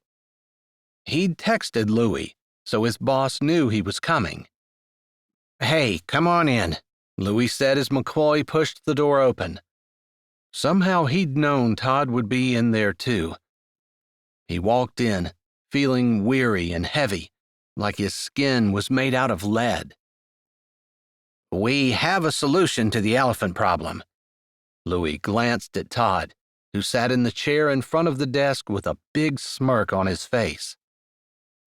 McCoy had thought he'd been through all the emotion he could handle for one day, but anxiety cramped his stomach. Whatever was going to be said next would affect Jillian. He needed to protect her. Whatever the confusion surrounding his feelings for her, he knew that much. "Todd has found a buyer at a zoo out west. Their last elephant died of old age, and they want this one." Louie watched McCoy carefully. "I've also decided to relieve you of the elephant inspection duty. I think Todd's right, and you're a little too emotionally involved. Plus, you're on that cockfighting ring that you were called out for last night. I want to see that report, by the way. But in the meantime, I'm giving the elephant case to Todd." Todd shrugged like it wasn't a big deal. "We already have several complaints. If she's out of compliance even once, we can confiscate the animal and sell it to the zoo. You know what an elephant sells for?" Todd's brows lifted, indicating it was a huge sum of money. "You can't make things up." McCoy's voice was devoid of the emotions that wanted to erupt out of his chest. "I won't need to." They both knew that there were so many regulations that it was almost impossible to follow every single one. Normally, they'd give a verbal warning and give an owner time to fix any problems, even though they weren't required to by law. There isn't a thing out of place in her boarding kennel or in the elephant pen. He couldn't protest being taken off Jillian's case. There was no way he could argue that he wasn't emotionally involved. But if Todd was going to go in there and take Heidi over some obscure infraction, it wasn't right, and everyone in the room knew it. "The case is out of your hands," Louie said. "Let it go." His eyes said that if McCoy couldn't allow this to fade out, it would only prove what Todd had been arguing all along, that McCoy was too emotionally involved to have been doing a good job on the case. "Is that all you wanted?" McCoy asked. "Yes." "I'll go get that report from last night written." He turned and left, closing the door carefully behind him when what he really wanted to do was slam it. It didn't bode well for his chances of getting the promotion if he was being removed from a case and Todd was being reassigned. That almost never happened. It would hit him soon, he was sure, but currently he didn't really care if he got the promotion or not. Everything he believed had been called into question, and he wasn't sure where to turn to figure out where he was. By lunch, the report was finished. He turned it in before leaving for the day. His first thought was that he'd go out to Jillian's, but he no longer had a reason to. He needed to warn her about Todd, but Todd was headed out east for the rest of the week, so he wouldn't be making a visit to Jillian until at least Monday, unless he made an exception to his no working on weekends rule. But McCoy couldn't imagine that things had changed that much, so he had a few days anyway. He went home. Uncle Roy was sitting on the front porch. Despite the overcast skies, the day was warm, and the old man rocked slowly in his rocking chair. Chatty was in his lap, and Bubbles lay at his feet. They didn't stir when McCoy trudged up the stairs, so he guessed they'd spent the morning practicing the tricks that Jillian was teaching them and running around. Bone-weary after being up all night with the cockfighting ring lead, he would just toss and turn if he tried to go to sleep, so he slumped against the post and slid down until he sat on the edge of the steps, one leg bent in front of him, one braced on the second step. "Rough day?" Uncle Roy asked. "And it's only half over. Looks like yours was exciting. Dogs are spent anyway." "Yep. Been working on the things that Twisty's taught us." Uncle Roy flashed his dentures. "She's a good kid. Kinda seems like she likes you, too." He smirked, and McCoy wondered if he'd seen their embrace this morning, if not the kiss, which had been entirely too short as far as he was concerned. Too short, but the best kiss he'd ever had. "Both of you seemed upset when you left this morning." "Yeah." Uncle Roy rocked in silence for a while. Finally, he shifted, patting the head of the dog on his lap. "You want to talk about it?" "I can't, really." But he could. Uncle Roy wouldn't tell anyone. He studied the hand that hung over his knee. "She's not an American citizen." "So?" Uncle Roy asked. Uncle Roy didn't understand. "She's not here legally." "Oh." He rubbed the dog's head absently, his rocking chair keeping its slow rhythm. McCoy ran a hand over his head, then looked out over the greening grass. After his fiancée told him he was boring, he'd figured that was the end for him. It was easy to see she was right. He wasn't a big party guy. He didn't find flaunting authority exciting or interesting, and he'd just as soon stay home as go out. Girls wouldn't find him interesting, and that was fine. But he couldn't deny he'd wanted someone to share things with, to be with him, to love him. Someone to work alongside of him, someone to talk to, someone he could look at and admire, who he could run his eyes over their body and know it was his to touch at any time. Someone who would touch him. He closed his eyes. The need for Jillian to touch him made his skin prick. He hadn't realized how much he'd longed for that human contact. Not just any human. He wanted Jillian's hands, Her lips, her body touching his. Her smile in the morning, her laughter all day long. Ugh, he had to quit torturing himself. So marry her. Huh? McCoy said, jerking out of his thoughts. Marry her? Marry her. Does that automatically make her legal? He couldn't believe it would be that easy. How could I anyway? Don't you need your birth certificate? He rubbed his neck. He hadn't been thinking about marriage. He wasn't even sure Jillian liked him that much. But maybe it was a possibility, a far distant one. I don't know. Guys who were in the service with me did it. Married girls they met overseas and brought them home as their wife.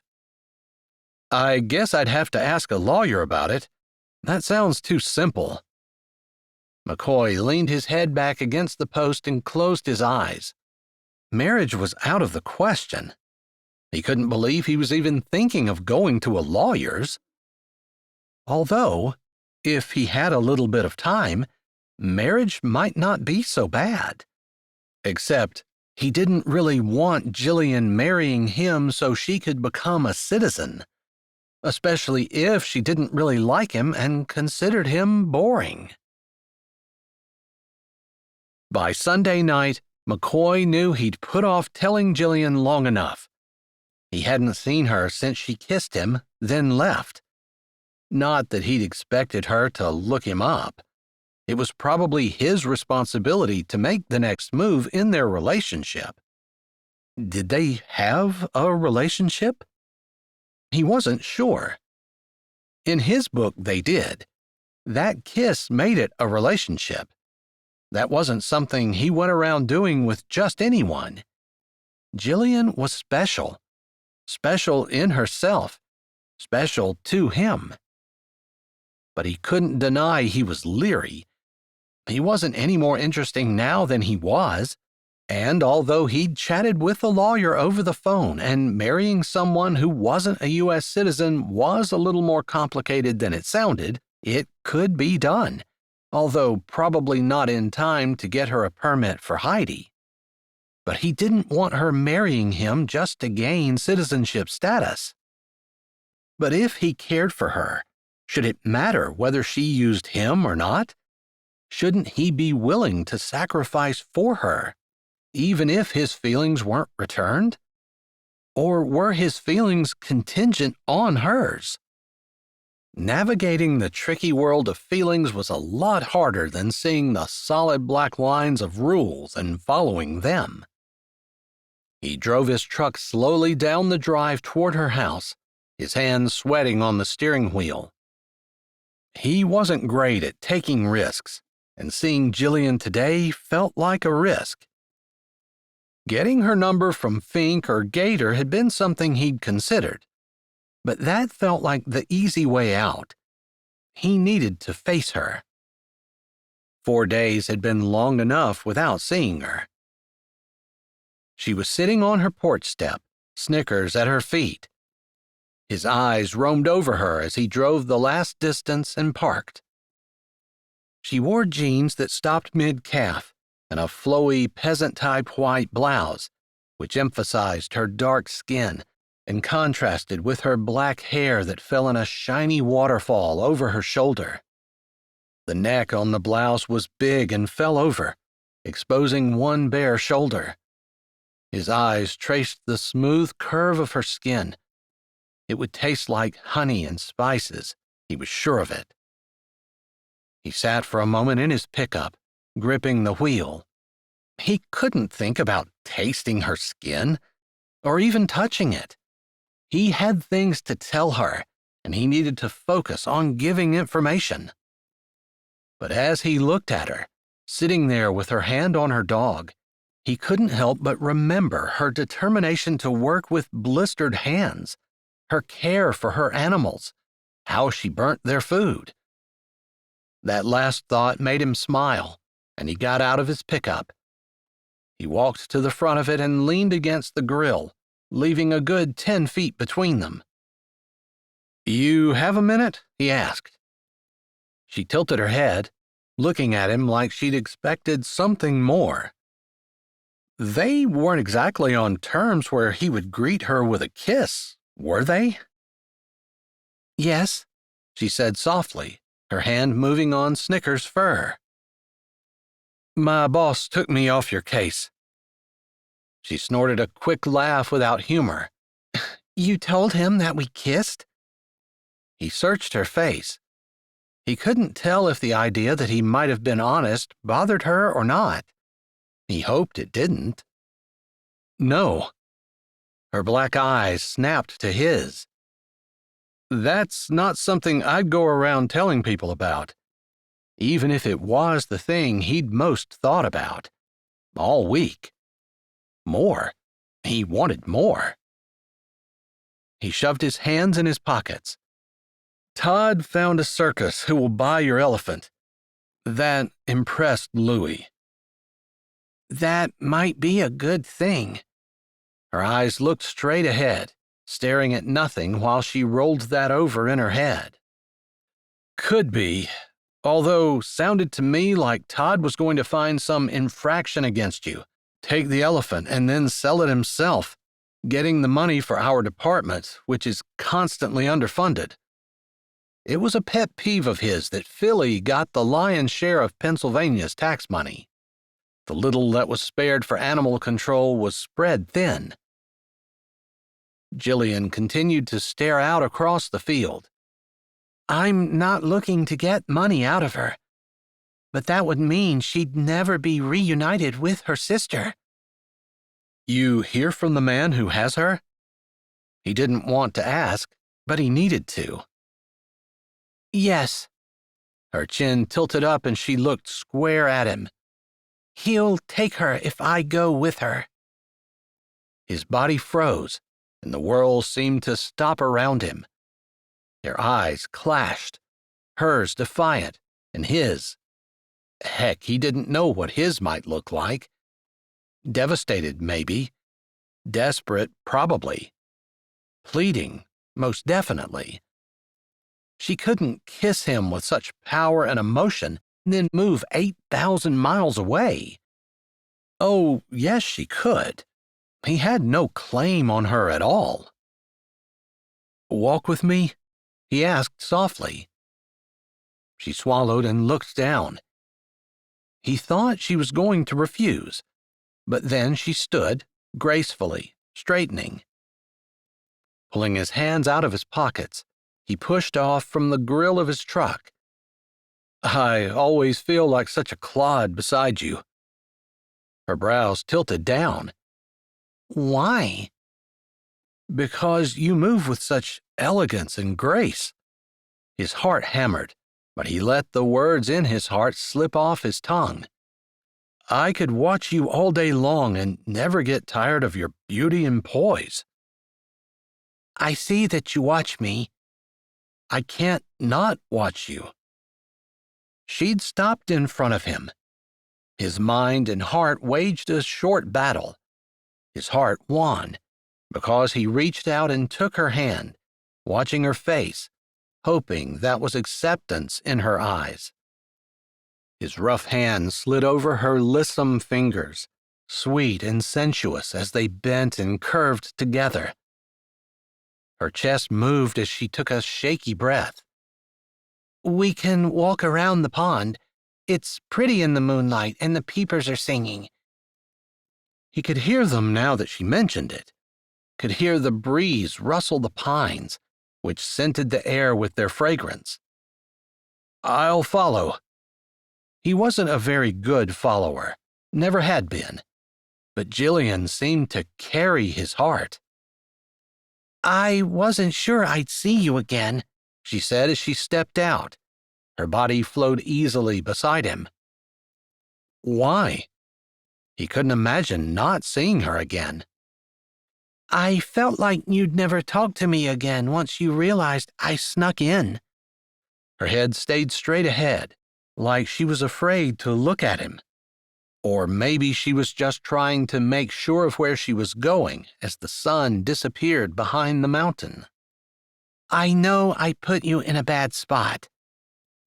He heard her, but he didn't really want to talk about that. He was more concerned about whether or not she was actually going to move to Brazil. Would this night be their last night together? She seemed to be waiting for him to say something, though. He didn't want to tell her of his struggle, how he wanted to follow the law, but, for the first time in his life, was thinking about letting his emotions rule his decision. Not completely. He'd talked to that lawyer. I realized I didn't care. He'd come to the conclusion that being here unlawfully was wrong, but he didn't think that Jillian was normally a lawbreaker. He couldn't feel for her so deeply if he believed that about her. Really? Surprise laced her tone. I can't believe that.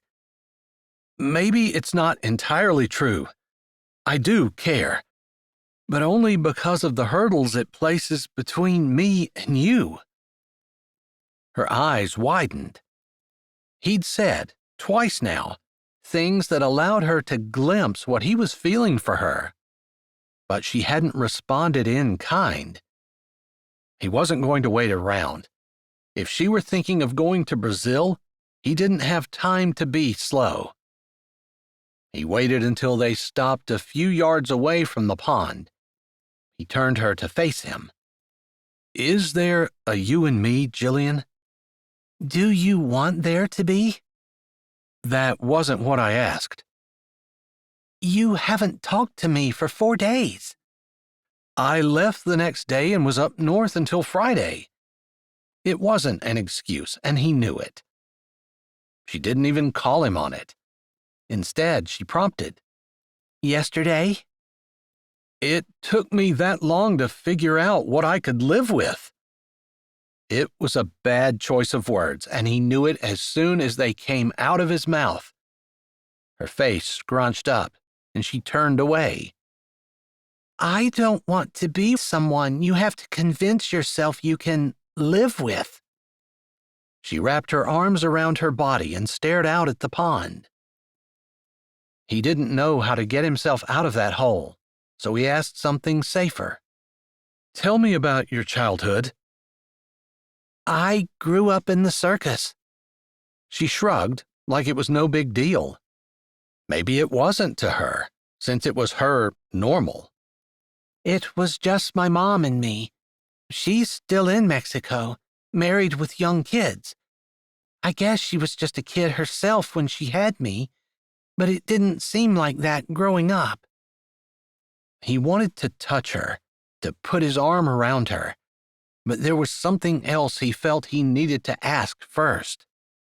Is there anything else that maybe someone who was too stupid to talk to you for 4 days after you kissed him might need to know before he grovels and apologizes and begs you to kiss him again? She smiled, and his heart did a small flip. I have a lot of secrets, McCoy. I'm sorry I didn't try to talk to you before this.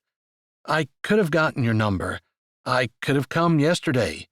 Even Friday night, it wasn't that late when I got home. He balled his hands into fists so he wouldn't trace the curve of her neck, the edge of her blouse, thread his fingers through her hair. You're all I thought about for the last 4 days. I longed with every breath I took to see you again.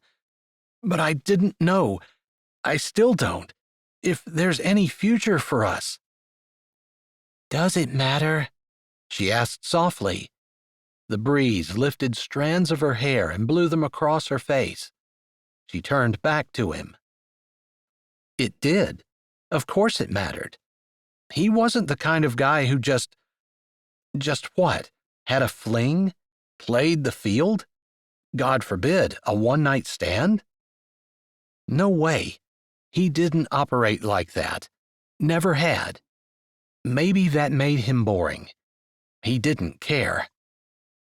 Yes. His voice was low but fierce. Yes, it matters. I don't go around kissing whatever girl strikes my fancy, or whatever girl will let me, or however guys do those things." He closed the distance between them. "I don't live to gratify myself today and have no regard for tomorrow and its consequences. A casual indifference to the person I'm with. Indulge and move on? No." She blinked at him like he'd just sprouted a second head. "You don't date?"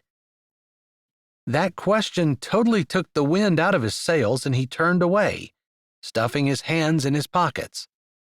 "I was engaged once, back when I was in college. We were pretty serious in making plans, but she went to study in Europe for a year. She left my ring there and brought a guy back with her." He turned and met her eyes. "She told me I was predictable and boring. That, and the fact that she obviously cheated on me, made me decide it was better to be alone." "You're not boring." Words he wanted to hear, maybe needed to hear. "Actually, I think she was right. I enjoy having guidelines written down, something I can see so I know where the boundary is. That's boring." "That's hard, to live in bounds." She gave a humorless laugh. He thought of the boundary she had crossed, a country's boundary. "I might have a solution to your problem." "Oh?" "Marry me." Chapter 14. Jillian gasped. He wanted her to marry him? Her heart stilled. He hadn't asked, and it wasn't romantic. He presented it as a solution to her problem. All the compassion in her chest that had built up from hearing what his fiancé had done to him drained out of her. She had longed to put her arms around him and kiss him again. A longer, deeper kiss. Would it be as sweet as the one they'd shared earlier this week? As powerful? As life-changing? It had haunted her for the last 4 days, but he'd not called. She could only assume it hadn't meant to him what it meant to her. Or maybe the better assumption was that he couldn't deal with the things she'd told him. Oh, but there was more. "You know, you don't get to use those tunnels for free." Lines appeared between his brows. "They're there for drugs. Smugglers deal in people too, but people are much bigger, harder to hide, and less profitable. Why risk having Border Patrol find your lucrative tunnel? It needs to be worthwhile for them, so they charge us. A lot." "I ask you to marry me, and I get a lecture on how to use a drug cartel tunnel to illegally cross into America?" There was irritation, but also humor in his voice. She smiled. Everything didn't have to be so serious. "No. You asked about my secrets. I'm telling you. I owe a drug runner a lot of money. Thousands. I also owe the person who drove me from Arizona to here several $1,000s. A bus ticket would have been cheaper." "I know that now, but I didn't at the time. Chalk that up to Mexicans taking advantage of Mexicans." Sad. "They prey on the stupidity and fear of new arrivals. Of course, there is some risk for them as well. You probably can't claim innocence if you're caught with a carload of undocumented humans." She lifted her shoulder. She couldn't solve her country's problems by herself. Problems that need to be solved, but not tonight. She moved closer to him. "No problem solving tonight." He eyed her like she might bite him. She almost laughed. What was he afraid she might do? He took a small step back, then seemed to brace himself as she followed. keeping just an inch of space between them. "I still don't understand," he said. "Why did I need to know that tonight?" "Because you asked." She touched his shoulder. His eyes flared and his breath hissed. He knew exactly what she was doing and he stood for it, maybe even leaned closer. "Jillian," he said, warning clear in his tone. "You asked what you need to know before you grovel and ask me to kiss you again. That's it." His whole body seemed to immobilize with shock. She could feel it radiating off him in waves. Maybe it was no wonder, since he'd demanded she marry him, and she'd responded with a lecture on drug cartels and a no-strings plea to kiss her. Probably not the response he was looking for. Although what, exactly, he'd thought she'd do when he demanded she marry him to solve her problems, like taking a pill to get rid of a fever, she had no idea.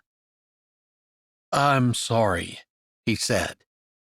"That moment when your lips touched mine was the most amazing moment of my life, and I've done nothing but think about it every second since.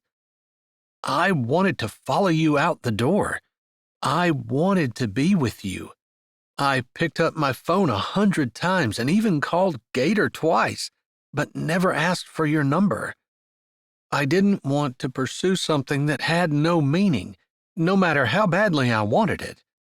I had to decide first that it didn't matter. I'm sorry.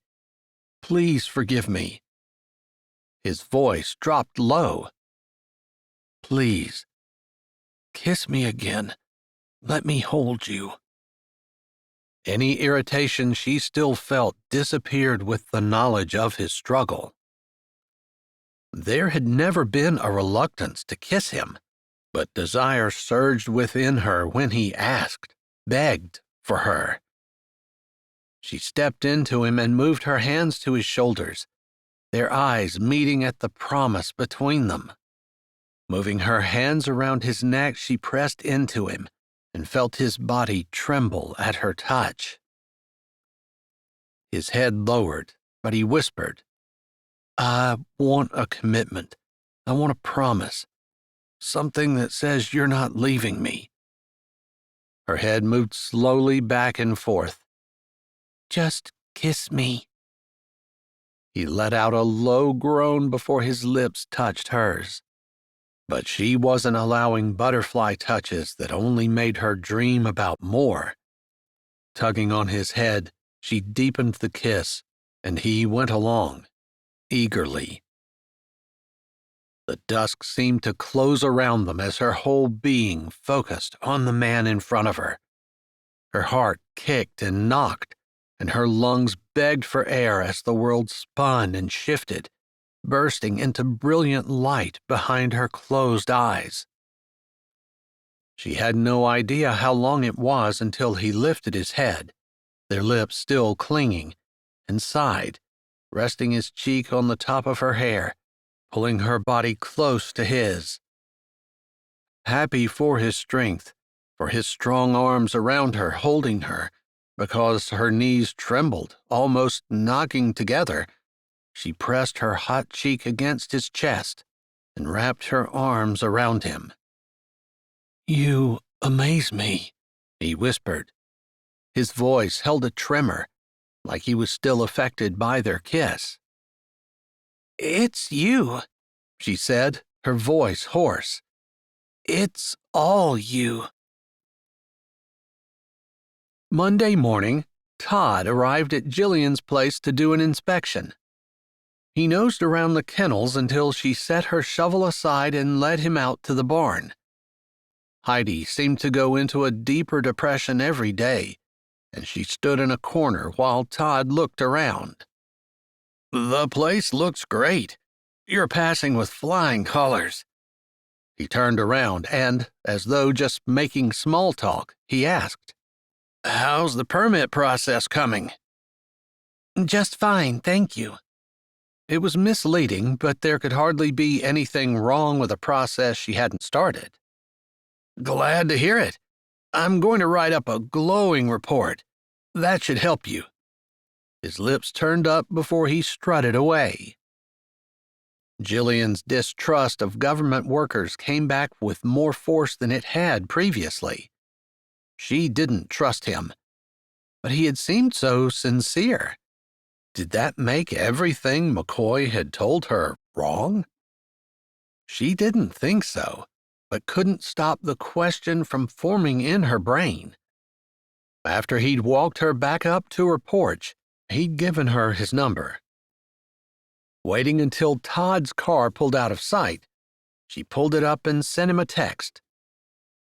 Todd said I passed the inspection with flying colors. It was a few minutes before he texted back. She assumed he probably wasn't standing around with his phone in his hand. Finally, it dinged. That's good. I'll let you know if I hear anything. He'd specifically told her that his phone was personal, although he did have a government-issued one that he hardly ever used. She appreciated knowing it was okay to talk about personal things. After jogging to Uncle Roy's and spending some time there, she went to the post office. Not wanting to be panting when she walked up the steps, she stopped around the corner of the building and put her hands on her knees, catching her breath. Two men were engaged in a conversation just around the corner. That wouldn't have concerned her, but when she heard one of them say elephant, her ears pricked up. Then she heard the word bribe. Up until that point, she hadn't been eavesdropping on purpose. But with those words buzzing in her ear, she straightened and flattened herself against the bricks, edging to the corner. They wired the money last week. They want to see something soon. I need a week. Todd's voice. She wouldn't have known it, except he'd been out at her place just an hour ago.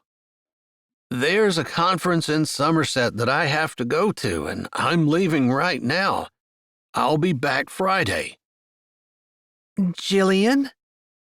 Jillian jerked her head around.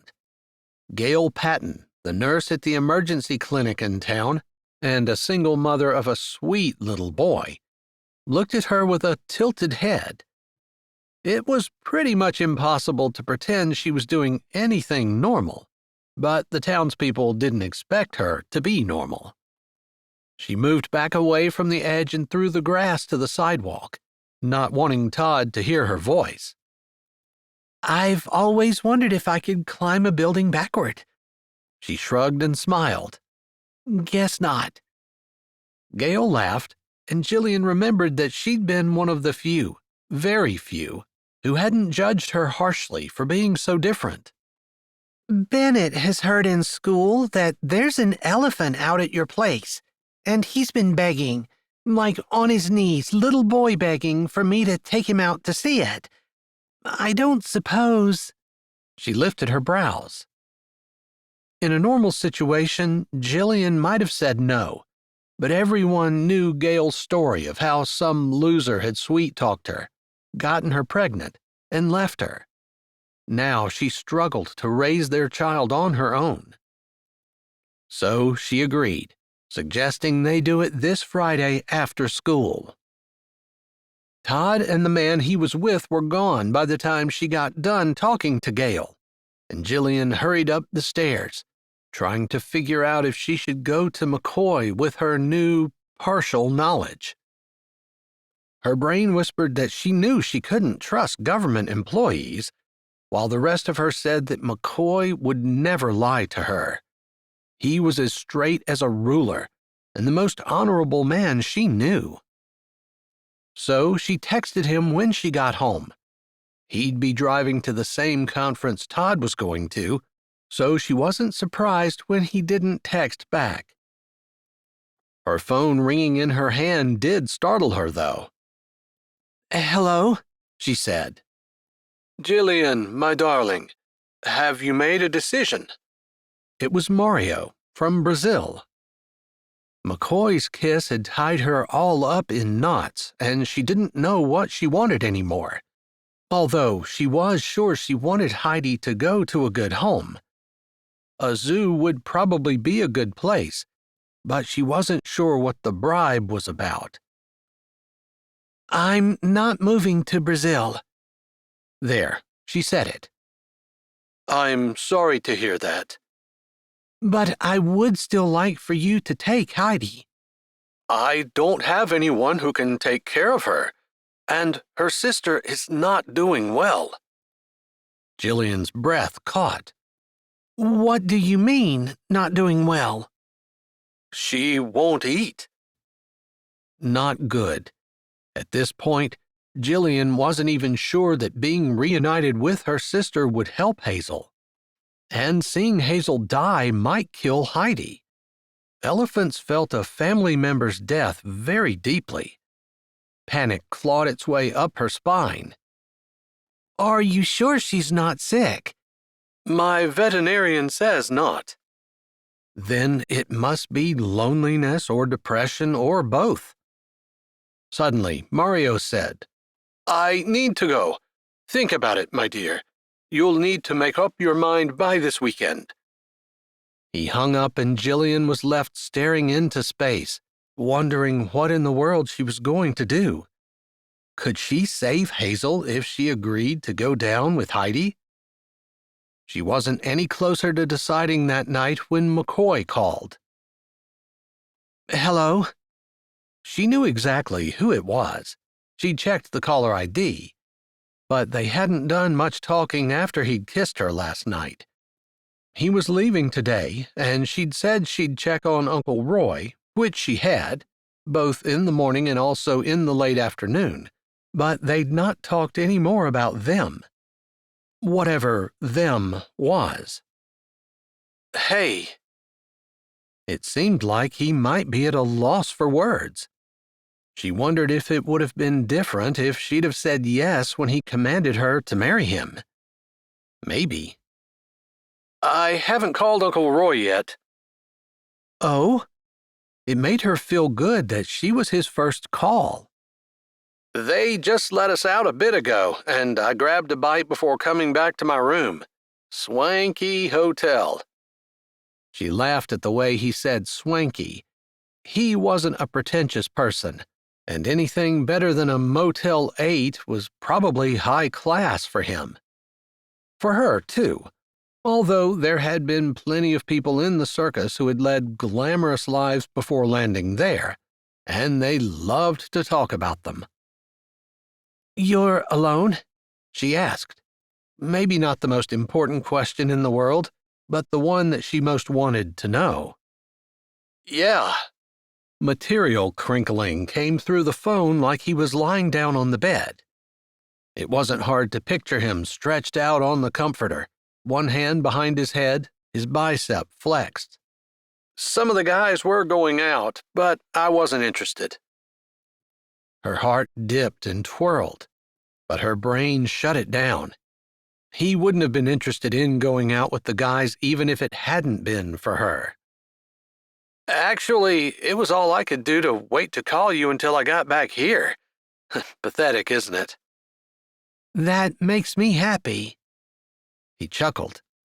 How's Heidi? She's sad. And Mario, that's the guy from Brazil, said that Hazel wasn't eating.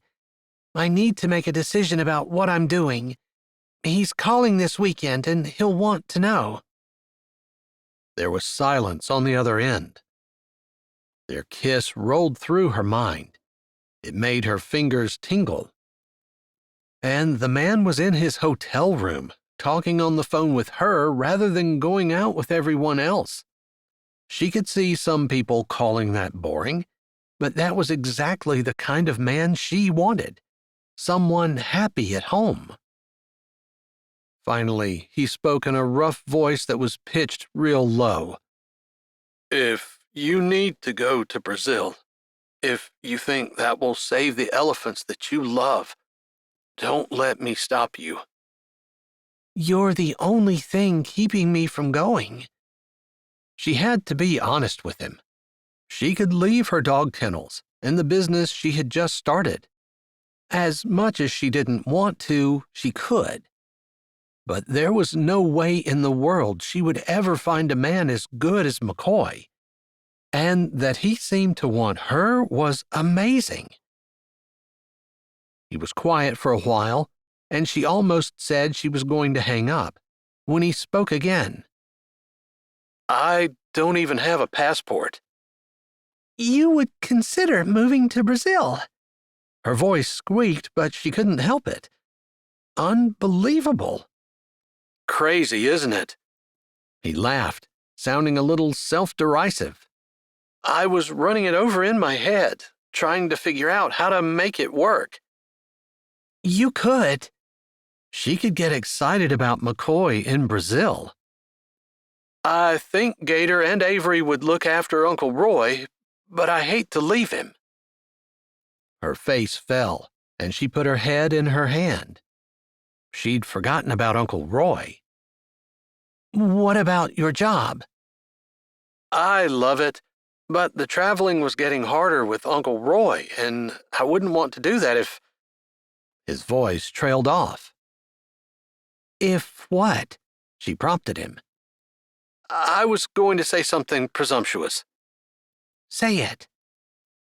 If I had you. She closed her eyes, unable to believe that he was thinking that way. Her body felt warm and happy. What would you do? I don't know. I guess we'll see if I get the job. There was rustling on the other end, and he said, I'd better let you go. I know you have to start early tomorrow. Thanks for calling. My pleasure. Jillian? Yeah? I'll be home Friday afternoon. Would you like to do something Friday night? She jumped up, almost fist-pumping. Like a date? Her voice only sounded a little squeaky. Yeah. I'd love to. She noticed he didn't press her to give a commitment, didn't even ask her to make a decision between him or going to Brazil. Actually, he was thinking of going with her, is what it sounded like. If she hadn't been talking to him herself, she would hardly believe it. I'll look forward to it, he said. Maybe I'll give you a call tomorrow night. Sounds great. She jumped up and down as they hung up, then couldn't control herself any longer and did back bends down the steps and off the porch. She fell asleep with a smile on her face. Chapter 15. I'm with Uncle Roy in the ER. He was on the ground this morning when I came over. Said he had a dizzy spell and fell down. The message was on McCoy's phone when he walked out of the bathroom after taking a shower the next morning. I'll be there in 2. He typed quickly and hurriedly got dressed, throwing his stuff in his bags. It was a little under 2 hours later that he was texting Jillian, asking where they were. He'd taken care of things with Louie, but if he was running neck and neck with Todd for the promotion, he'd probably just lost it, even though this shouldn't count against him. The ER beds were separated by curtains, and he was counting up to the 3rd one where Jillian said they were when her head popped out. Her eyes showed worry, but also a little uncertainty, as though their conversation last night when he'd mentioned wanting to be with her and having her be his, and the crazy idea he'd had of going to Brazil, of all places, to be with her, had thrown her off. He had no idea why his lips had gotten so loose, but he did know his feelings for Jillian had only gotten stronger. He'd never felt anything like this in his life, and he didn't want to lose someone as amazing as she was without having a chance to be with her. Casual and temporary weren't things he'd ever considered doing in relationships, and here he was, possibly doing both. but he wouldn't push her. "Hey." He figured if she didn't like the way he'd greeted her, she needed to say something. Reaching her, he wrapped his arms around her and breathed in her cotton candy scent. She didn't hesitate, but wrapped her arms around him, pressing herself to him and holding on tight. "I was so scared," she mumbled against his shirt. "You called the ambulance and got him here. It's going to be okay." "He was on the floor and I thought he was dead at first." His hands rubbed lightly up and down her back. "It sounded like he was doing good." "Yeah." She pulled him back behind the curtain. Uncle Roy wasn't there. "They took him for tests to be sure, but the doctor is saying his blood sugar was low, and he might have just had a dizzy spell." "I see." McCoy nodded. She moved back into his arms and he held her close, loving the feel of her in his arms. "I'm so glad you're here. I'm never good in hospitals," she whispered.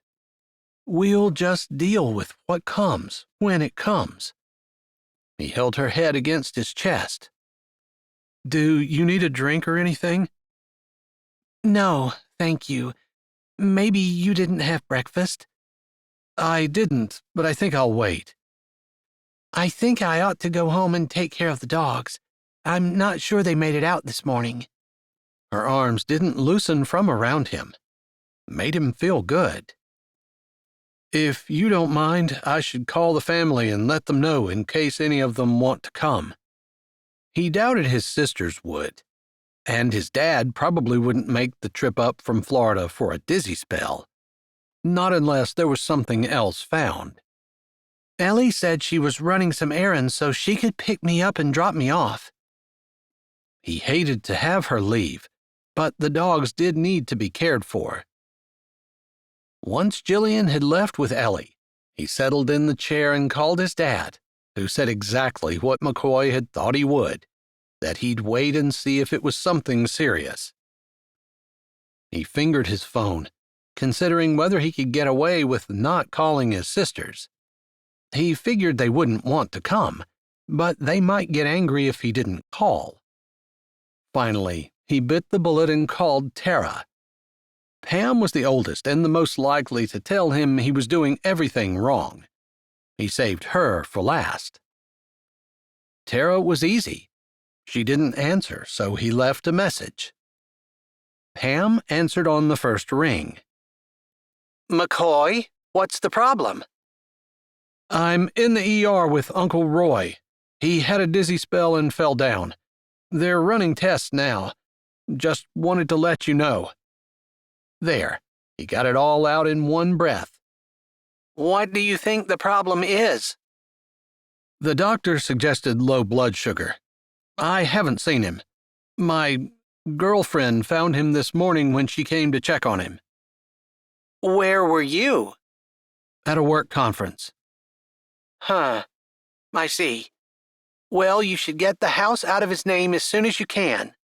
If he has to go to an old folks' home, we won't get squat out of the inheritance." Pam sounded put out, but businesslike. McCoy was pretty sure she didn't mean that quite the way it sounded, but his sisters had helped shape his low opinion of women. They didn't stick around when there was something more exciting elsewhere. Lots of people were like that, and he supposed that was fine. But her attitude about Uncle Roy seemed to be the same deal as well. Unless there was something in it for her, she wasn't really interested. "I bought the house a few years ago." "He gave it to you?" Her voice had gone up an octave. She worked as a teacher, and he sure hoped she wasn't in her classroom. "No, I bought it. Paid an appraiser to come, and I paid the full amount the man said it was worth." "I suppose I can look those records up at the courthouse." The back of his neck heated. "They're public records. Feel free." Her voice softened. "I hope the old fellow makes it. Let me know if anything changes." "Sure. after she came that close to accusing him of lying and was more concerned about her inheritance than Uncle Roy's health, yeah, he'd probably still call her. She hadn't changed a bit from what she was growing up. Her attitude angered him, but he wasn't going to change her at this late date. They hung up, and McCoy stood, restless. Jillian wasn't like his sisters. She had compassion and a heart to help. But so many of the women in his life had wanted more than what he could give. It was natural for him to be concerned, right? He checked the time, deciding it was okay to go grab a bite to eat. But his phone buzzed as he reached for the curtains. It was an area code and number he didn't recognize. Hello? He turned, walking by the blank monitors and sitting on the edge of the chair. McCoy? A cultured woman's voice. It sounded familiar. Yeah, he said curtly.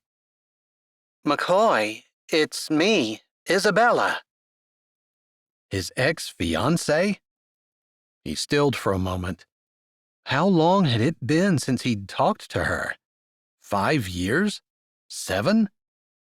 They'd broken up a decade ago, but they hadn't fought, mostly because he'd not said anything when she flew back across the ocean with a new man in tow. What do you want? I'm sorry to bother you. He'd been too short.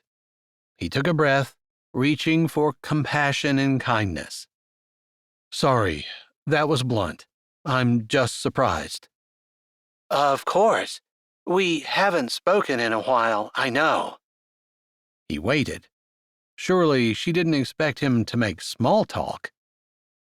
She sighed. I suppose you're not going to make this easy for me, are you? And he continued to wait, having no idea what this was. I am applying for a job, a very prestigious job. I need character references. I've never seen an application that required this many. I was hoping I could put you down. Having a government employee as a reference would look good. Her voice dropped at the end. It seemed like a really odd request to him. He'd not seen her for years, and now she wanted him to vouch for her? She never could stand his silences. It didn't surprise him when she spoke again. McCoy, don't pout.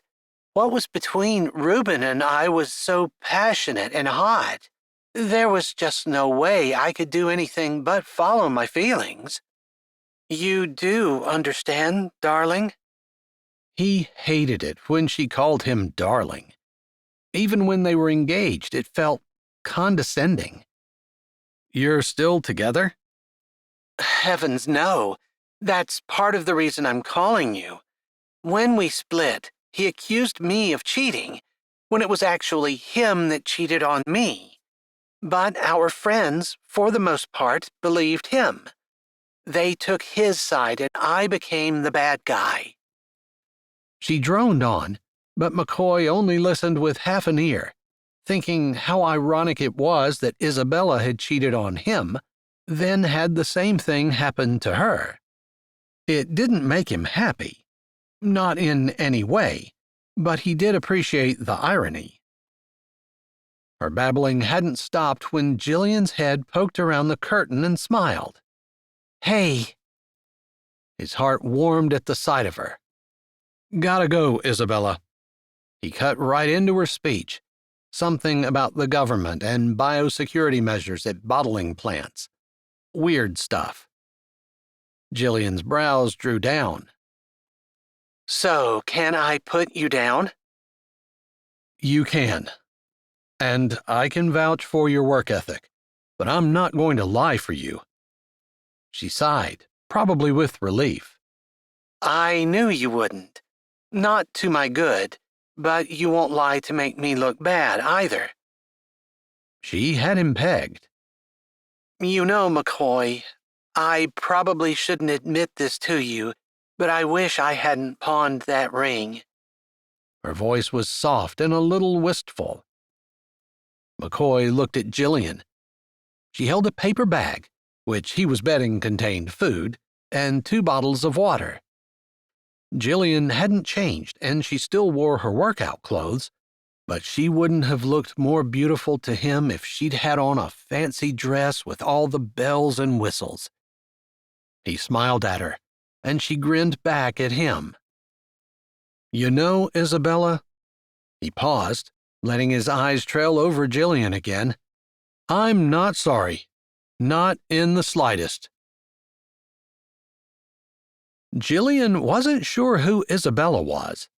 She realized she didn't even know the names of McCoy's sisters. And there he was talking about moving to Brazil with her. Maybe she should point that out to him. He seemed to think he was boring and lacked excitement in his life. That wasn't something a boring person would do. But something in his tone told her Isabella wasn't a relative. He stood as he shut the phone off. "You brought food." "Yep. Figured you wouldn't turn it down." "Figured right." He dug in the bag. "Did you eat?" "Nope. I hurried as fast as I could. I think Uncle Roy is going to be fine, but I didn't want you to be here alone in case the news was bad." She had her hand out, handing him a bottle of water, but he stepped forward and wrapped his arms around her instead. She would never get tired of him holding her. "Thank you." His reaction seemed a little extreme. "Did something happen?" "I just appreciate you thinking about more than yourself. I wanted you to know that."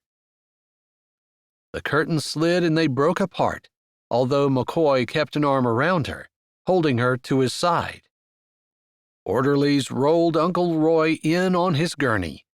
He was grinning. As soon as she saw that, Jillian's heart relaxed. He would be okay.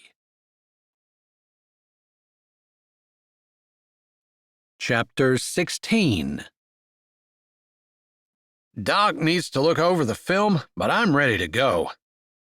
His gaze caught on the bag in McCoy's hand. "I'm starving. Hope that's for me." "I doubt they're going to let you eat until they know more of what's going on." The orderlies rolled his monitors in and hooked him up to the screen set up behind the bed. They nodded at McCoy's statement. "Just a bit longer, Mr. Rodning. Soon as the doctor reads that film." "Can he have some water?" Jillian asked, and McCoy knew he probably had hearts in his eyes when he looked at her. "I'll ask the doctor, but I'm sure that will be fine. Just sip slowly." The orderlies walked out. In the end, they confirmed the original suspicion. Uncle Roy had gotten a little dizzy, probably because of low blood sugar, and fallen. The doctor sent him home with a clean bill of health. As they walked together holding hands while following Uncle Roy up the walk, McCoy said, "I'm probably going to skip the rest of the conference." "I can stay with him if you want me to." She lifted a shoulder. "I know I can't drive, so maybe you'd rather have someone else?" "No one else is volunteering," he said, his heart full. Because Jillian didn't drive, it would be more of an inconvenience for her to stay, since she'd have to get up early and walk home to feed her animals. "Are you sure you don't mind?" "It would ease my worry to know that someone is here in case something happened to him. In the hospital, I kept thinking we were lucky that he'd fallen this morning and not last night. He could have lain on the floor for hours." McCoy shivered inside. "That thought crossed my mind too. But let's not borrow trouble." Uncle Roy made it to the steps, and they split apart without words, each going to one side of him to help him up. He'd been chipper in the hospital, but the trip seemed to have worn him out. He hadn't said much on the way home. McCoy got the door, and Jillian steadied him as he walked carefully over the stoop. She bustled around the kitchen, getting him a glass of water and the medication he took at lunch. Then she cleaned up the dishes in the sink and watered the small plant they kept on the sill. McCoy took the dogs out to the backyard and let them run around some, since they'd missed their morning exercise. Maybe it was because of talking to his sister and Isabella, but he couldn't help thinking about how Jillian pitched in, not because she thought it was going to get her anything, but because she cared for Uncle Roy. It was inaccurate and wrong to judge one woman by what others had done, but that's really what he'd been doing all this time. His mother hadn't been happy or satisfied with his dad, and it went on down to his sisters, then his fiancée. Even now, as he'd gotten closer to Jillian, there was a part of him holding back, wondering if he wasn't making a mistake by trusting her. If today would be the day when she decided that he was boring and there wasn't enough in it for her and she was leaving. He wasn't sure if he could shake that habit in one day, but he did know that she didn't deserve it. Jillian sat with Uncle Roy in the living room until he fell asleep on the sofa. McCoy had seemed preoccupied and had been in and out, but hadn't said much. But his Uncle Roy snored softly in the background, and Jillian started to think about going home, since she had classes in a couple of hours. He came to the doorway of the living room and said, "Come outside with me for a minute." His blue eyes were dark, and although his expression wasn't unkind, he wasn't smiling. She didn't know him well enough to be able to figure out what he wanted. He held the door for her and she slipped through, walking over and sitting down on the swing. Following her silently, he sat next to her, putting his arm around her back. She moved a little closer until their sides were touching, and she was snuggled against him. "Feels weird to be home in the middle of the afternoon on a weekday," he said at last, rocking the swing gently with his foot. "I'm usually home, but I don't usually get to sit down and do nothing." She wasn't happy Uncle Roy had been in the ER, but she didn't mind the break. Sometimes she felt like she never stopped moving. She wanted her business to be successful, so she wouldn't change it, but she could appreciate the downtime. "I think I'll stay here the rest of the day and drive out early in the morning. If I left now, I'd barely get there before they're done." "That's good. I have classes this afternoon. I know they said he was fine, but I feel better if someone is keeping an eye on him." His fingers toyed in her hair. It seemed so casual, but intimate at the same time. "Yeah, me too." Then she remembered. With him leaving, she'd never told him what she'd overheard. "Monday, when I was at the post office, I overheard Todd talking to someone about an elephant and bribes. Something about a big game preserve. I couldn't really figure out what they were saying. Not enough to go to the police or even to know what to look for. It just felt off to me." He'd stiffened beside her. "Who was he talking to?" "I don't know. I was around the corner of the building. Then Gail Patton came and I was embarrassed to be caught eavesdropping. By the time I was done talking to her, they were gone." "I see." "Oh, and before I forget, Gail's bringing her son over on Friday. I know we're going out, but it needs to be later." His body softened beside her. "We can change it to tonight." "Oh." Nerves flashed through her stomach, although why she'd be nervous was beyond her. "I can do that." "If you don't want to, it's fine." She turned to see him watching her intently. "I want to. What makes you think I wouldn't?" "You sounded a little strangled." Her lips curved up. The idea makes me nervous. Those lines appeared between his eyes. We're together now, so I assume it's not me that makes you nervous? I've never been on a date. His eyes widened. The lines deepened, and she could almost see the wheels turning in his head. Now I feel pressure. If this is your first date, I want it to be special. She laughed. There's no pressure. There's no competition. She looked out across the yard, thinking about the many times she'd listened to the older girls at the circus talk about their dates, either recent or, more likely, dates that they'd had in their previous life somewhere else, more glamorous and exciting. It seemed that wherever one wasn't was more glamorous and exciting than wherever one was. Without really thinking, she said, I've always wanted to go to a drive-in. There's one not too far from here, but I think it's only open on the weekends. He was quiet for a moment. Maybe I can figure something out.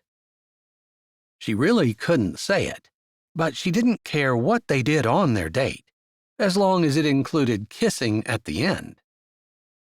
As the swing rocked slowly back and forth, she worried her lip, thinking that if he weren't planning on kissing her tonight, she would be disappointed.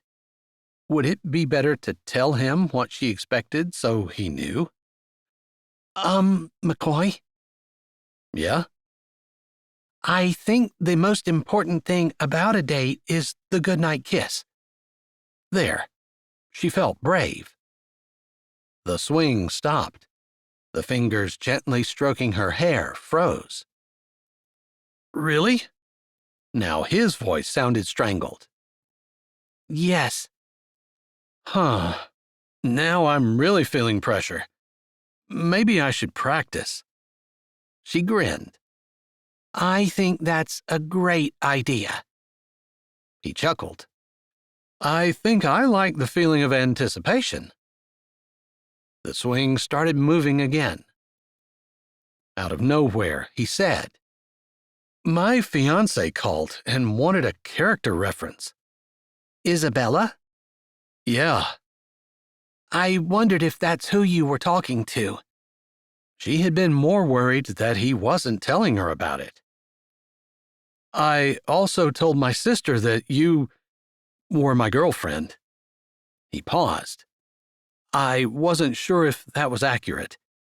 I liked the sound of that. Me too. He seemed about to say more, but the only sound was the creaking of the swing chains. Eventually, it was time for her classes, so after checking on Uncle Roy, who was still sleeping, McCoy took her home. Chapter 17. After McCoy dropped her off, he got straight to work. The only drive-in in the area was open weekends, so if they were going to go to a drive-in, he was going to have to make it himself. It wasn't hard to find a white sheet, and he borrowed his church's projector. After fixing an early supper for Uncle Roy, he showered and changed. He hadn't been on many dates since his fiancée had dumped him. He had to admit he was nervous, too. Her last class was over at 6. He showed up early and enjoyed watching her work with the people and their dogs. She stood with her back to him, using a hyper golden retriever to show the students how to do stay. He laughed as the dog practically trembled beside her, but it stayed in place.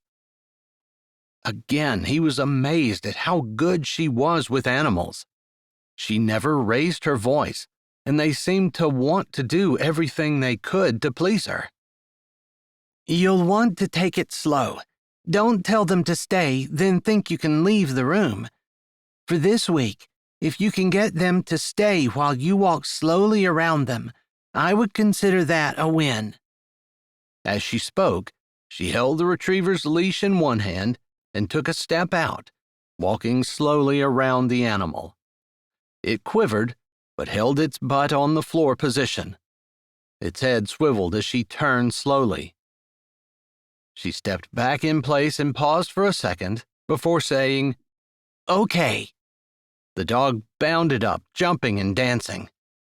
Jillian laughed and petted it, murmuring about what a good dog it was before taking the lead and walking it back to its owner.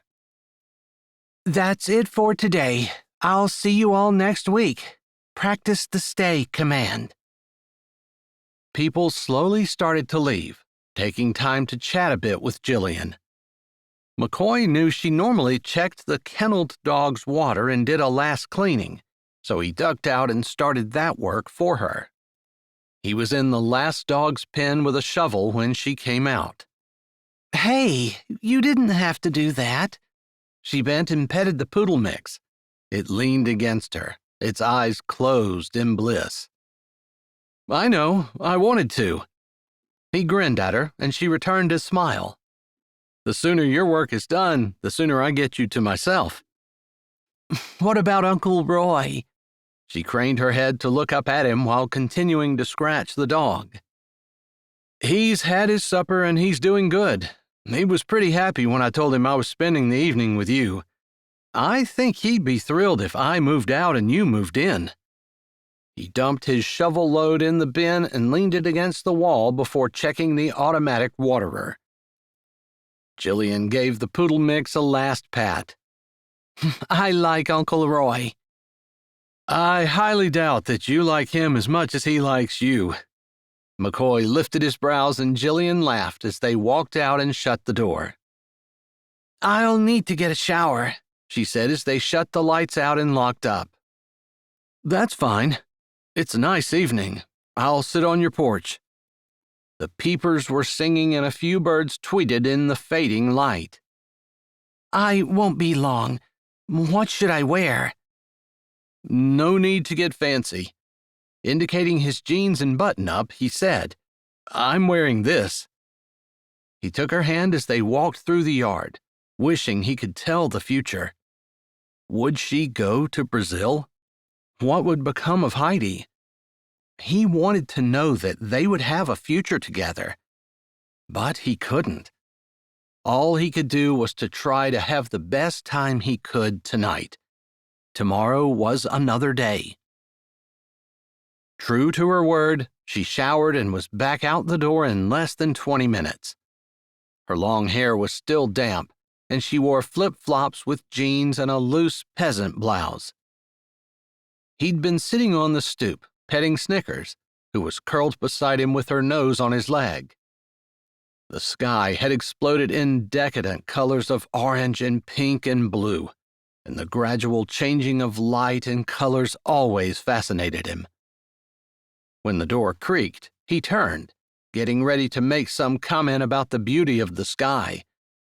Maybe it was her damp hair, or the freshness of her face, or maybe the graceful way she moved in her jeans. Whatever it was, his tongue stuck to the roof of his mouth, and whatever he'd been going to say flew completely out of his brain. He tried to swallow, but his mouth was dry. He couldn't get any words out. He cleared his throat and tried again. "You're beautiful." She gave a tentative smile. "I know you're just being kind. You said not to get fancy." If she rendered him speechless in her casual clothes, he shoved his hands in his pockets. "I don't think I could handle you fancy." Snickers went over and nosed at her leg. "Sorry, you're staying here." She gave the dog a pat on the head, then looked up at McCoy. "You ready?" "Yeah. I'm feeling like I have the most beautiful woman in the world with me tonight, and I don't deserve it." He held his hand out and she took it. She wasn't just beautiful on the inside. "You're not exactly a slouch. Didn't you see how that lady with the Dalmatian was looking at you?" "Huh? I remember seeing a Dalmatian, but are you sure the handler was a woman?" Jillian snorted as they stepped off the stoop. She sure was, and that was how I knew you were there. Of course, the dogs all looked at you, so I knew someone was behind me. But the Dalmatian lady's eyes widened. Then she started drooling, so I figured... Drooling? Okay, sounds like a fairy tale to me. Okay, so I exaggerated a little on the drooling. But seriously, I could tell she was looking at you. Women do that, you know. No. He really didn't know. He opened his truck door and helped her up, closing it behind her and walking around. He pulled out of her drive, waving at Fink and Ellie as they sat on their porch swing. Ellie cradled under Fink's arm as they watched the sun setting. Their boys rode bikes in the drive, and McCoy carefully maneuvered past them, waving at each of the boys in turn. Where are we going? Jillian asked as they pulled out on the highway. Nerves bunched in his stomach again. He hoped she wasn't disappointed that they weren't going anywhere. He wasn't experienced in the dating game, and what had seemed like a really great idea a few hours ago seemed lame and cheap now. You said you wanted to go to a drive-in, but there aren't any that are open tonight, so I made my own. You made your own drive-in? Yeah. He swallowed. We'll have to pop our own popcorn, and I have hot dogs.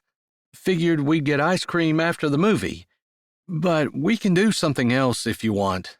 I was just kind of thinking that maybe it wasn't the great idea I thought it was earlier. It sounds fabulous. How are we going to watch the movie? You'll see. It wasn't far to his house as he pulled into his drive a moment later. But instead of parking in front of his house like he normally did, he pulled around back and drove along the fenced yard. A small creek bordered the back of their property, with trees lining it. He'd found 2 trees the perfect width apart and hung the sheet between them. His headlights hit it, and it glowed white. Oh my! You hung your own screen? Jillian hopped up and down on the seat. I was going to park the truck here and we'll walk back and make our food. He pulled around, turning and backing toward the screen. He'd already stretched out the extension cord he'd need for the projector. He'd tried it all earlier and had gotten it to work perfectly. He'd never get tired of holding her hand, and he grabbed it as they walked back through the yard. So, is growing up in the circus a good way to spend a childhood? He asked, wanting to know everything about her. Maybe they wouldn't be together forever, but that made him all the more determined to not waste a second learning about her. I suppose. Her fingers tightened in his. Actually, yes. I loved growing up in the circus. I loved the things I learned. It makes me different than anyone I know, but a good different. But? He could tell by her tone there was a but. What I really missed was having a dad. You know, I used to dream he'd show up and we'd be a family. I'd dream he'd want me, that he'd come to see me perform and recognize me as his daughter right away. So many dreams about my dad. You don't have any idea who he is? Nope, not even a name, other than Powell. I'm not sure my mom knew his name, to be honest. She swung their hands. He figured to try to show that she didn't care, when it was obvious she did. I vowed I would never have a child that didn't have a father. They stepped up on the porch, but he didn't open the door. He waited for her to keep talking. I wanted a dad so much. She ran a hand along her hair, pushing it behind her shoulder. There were older guys in the circus who kind of stepped in and helped fill that role, but it wasn't the same, you know? Yeah. He thought of his mother who left.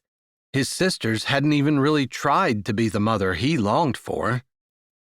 He'd wanted a mother more than anything, just like Jillian had wanted a dad. He hadn't gone as far as determining that he'd never raise a child without a mother, but he supposed when he pretty much cut himself off from dating after his fiancée dumped him, that was probably what his subconscious was saying. I wondered why he didn't stay, she said softly. Did he miss America? Was he only passing through? Maybe he died. Wouldn't your mother tell you? McCoy thought that was a little mean.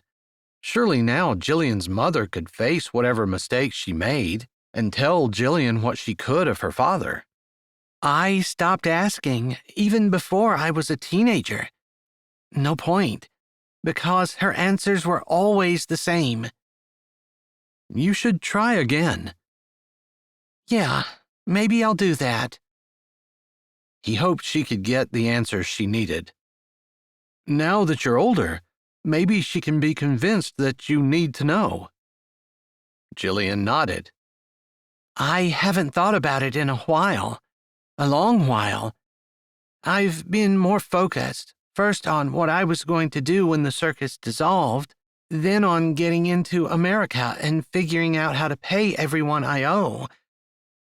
He'd forgotten about her debts. I just bought Uncle Roy's house last year.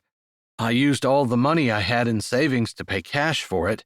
Then last summer I had a new roof put on and the furnace replaced. The light coming out the door shone on her quizzical expression. I'm telling you that to say that I don't have the money in hand to pay the debts you owe, but I can easily get a loan, even if I have to use the house as collateral, to pay the men you owe. You can't do that. Why not? I won't let you. He opened the door, but she didn't walk through. He put his hand on her back. She walked under his pressure, but her face frowned. I want to do it, he said. No. Jillian, I can help you. Let me. Uncle Roy was not in the kitchen. He'd probably taken his dogs and retired to his room already. Let's not fight about it tonight. He didn't intend to fight about it at all. He intended to give her the money to take care of it, even if she went to Brazil. It would ease his mind to know that there were no drug dealers after her for their exorbitant fees for getting her across the border and into PA. He nodded. There's the popcorn. He indicated the popper. I'll heat some hot dogs up. He hated that they'd been arguing over the money. He hadn't wanted the evening to be a fight. Did you ever have trouble with the elephants, either in your act or handling them in general? The popcorn whirled in the background as her black eyes flashed at him. Nope, not a single one. But Florin, the man who trained them, said that they'd do anything if you gained their respect. He didn't use a lot of the heavy-handed tactics that other trainers did. We joked that he was the elephant whisperer. So that's where you got it. Got what? I was just watching you tonight, thinking about how good you were with the animals. Any animals. That retriever tonight, I was shocked that it stayed. Its body didn't want to. She laughed, and her scent of cotton candy drifted over the popping corn and cooking hot dogs. Its body didn't, but its mind wanted to please me.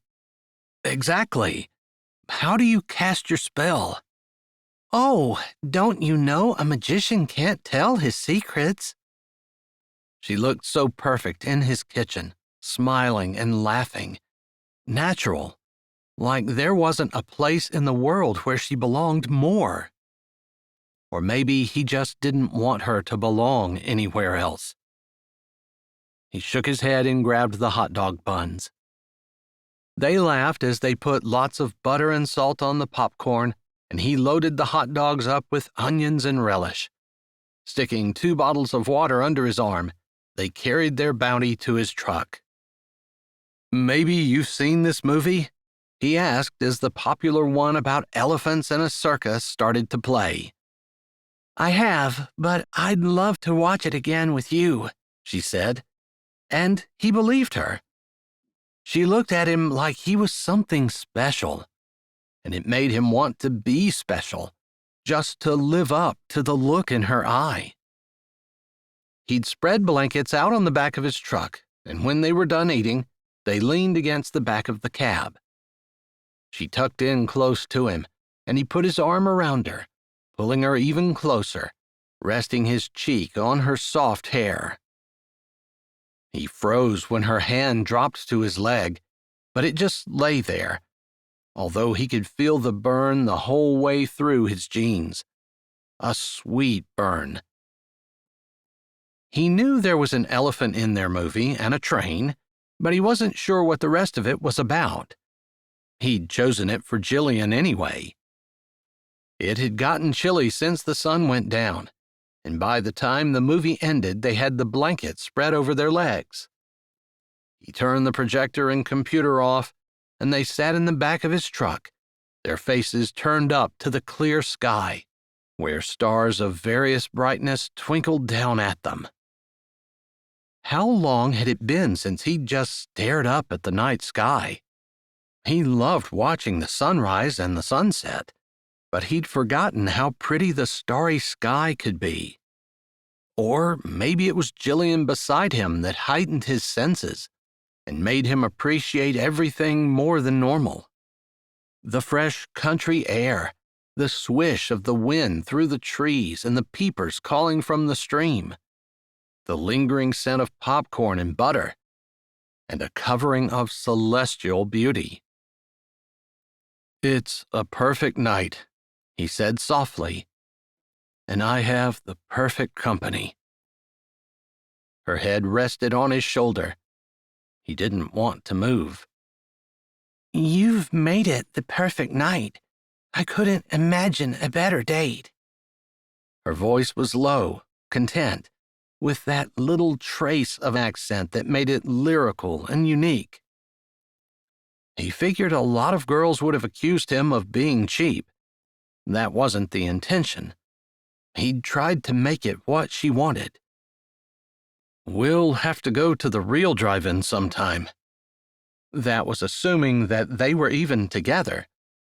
But he hated to ruin their time together talking about how soon it was going to end. Maybe you've spoiled me tonight, because I think the private drive-in that you created is better than anything else there could possibly be out there. Why would I want to go park amidst a bunch of people when I can be here, alone, with you? That sounds kind of boring. Part of his heart shivered as he said that. It was one of his deepest insecurities, that he wasn't enough to keep a woman interested. Jillian hadn't seemed to be bothered, but maybe it would come in time. Her body turned toward him, and her head lifted. Her hand touched the stubble on his face and slid along his cheek, cupping it. His stomach tightened. He closed his eyes and took a breath before opening them and looking down at her. Her dark eyes, reflecting the secrets of the universe, stared up at him.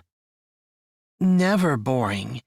Just being next to you stirs so much tension and exhilaration in my soul, I can hardly stand it. Her words made him shiver, but he couldn't move out of her hand.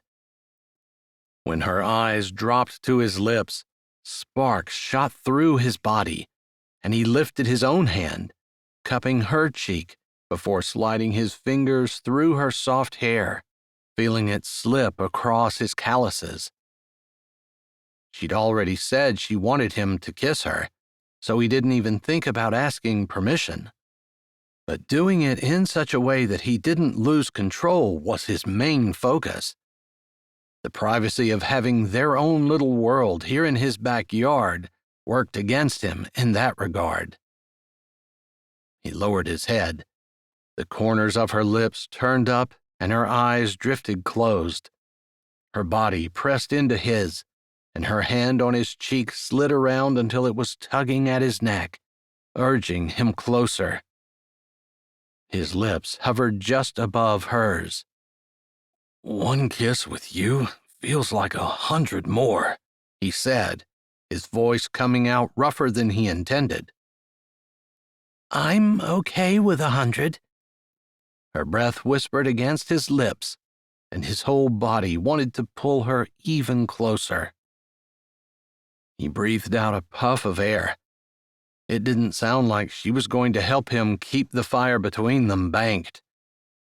"I need your help. Just a kiss." There couldn't be more. Not tonight. Not when he knew she could be leaving any time. Not when he didn't have a prayer of making her his. "Make it a long one," she said before she closed the sliver of space between them, her lips soft and hungry against his even hungrier ones. He recognized the riot of emotions that flew through his body and the almost uncontrollable urge to pull her closer, to touch her and fit her body against his. Stronger than the last time and just as wild. His hand buried in her hair and he focused on her lips and the sweet taste of her mouth, pushing back against that drive in him to have more, take more, turn the kiss into more. What felt like a long time later, he dropped his forehead against hers and took big breaths of sweet night air, trying to corral his runaway emotions, heightened, no doubt, by the idea that wasn't far from his mind. She could be leaving. He might never see her again. Her hands played with the short hair at the base of his neck, and somehow he dragged her body across his so she sat in his lap. When he thought his throat had opened enough for him to speak without squeaking, he said, "That's not something I want to attempt standing up." She gave a light laugh. Her lips touched his forehead, then trailed down his face, along his jaw, before touching his lightly, quickly. She leaned back. "Me either." Her chest moved deeply, in and out. "You're right. One feels like 100 more." Her hands framed his cheeks. "Thank you." He lifted a brow, his hands sliding down her graceful back to her waist. "For the kiss? That should be me thanking you. I don't have enough experience to know how to kiss and make the entire world disappear." She snorted. "For the kiss and the date. And I did sneak a few kisses out behind the big top, but the excitement of hoping I didn't get caught was greater than whatever thrill I got from the kiss. I don't think you can blame me for the disappearance of the world." His hands had tightened at the thought of someone else kissing her. It was hard to think like that, but he had to let her go, had to face the fact that it wouldn't be him holding her and kissing her in Brazil. He shook those thoughts out of his head. He wanted to live in the moment, enjoy what he had before it was gone. They snuggled there for a little longer, but it was late, and they both had early starts to their day.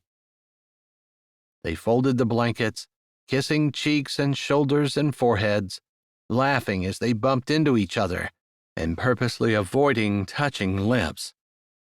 Until it all ended too soon, and they were at her porch, Snickers whining at their feet. McCoy had to shove his hands in his pockets so he didn't hold her and not let her go.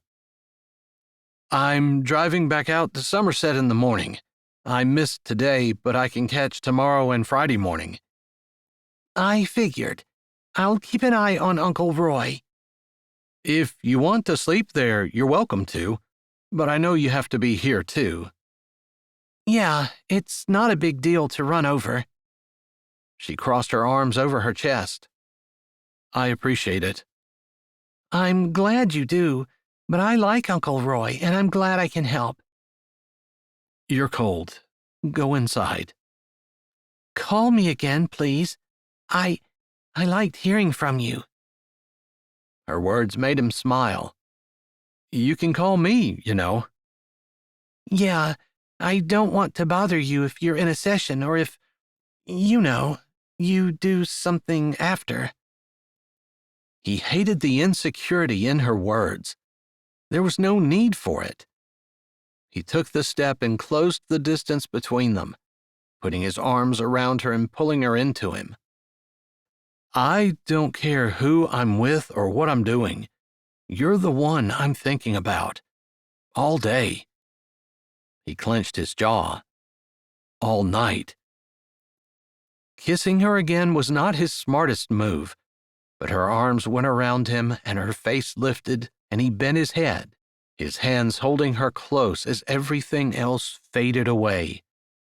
She pressed against him and held on like she never wanted to let go. He didn't want to let go either, but he pulled away, then backed up, his hands dropping, his heart racing. Go on, he said, wanting to see her safely in before he drove away. She didn't say anything more but turned and fled into her house. His heart hurt as he turned away, but what else was there to do? He couldn't press her for a decision or a commitment. He was already way out of his comfort zone, operating without even knowing if she would still be living in the country this time next week. Heck, he was way out of his comfort zone the second she admitted she wasn't legal. When his phone buzzed before he'd made it to the blacktop, he grinned, thinking it was Jillian, unable to wait to call. But it was Gator. Hello? McCoy. Sorry about the late phone call. Hope I'm not waking you up. Nah. He wasn't going to get into where he was and what he was doing. My wife is ganged up against me with my mother, and they've decided they want a garden. It was easy to hear the good-natured humor in his friend's voice. Do you mind if I borrow your tiller? Sure, it's in the shed. I'll tell Uncle Roy you might be around. I'll be out for the rest of the week. Something triggered in the back of his mind. Gator had been working in Montana, and his wife, Avery, had commitments out east, if he remembered correctly. I'll probably be over tomorrow after work. That's fine. He was speaking again before he'd given it a lot of thought. You were in Montana and Avery was out east. How'd you guys work that out? Sure, he'd been in Gator's wedding, but they were far more likely to talk about what type of tree stand worked better in the rain, or what type of shot he was packing in his 20-gauge shells than anything even remotely resembling a relationship question. McCoy felt foolish for even asking. But Gator didn't laugh or hesitate. You know, I thought that was going to be a problem. There aren't a whole lot of orchestras in Montana, and I had no interest in going out east. But it's funny, when you really want to figure something out, suddenly options open up that you might never have thought of in an ordinary situation. Gator laughed. There wasn't any way I was going to let her get away. I was ready to do whatever it took. She felt the same way. I think when we realized the sacrifice we were each willing to make for the other, it didn't feel like a sacrifice anymore. It felt like giving up something we wanted for something even better. McCoy had reached his driveway by this time and had parked in front of his house, sitting in his truck with his elbows on his steering wheel, trying to process what Gator was saying. When you wanted something bad enough, you made it work? Or sacrifices don't feel like sacrifices when what you're giving up feels like less than what you're getting? He wasn't sure he understood. Okay. He wasn't sure what else to say. Yeah, it's crazy. Gator barely paused before he said, I want to shoot my crossbow before spring gobbler. Maybe we can meet at the gun range sometime next week. They were back on familiar ground and spent a few minutes discussing the regulations on crossbows in turkey season before they hung up. But McCoy's mind hadn't really wandered from what Gator had said about considering things he hadn't thought were possibilities before. He'd already done that by being with Jillian in the first place. What else could he do? Chapter 18.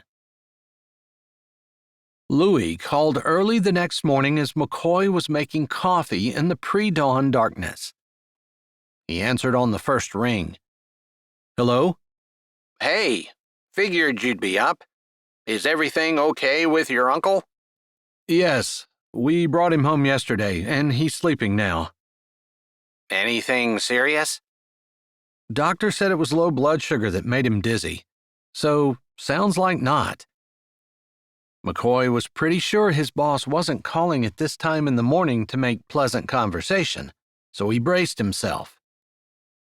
Well, I was planning on taking you and Todd out last night and telling you, but my position, the supervisor promotion, is going to him. The news didn't shock McCoy. He'd been expecting this, but it did make his chest contract and his stomach sink. Especially after the scare with Uncle Roy, it would be nice to not have to travel. Good for him. McCoy couldn't think of anything else to say. You're going to be working under him. Is that going to be a problem? McCoy pulled his mug out of the cupboard. No. He didn't know how things were going with Jillian, which reminded him of the conversation she'd overheard. He'd forgotten all about it in the comfort of holding her close on the swing and thinking about spending the evening with her and their date, kissing her. I can have you transferred. I understand that sometimes when you've been co-workers, it's hard to switch it to boss and employee. It would be worse to be transferred. There won't be any problems. They hung up shortly after that. Once he started thinking about that conversation, he couldn't get the idea of a bribe out of his head. Surely Louis wasn't involved. But he didn't have a problem believing that Todd was, somehow. Jillian wasn't imagining the conversation she overheard, and bribe was a pretty strong word, but without evidence. Everyone from the office would be at the conference. Loretta would be in today, but not until 9. The place would be deserted.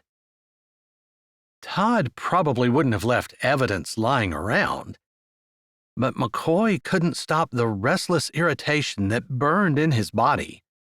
Plus, he'd be driving right by the office on his way back to the conference. What could it hurt to stop and look around? A bribe, a big game preserve. What else had Jillian heard, and how did it fit? Heidi had one tusk. Surely they wouldn't kill her for that. Did people kill elephants for sport? He wasn't sure, but he knew there was a black market for animals that he would have never considered being valuable or traded. In his line of work, he'd seen a lot of things that he wouldn't have believed if he hadn't been there himself. He poured his coffee and settled the lid on his cup. He'd peeked in Uncle Roy's room on his way down, and the old man had been snoring loudly. McCoy grabbed his cup and walked out of the house.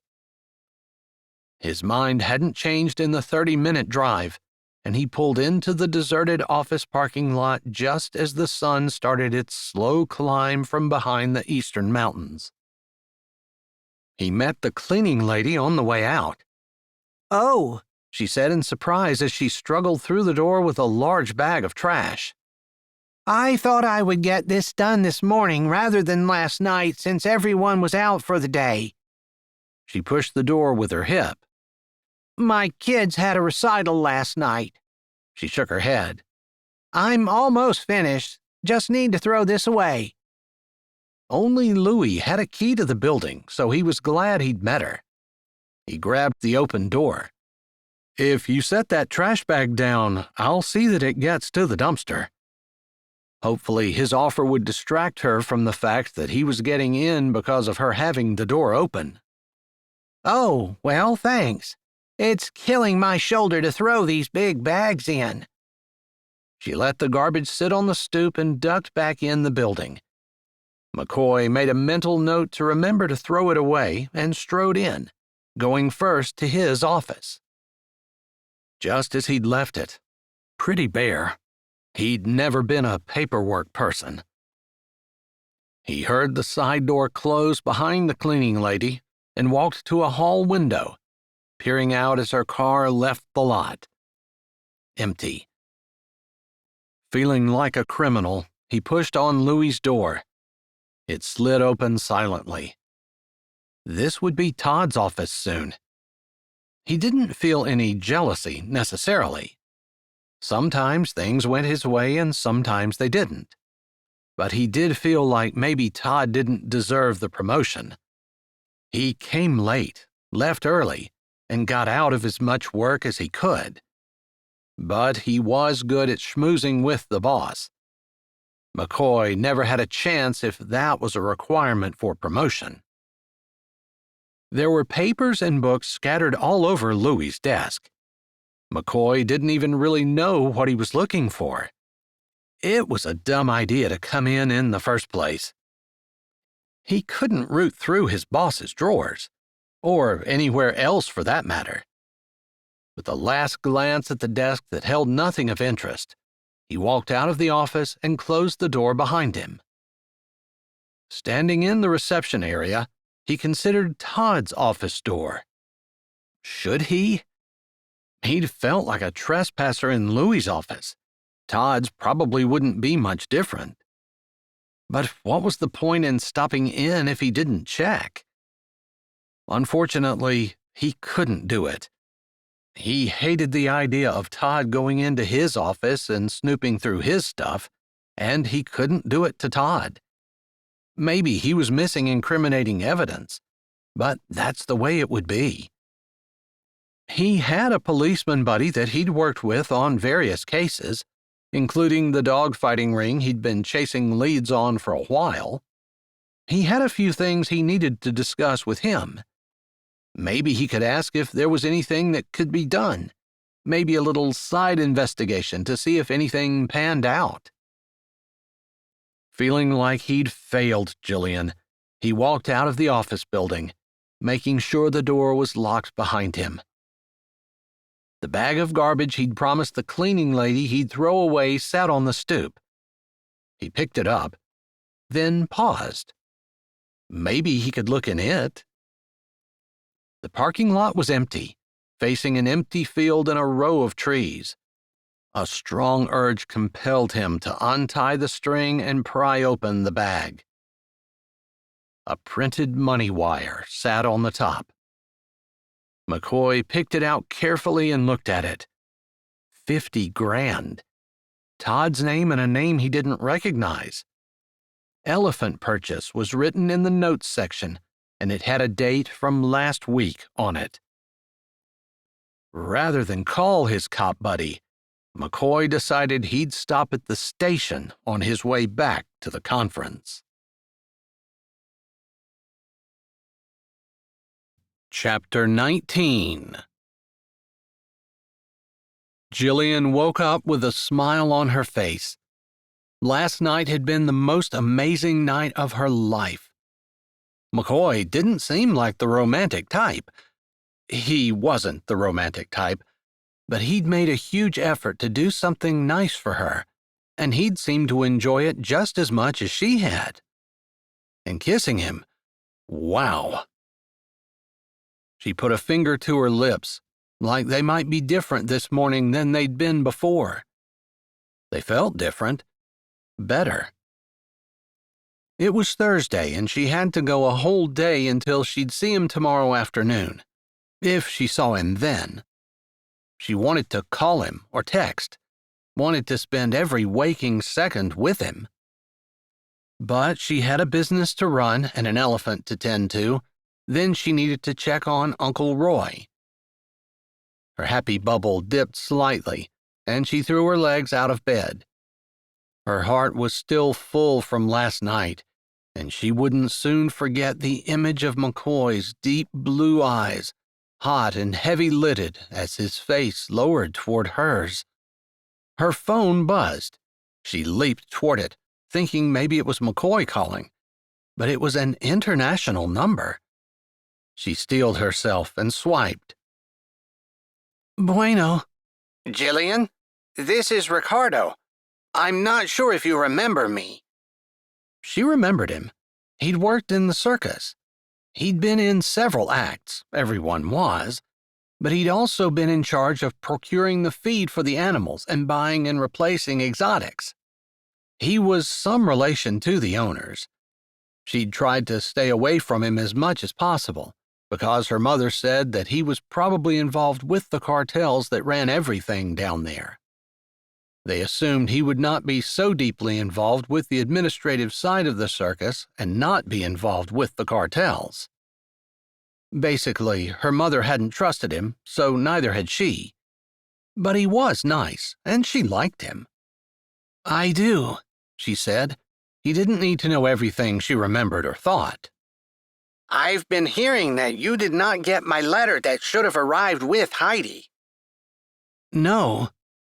So he was the one who had sent her the elephant. "My carriers just arrived back yesterday. They told me there were a lot of people at your place when they dropped her off. They were afraid of the police. We cannot bribe them." She smiled, thinking of McCoy, his honesty and integrity. Very appealing. "They laid low for a bit, but they said you seemed to have everything under control." She didn't bother to stop her eye roll. It's an elephant. I can't afford to keep an elephant. "Didn't they give you the money?" What money? "It was hard enough to send one elephant. We put her into an auto car on the train and faked the papers. Thankfully, there aren't any inspections, and there is a rail siding on a local line not 2 miles from your farm. The people who own that usually unload feed and fertilizer, but they let us borrow it for a night. My men were able to walk the elephant to your place from there." He stopped to take a breath. "I had to sell Hazel to pay for Heidi, but I sent the rest of the money along because I know it's expensive to feed them." I didn't see any money, but it doesn't matter. Hazel isn't doing well. "Oh?" He sounded surprised. The man in Brazil who bought her said she's not eating. "I see." He sounded as concerned as she felt. They're sisters and they've never been separated. "I know. I didn't realize it would be that bad." There was some talking in the background. "I have to go. I will look into this further and call you back. By this weekend at the latest." Jillian could remember Ricardo's compassion. He wasn't one of the men who didn't care about the animals, nor one who was always walking around with a stick, making sure everyone knew and respected his authority. She had confidence that he would truly look into the issue and honestly try to fix things. She thanked him, and they hung up. Thursday went by slowly. McCoy called her on the lunch break, and they talked until after his afternoon session started. They spoke again for several hours that night. She wouldn't have thought she could spend hours on the phone, but they didn't lack for things to talk about. Friday, he called when the morning session was over just to tell her that he couldn't come straight home because he had a business lunch he had to get through first. She supposed it shouldn't have surprised her when, 2 hours later, Todd's car came flying down the drive and pulled up to the barn where she'd just cleaned Heidi's large enclosure and was putting the elephant back in. She locked the gate and turned to face him. He got out of his car with a smirk. "Afternoon. Nice day." "Sure is," she said. "I'm here to do an unscheduled inspection. You don't need to stay if you have work to do." He pulled out a clipboard and slammed his car door shut. She had a class that was starting in less than an hour, but she shrugged. "I could hang around." Irritation flashed across his features, but he gave her a tight-lipped smile. "No more dog bites?" "No." "That's good. The powers that be don't like to see complaints coming from your property when you're trying to get a permit. Only," he tilted his head like the thought had just occurred to him, "you're not trying to get a permit, are you?" She held his gaze. "I have 30 days. "I asked if you were trying to get a permit." She didn't want to make an enemy of this man, but she didn't want to give him a reason to take Heidi. The exact way he'd said big game preserve came back to her clearly. She straightened. Not only was Heidi in danger, if Todd had any clue that she was less legal than her elephant, he'd have DHS on the farm before her next class started. She'd bet on it. "Yes, I'm trying." It wasn't a complete lie. She had tried. She just stopped before she even got started when she realized she needed to be a citizen. "Funny that I can't find your name in the system," he said, to himself as much as to her, which made her wonder if he'd tried to break into the system somehow and sabotage her permit application, since there wasn't anything he could legitimately fail her for in his inspection. "Is Jillian your real name?" "Yes." "And you've applied for a permit?" A car pulled down the drive, and he turned from her to check it out, almost like he was afraid. It hit her that he thought McCoy might be coming. She felt that thought was right on the money, because he turned and said, "I'm going to get started with the inspection. You're not allowed to follow me around." Pretty sure he made that last part up. She was also sure that he wanted to get it over with before McCoy was there to watch him. He must not know McCoy had a meeting. "Too bad your boyfriend didn't get the promotion," he said as he started toward the gate. She stood where she was, beside the car, leaning on the shovel. When had McCoy found out about that? Maybe he didn't know. He hadn't said anything to her, and they'd talked for hours last night. Todd had his back to her, and she didn't bother talking to it. She'd see McCoy soon enough. Todd walked around the enclosure and out of sight. Wanting to follow, but not wanting to upset him, she couldn't figure out what he was doing that was taking so long. Finally, cars started arriving for her class and she walked to the kennel building. Gail Patton would be there with Bennett shortly after class. Dread and anxiety swirled in Jillian's stomach. Surely Todd wouldn't fail her and take Heidi today. She'd have a day at least to call Mario in Brazil. Trouble was, as soon as she did, she knew she'd have to agree to go down, and she didn't want to leave McCoy. She made it through her class, trying hard to concentrate, but was having trouble. Sometime during her class, Todd left. He didn't stop. She never even saw him. She didn't know what that meant, but hoped that she'd at least have until Monday before the government moved. McCoy hadn't come. He hadn't said whether he'd stop here on his way home or check on Uncle Roy first. The last student had barely left the drive when Gail's small car pulled in. Her son practically bounded out of the back seat, and he'd run around the car twice before Gail got out and stood. Jillian had to laugh. What a cute little boy. The school district was probably after Gail to medicate that one. He gave his hand easily to his mother, but jumped beside her as she strode to the kennels. Jillian put the last of the paperwork away, still smiling at the little boy. Unbidden, a thought came to her. What would McCoy's son look like? Blue eyes, blonde hair, that strong jaw, his height, the broad shoulders. She could see a miniature McCoy in her mind's eye, easily. A longing to be the mother of that little one, and maybe a sister to go along with him, pulled hard at her insides. She tried to shake it, but one glance at the little guy who was still jumping, now on one foot at a time, brought it back. Walking out of the kennel, she held her hand out to Gail. I'm so glad you could come. Thanks so much for having us. Bennett is excited, to say the least. She gave her hopping and skipping son a loving mother's glance. Looks like it. I'm done here and we can walk over.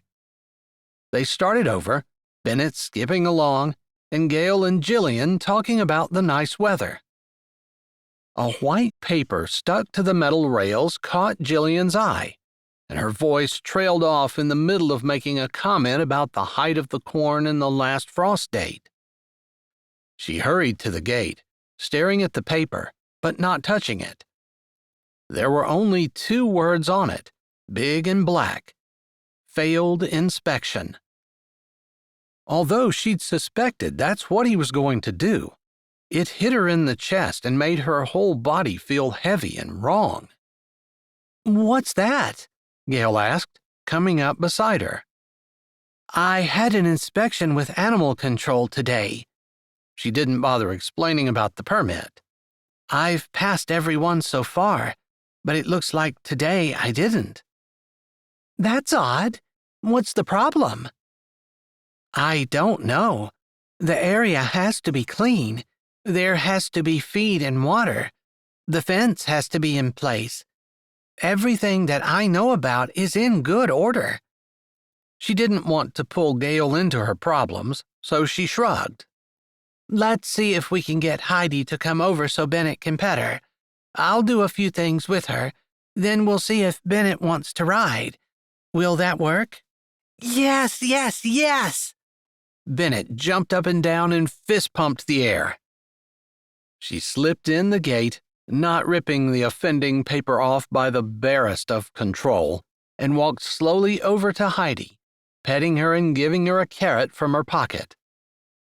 Giving the command, she stepped onto Heidi's trunk and rode it out of the gate. Bennett's eyes were as round as saucers, and Jillian had to laugh. One of the best parts of being a circus performer had been making people smile. Seeing Bennett's excitement and happiness breathed new life into her and helped her shove aside the issue of the failed inspection and the impending consequences. Heidi seemed to enjoy the attention as well. She performed beautifully, allowing Jillian to put her harness on and do her routine in its entirety. Jillian lost herself in the flow of the moves and the heat of the elephant, the feeling that she'd become one with the animal and they were working in tandem. It was a beautiful thing when everything went right and the one move flowed into the next. Heidi knew her part and played it to perfection, like there were 10,000 people watching rather than one wide-eyed little boy and his tired but happy mother. And a broad-shouldered man. Jillian realized with a start as Heidi and she wrapped up their act that McCoy leaned against the fence as well. She gave him a tentative smile, a little nervous after not seeing him for 2 days. His eyes were hot on her. They always were, but he'd had to have seen the sign, too. She did a backbend, flipping over into a sitting position before calling out, Does Bennett want to ride? He was saying yes before the question was out of her mouth. McCoy unlocked the gate. You want him in there? Yes, please, she said, her voice softening on its own, which made him smile. Memories of their date and kiss flashed in her mind. He took Bennett's hand and led him through the opening. Put your hand in front of her like this. Jillian put up the universal sign for stop. McCoy obeyed. Hold him up. McCoy picked Bennett up under his arms. Reach up, Jillian commanded. Bennett put his arms in the air and Jillian grabbed his hands, pulling him up and settling him on in front of her. Now just walk beside her with your palm away from her. When you want her to stop, point your palm toward her. Jillian settled Bennett better in front of her. For the first time since he set foot on the farm, he was actually still. Make sure she can see it, she added. McCoy gave her a raised brow. She shrugged. Of course it was common sense. He grinned at her, and warm feelings stirred in her soul at the private words that flowed between them without them saying a thing. McCoy did a perfect job of leading Heidi around, and Bennett seemed to enjoy his ride thoroughly. Gail was grateful and appreciative as she gathered her hopping and skipping son and walked to her car. Jillian slid over Heidi's head and commanded her to let her down. McCoy was there and she stepped into his arms. She hadn't seen him for days and was ready to bury her head in his chest and cry out her frustration with Todd and everything else that was going on with Heidi. She hadn't even thought about it, but Carlos would be calling again soon, asking about the money she owed him, which she'd spent on buying hay for Heidi. McCoy seemed to realize she was holding him tighter than usual. "What's the matter?" I'm just happy you're home. I forgot to say anything last night, but I didn't get the promotion. Todd told me when he came today. She leaned back a little. I'm sorry. Maybe something else will work out, he said. He didn't seem angry, but she could see frustration on his face. She could understand that. Todd had failed her for no reason that she could see and had gotten a promotion. Didn't seem fair, but it also wasn't something she wanted to dwell on. So she nodded, but didn't comment. I didn't stop and see Uncle Roy. Are you almost done here? Want to go home with me and I'll figure out something for supper?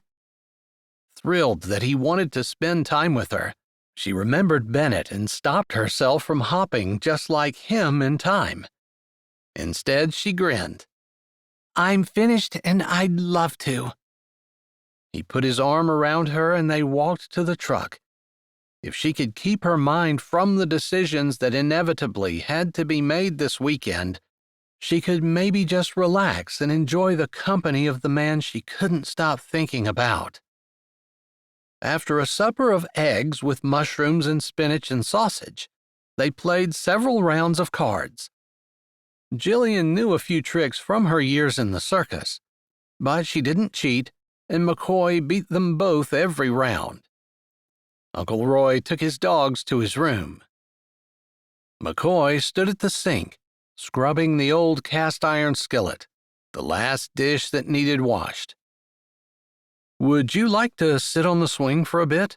He asked as she wiped the table. Sure, she said, hoping his question was code for kissing. Her phone buzzed, an international number. She lifted a shoulder at McCoy's quizzical look and answered. Bueno. Jillian, this is Mario. I need you to make a decision about Heidi. Hazel hasn't eaten all week, and she's fading fast. I want to fly in tomorrow to get her, and I want you to come back down with me. Jillian swallowed. She looked at McCoy, who had finished scrubbing the skillet and had slowly turned. The narrowing of his eyes told her he'd figured out that this was the call they had dreaded.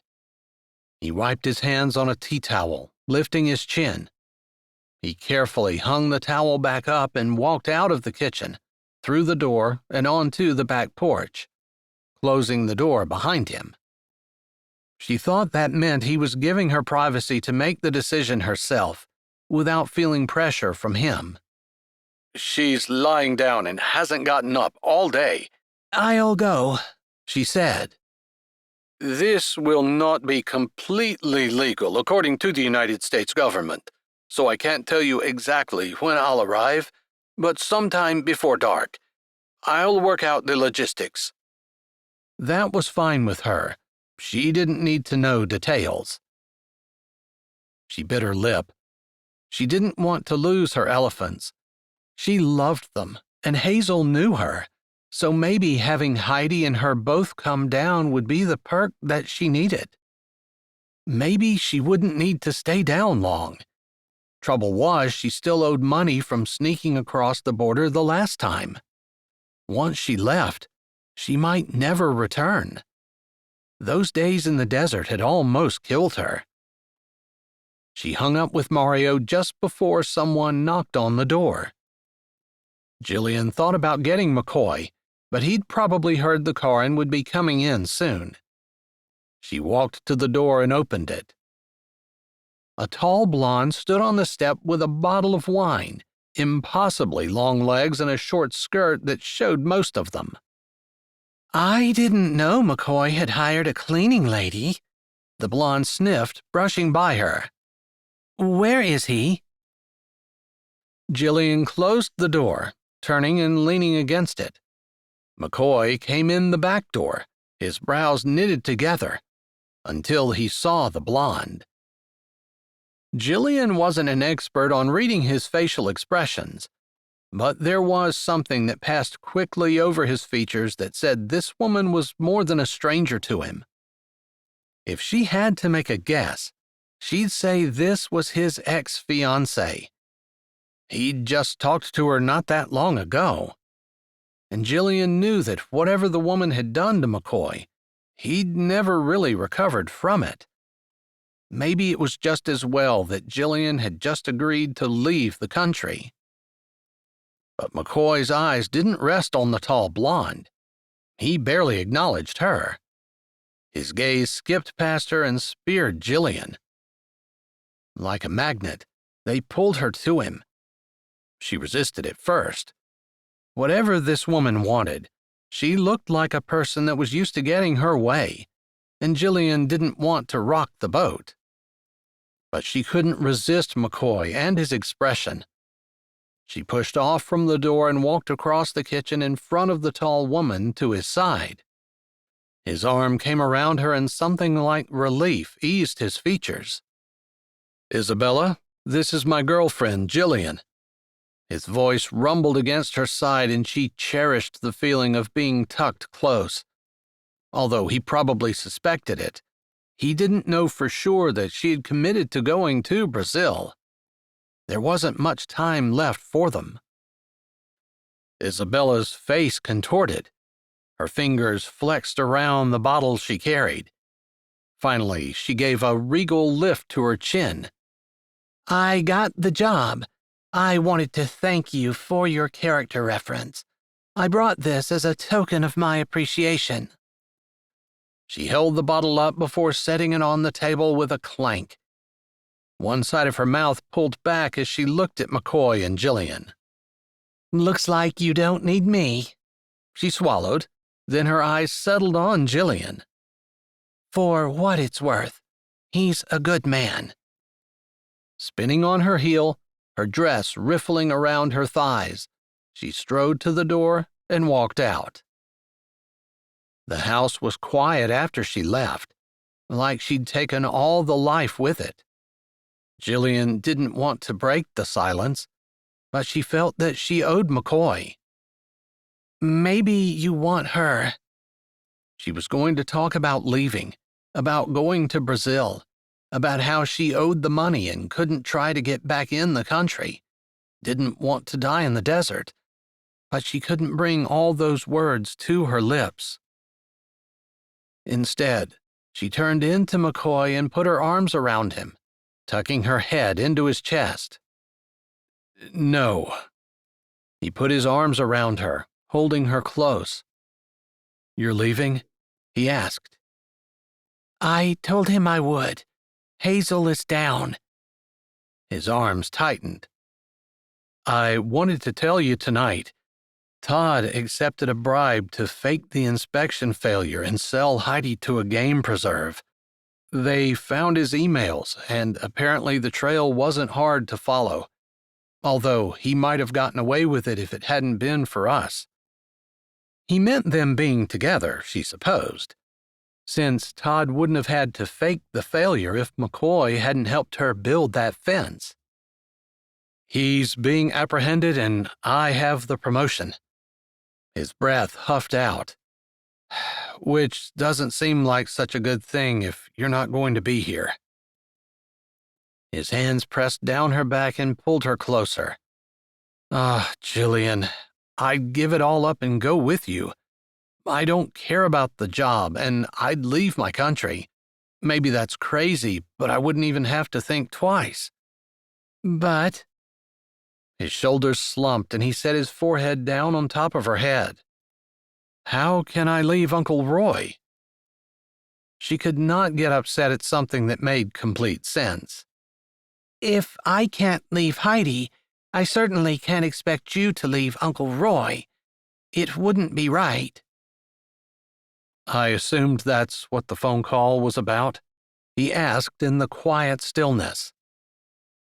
Yes, tomorrow, sometime before dark is what he said. I see. His voice was low and careful. Then tonight could be the last time I ever see you. Her breath came out on a shaky sigh. I still owe money for the last time I came over. I'd better pay that before I even think about... No, it's too dangerous. You shouldn't have done it the first time. I definitely don't want you using the drug cartel to come back. She leaned back a little. I'm coming back to you. I'm not asking you to wait, and I'm not even saying I want you to. I just want you to know that when I've taken care of Hazel and Heidi, and paid my debt, I'll be coming back to you. I can't get money until Monday. Give me the information. I'll pay it. Her heart froze. I'm not putting a gringo in touch with the Mexican drug cartel. We'd both get killed. Then I'll wire you the money. No, it's my problem. I need to take care of it. A muscle ticked in his jaw. I'm all about taking responsibility for your problems, but not in this case. I want to be with you now, not sometime in the future. You can owe me if that's how you want to play it, although it's not what I want. She put her hand on his cheek and pressed closer to him. Let's not spend our last night together arguing. They kissed in the kitchen for a long time. They didn't need words to communicate that neither of them wanted to part. Eventually, they made their way out to the porch and sat on the front porch swing until the sun came up. Jillian snuggled close with McCoy's strong arms around her. She didn't know what he was thinking about, but she spent the night enjoying his closeness and trying to figure out some way for them to be together. Surely there was a way. But if there was, she couldn't think of it. Not one that kept the elephant safe, kept Uncle Roy in the home he loved, and allowed McCoy to keep his integrity. She needed to be legal in order for that to happen. Still, despite the unresolved issues in her head, she enjoyed these last few hours. They could sleep tomorrow. Finally, the sky started flaming orange and pink, and it was time for Jillian to go take care of her animals. I can take care of your kennel dogs until the last one is picked up, McCoy said as they cleaned out the kennels, his voice and posture as depressed as she'd ever seen it. She showed him the information in her small office. She didn't have a computer system, just a notepad with people's and dogs' names on it. She had been charging, both for her classes and for kenneling, on a weekly basis, so there wasn't much to canceling her classes. McCoy had on his serious face, and she knew the dogs would all be in good hands. His integrity wouldn't allow him to do any different. They took care of Heidi together. He stood in the back while she taught 3 obedience classes before lunch. Every time she looked at him, his hot gaze was following her every move. The emptiness in her chest grew and expanded until she felt like it would swallow her whole. It was torture to try to concentrate on teaching when her heart hurt like it had already been ripped from her chest. McCoy figured whoever was coming would be late picking up the elephant, but he was wrong. A tractor-trailer showed up shortly after 3. He and Jillian sat on her stoop, her slender body tucked between his legs. He had his arms wrapped around her and couldn't keep from wondering why it had taken his whole life to find his perfect match, only to have her taken from him as soon as he had her. It didn't seem fair. But life wasn't fair. They watched as the big tractor-trailer crept down the driveway. He couldn't stop his hands from fisting, but he did keep from holding on to Jillian. She'd made the decision to leave, to do what was best for the animals she loved. At the same time, he had to do right by the man who'd raised him. So she had to leave, and he wasn't going to stop her, no matter how badly he might want to. A sedan followed the truck down the lane, heading toward Jillian's house, while the truck backed into the barn. Jillian had said that Fink and Ellie and their children were heading to a conference today, so McCoy didn't worry about any kids getting run over. Snickers was on the porch with them. Jillian had said that Fink and Ellie were taking her as well. He ran that all over in his mind as the car, a Lexus, came to a stop in front of the porch. A Latino man, with a big white smile, wearing a black business suit, stepped confidently out of the driver's door. Barely glancing at McCoy, the man had eyes only for Jillian. "I would recognize you anywhere, my beautiful darling. Jillian Powell, the most stunning performer to ever work under the big top." He walked to the step, holding out his hand and taking Jillian's in his, despite McCoy's arms still being around her. She stiffened, but allowed it. McCoy ground his teeth together. This man was not going to make her leaving less painful. McCoy couldn't help noticing that next to the flashy car and fashionable suit, his old truck and jeans and a t-shirt looked ragged and, dare he think it, boring. He'd already told himself that Jillian wasn't like his mother or his sisters or his fiancée, and he truly believed it, but the thought kept punching into his consciousness like hammer blows. She wasn't leaving because he bored her. She was doing it because of her animals. But next to this charismatic man, McCoy felt boring. Jillian would have a more exciting life with him, no doubt. Jillian stood and McCoy stood with her. "We need to move quickly," the man said. "I'm Mario." He held out a hand to McCoy. McCoy shook it and gave his own name. One word. Mario's handshake was firm, his eye contact direct. McCoy couldn't find anything not to like, except the familiar and possessive way he acted toward Jillian, the hand on her shoulder, the lingering gaze on her face, the way his body invaded her space and ignored McCoy's presence. But McCoy wouldn't let himself fight over her. She could make the decision. It wouldn't be right for him to try to force her to choose him for the next 30 minutes when she was leaving anyway. So he backed off, walking beside her, not holding her hand or keeping his arm around her as he wanted. He opened the gate as she brought Heidi out and carried several bales of hay up the ramp of the trailer as Jillian waited and Mario talked about how Hazel was doing.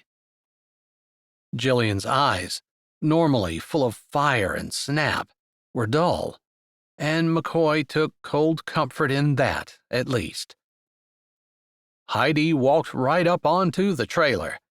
They made sure she was settled and closed the door behind her. The driver pulled out while McCoy followed Mario and Jillian up the drive. When Mario put his arm around Jillian's shoulders, McCoy's backbone heated like red-hot metal, and his chest felt like the inside of a hot air balloon. But he kept his hands at his side and stoically made each foot fall in front of the other, determined to see it through to the end.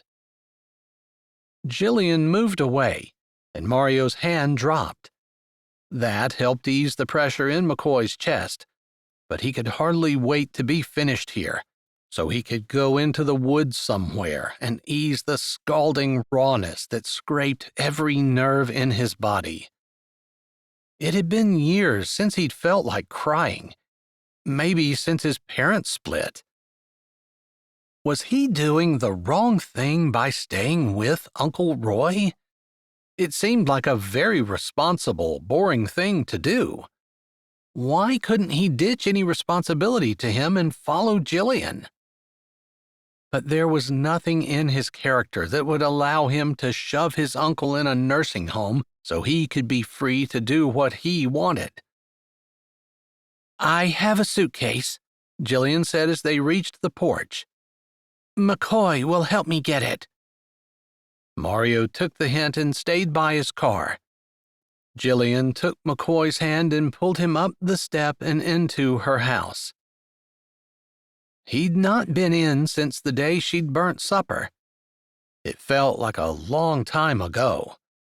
But he didn't have time to look around, because as soon as the door was shut behind them, Jillian turned, grabbing his head in both hands and kissing him with a desperation that pulled every last bit of strength from his body.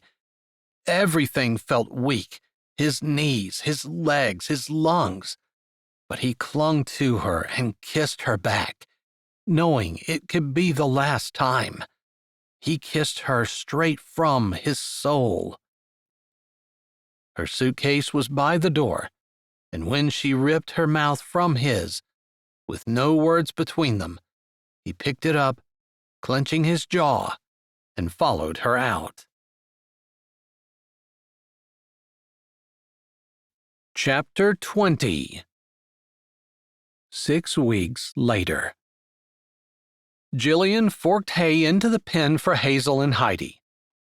"I always make sure there's no waste in the area where they eat," she explained to Kira, the girl David had hired to be Jillian's replacement. Kira nodded solemnly. She'd been a fast learner, and in the week that she'd been in Brazil, she'd pretty much learned everything Jillian could teach. Kira had worked with elephants before, which is how David had found her, working in a Mexico City zoo. Jillian was confident that Kira loved Hazel and Heidi and would be a good companion. David had found the money. The men Ricardo sent with Heidi had never taken it with them, and wired it to her. Jillian had been able to pay off all her debts, and she no longer owed the drug cartel. She had enough money to pay to try to get back into America, but McCoy had specifically told her he didn't want her taking that chance. She was torn. On one hand, she wanted to be back with him, but on the other, she knew he was right. It was a dangerous game, and security at the border had only increased, which did not put the cartel workers in a good mood, to say the least. Kira took the shovel and started cleaning out the manure in the large, lavish enclosure. Jillian leaned against the fence. Tonight, Mario was driving her to the airport. His plane took off early tomorrow morning. She'd be in Mexico this time tomorrow. She could apply for a work visa or even immigration status, but her chances of being accepted without any kind of skill or job or secondary education was low. But that's what McCoy would want. He'd never said he would wait for her. She hadn't asked him to. But just knowing what kind of man he was, she'd bet everything she had that he'd love her until he died. It was just the way he was. Part of the reason she loved him. Therefore, she could afford to take her time and do it right. Not that she wanted to. Sometimes she could hardly control the irritation in her chest that made her want to start north, walking if she had to get to McCoy. But it wasn't the best way, and she was determined to try to do it right. This time. Kira got done cleaning the pen, putting the shovel away and taking the wheelbarrow over to the waste pile. Kira also had experience with horses and ostriches, both of which Mario had. As Jillian watched, Mario met Kira by the horse pens. They must have planned to go riding together, because Mario was dressed in his riding clothes, shiny boots and carrying a crop. It hadn't taken him long to get the hint that she didn't want him touching her, even though their culture was much more touchy-feely than American culture. The only hands that felt right to her were McCoy's. The weight of a hand fell on her shoulder. Perfect, like she'd imagined it. Only, she put her fingers up, touching rough flesh. Her heart stuttered as her eyes popped open. She spun, coming face to face with deep blue eyes. His blonde hair was a little longer, but his shoulders were just as broad and his face just as handsome. She didn't wait to talk, but threw herself into his arms, reaching up to kiss him before he could even say hello. His arm slid around her, but he didn't allow the kiss to last long. His lips were turned up. "No, I can't think when you kiss me." We don't need to think. Just feel happy. "I need my brain." His words were choppy, like her kiss had already affected him. "I need to figure out how to convince you to marry me." She blinked, then smiled. Yes. However he'd gotten here, whatever he'd had to do, she wasn't going to make the same mistake as the last time, thinking that his proposal wasn't romantic enough or whatever her problem had been. If he was mentioning marriage, she was saying yes. He laughed. "I thought it might be harder than that." Is that what took you so long? "No, I booked my plane ticket yesterday, the second I got my passport."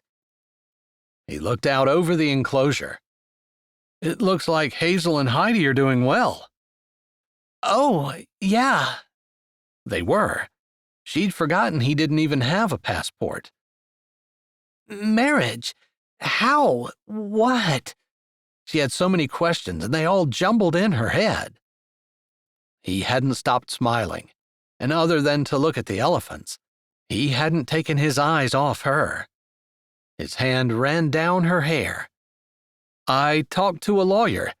He said our best bet was for me to marry you in Mexico, then apply at the U.S. consulate for residency for you." How long? "What about his job? Uncle Roy?" "I don't know. He couldn't say. They might not give it." His broad shoulders moved up. "Gator's mother said you'd helped Avery take care of her when she had cancer, so she was moving in with Uncle Roy to be with him, however long it takes us to get you back in the U.S. legally, so you can stay forever." His eyes drilled down into hers. There was nothing she wanted more than to be with him forever. "If they won't let you in, I'll apply to live in Mexico, or somewhere, We'll find somewhere to be together. Really? I don't care where. I truly don't. The only thing I care about is being with you." Her eyes widened at his words. Her hands gripped him tighter. "I love you." I haven't heard that nearly enough. His grip loosened, and he bent a knee on the dry ground, pulling a small box out of his pocket. "Jillian, I love you. More than anything. Marry me, please?" He opened the box. A small ruby, surrounded by diamonds, winked up at her. The ring was breathtaking, but she didn't care. "Yes." 1,000 times yes. He slipped it on her finger and stood. "What about your job?" She asked, searching his face, hoping he wouldn't regret all the sacrifices he'd made. I told them I was taking some personal time. It's possible Louis will stay for a while and see if I come back. Maybe the supervisor position will still be there. He kissed her hand, then cupped her face. I don't care. I'm proud to be an American. I enjoy my job. But I love you. When I think that way, decisions are easy. He grinned, wolfishly. Now, do you suppose I can talk my fiancée into kissing her world traveler? It was a long kiss. Epilogue. Zane, Abe, Beck, and Cash. Fink and Ellie's kitchen, 3 months later, 9 o'clock at night. Zane Wilder sat in Fink and Ellie Finkenbinder's kitchen, a thick portfolio of plans, estimates, and diagrams lying on the table in front of him. Normally, this was not his area. His brother, Abe, was the architect, and the one that normally closed on all the big deals. Unfortunately, he, along with Beck and Cash, were still in California finishing up their last project. Zane owned an excavation company, and he'd been done with that job for over a week. He was much more comfortable sitting in the cab of his 20-ton dozer, nicknamed Fat Alice, than he was sitting here at the table, hoping to ink a multi-million-dollar deal for his brothers and himself. Of course, the fact that he was back in Gail's hometown might have a little something to do with the uncomfortable itchiness in his chest. "Thanks for meeting us so late," Fink said as he set a cup of coffee down in front of Ellie before taking his own seat and putting his coffee on the table. "No problem. For a job this big, we can make some concessions." Happy to hear that his voice didn't shake, Zane returned Gator's smile across the table. He'd gone to elementary school with Gator before his family imploded and the Mahoneys took him in. Abe, Beck, and Cash treated him just like a fourth brother, even if their parents had never officially adopted him. Gator leaned back and put a big arm around his wife, Avery. Her pink nails and quirky outfit contrasted with Gator's dark, brooding largeness, but it was obvious from the way they looked at each other that they were wildly in love. "It's better this way," Gator said. "If we do it before the kids go to bed, it's hard to concentrate." "And we'd have to say everything twice," Ellie added. She exchanged a knowing smile with her daughter, Harper, who sat with her husband, Wyatt, on the other side of the table. They'd come up from Chile, where they were running a resort similar to the one that was in the plans on the table in front of Zane. It was Zane's understanding that Wyatt had something to do with the financing, and that he and his wife were going to be operating the resort in Pennsylvania once it was completed. "Well, the main reason we waited was because we thought Jillian and McCoy would be getting in tonight." Harper snuggled more firmly into Wyatt's side, her hand on her protruding stomach, his arm holding her close. "I knew McCoy in school. Zane said. He and Jillian were married in Mexico a few months ago. Jillian's been waiting for the U.S. Embassy to approve her visa, which they've done, and they were heading home early this morning. Fink took a small sip of his coffee. Jillian texted me an hour ago and said they were on their way, Avery said, her bracelet sparkling in the overhead kitchen light. How much time do you have, Zane? Fink asked. Jillian has worked to keep things on the farm going, plus she's part of the family. I'd like to involve her, and now McCoy, if we can. Can we wait a few more minutes? Zane shrugged, resisting the urge to tug at the collar of the unfamiliar polo shirt he wore. He was used to worn t-shirts. I have all night. His brothers were depending on him to land the deal for all of them. Not just Abe, who already had the architectural contract, but Cash expected to use his construction company to build the buildings, and Beck wanted the contract for the electrical systems, along with all the HVAC work. They had everything wrapped up in one bid, as they did with every project they worked on together, now sitting on the table in front of Zane. Fink and Ellie had given their verbal agreement, after looking at other bids and giving the Mahoney brothers precedent over the rest because of them being a local family, although their bundled bid was the lowest, too. Still, Zane felt the pressure of needing to perform and not let his adopted brothers down. He owed the Mahoney family a debt he could never pay. He'd not been perfect over the years, Gail being a case in point, but the Mahoneys didn't know about her. If we'd have done this in the morning, Fink started, but he was interrupted by the door opening.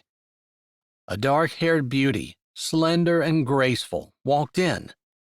A tall, broad-shouldered blonde dude followed her. The couples at the table turned, and everything went quiet before pandemonium broke out. Zane was the only one left at the table as McCoy and, Zane assumed it was Jillian with him, were surrounded, hugged, and grilled on their stay in Mexico, their trip home, their marriage, and Jillian's visa. It was a good 20 minutes before they dragged McCoy and Jillian to the table and sat them down beside Zane. At that point, Zane had heard so much about them, he knew their history almost as well as he knew his own. And he was happy for them, really. They looked totally in love as they smiled into each other's eyes. Obviously, with Jillian's accent, their backgrounds were different, but the way they cuddled and laughed together, the way they seemed to know what the other was thinking, the way they touched, both with their hands and their gazes, it was obvious they were meant for each other. Zane could have had that with Gail, but he'd messed everything up until the only thing left for him to do was leave. Through the years that had gone by, he'd become successful. Maybe not in the way her dad considered success, with a college degree and a white collar to wear to work every day, but financially successful. He might not be a pillar of society, but protective mamas didn't shove their young daughters behind their backs when he strolled into town. Not anymore. Maybe it was just first love, or maybe it was truly that Gail was his soulmate. Whatever, he couldn't get interested in the women who wanted him now. As much as he wanted to be the other half of a happy couple like the ones around the table, there was only one girl who ever felt like she was the one who would make him whole. And he'd burned that bridge. If he got this job, he'd be working for several months in love. Maybe he'd see Gail. Not that there could ever be anything between them after what he did, but just so maybe he could see that she wasn't the angel that his dreams made her out to be. No woman could be that perfect.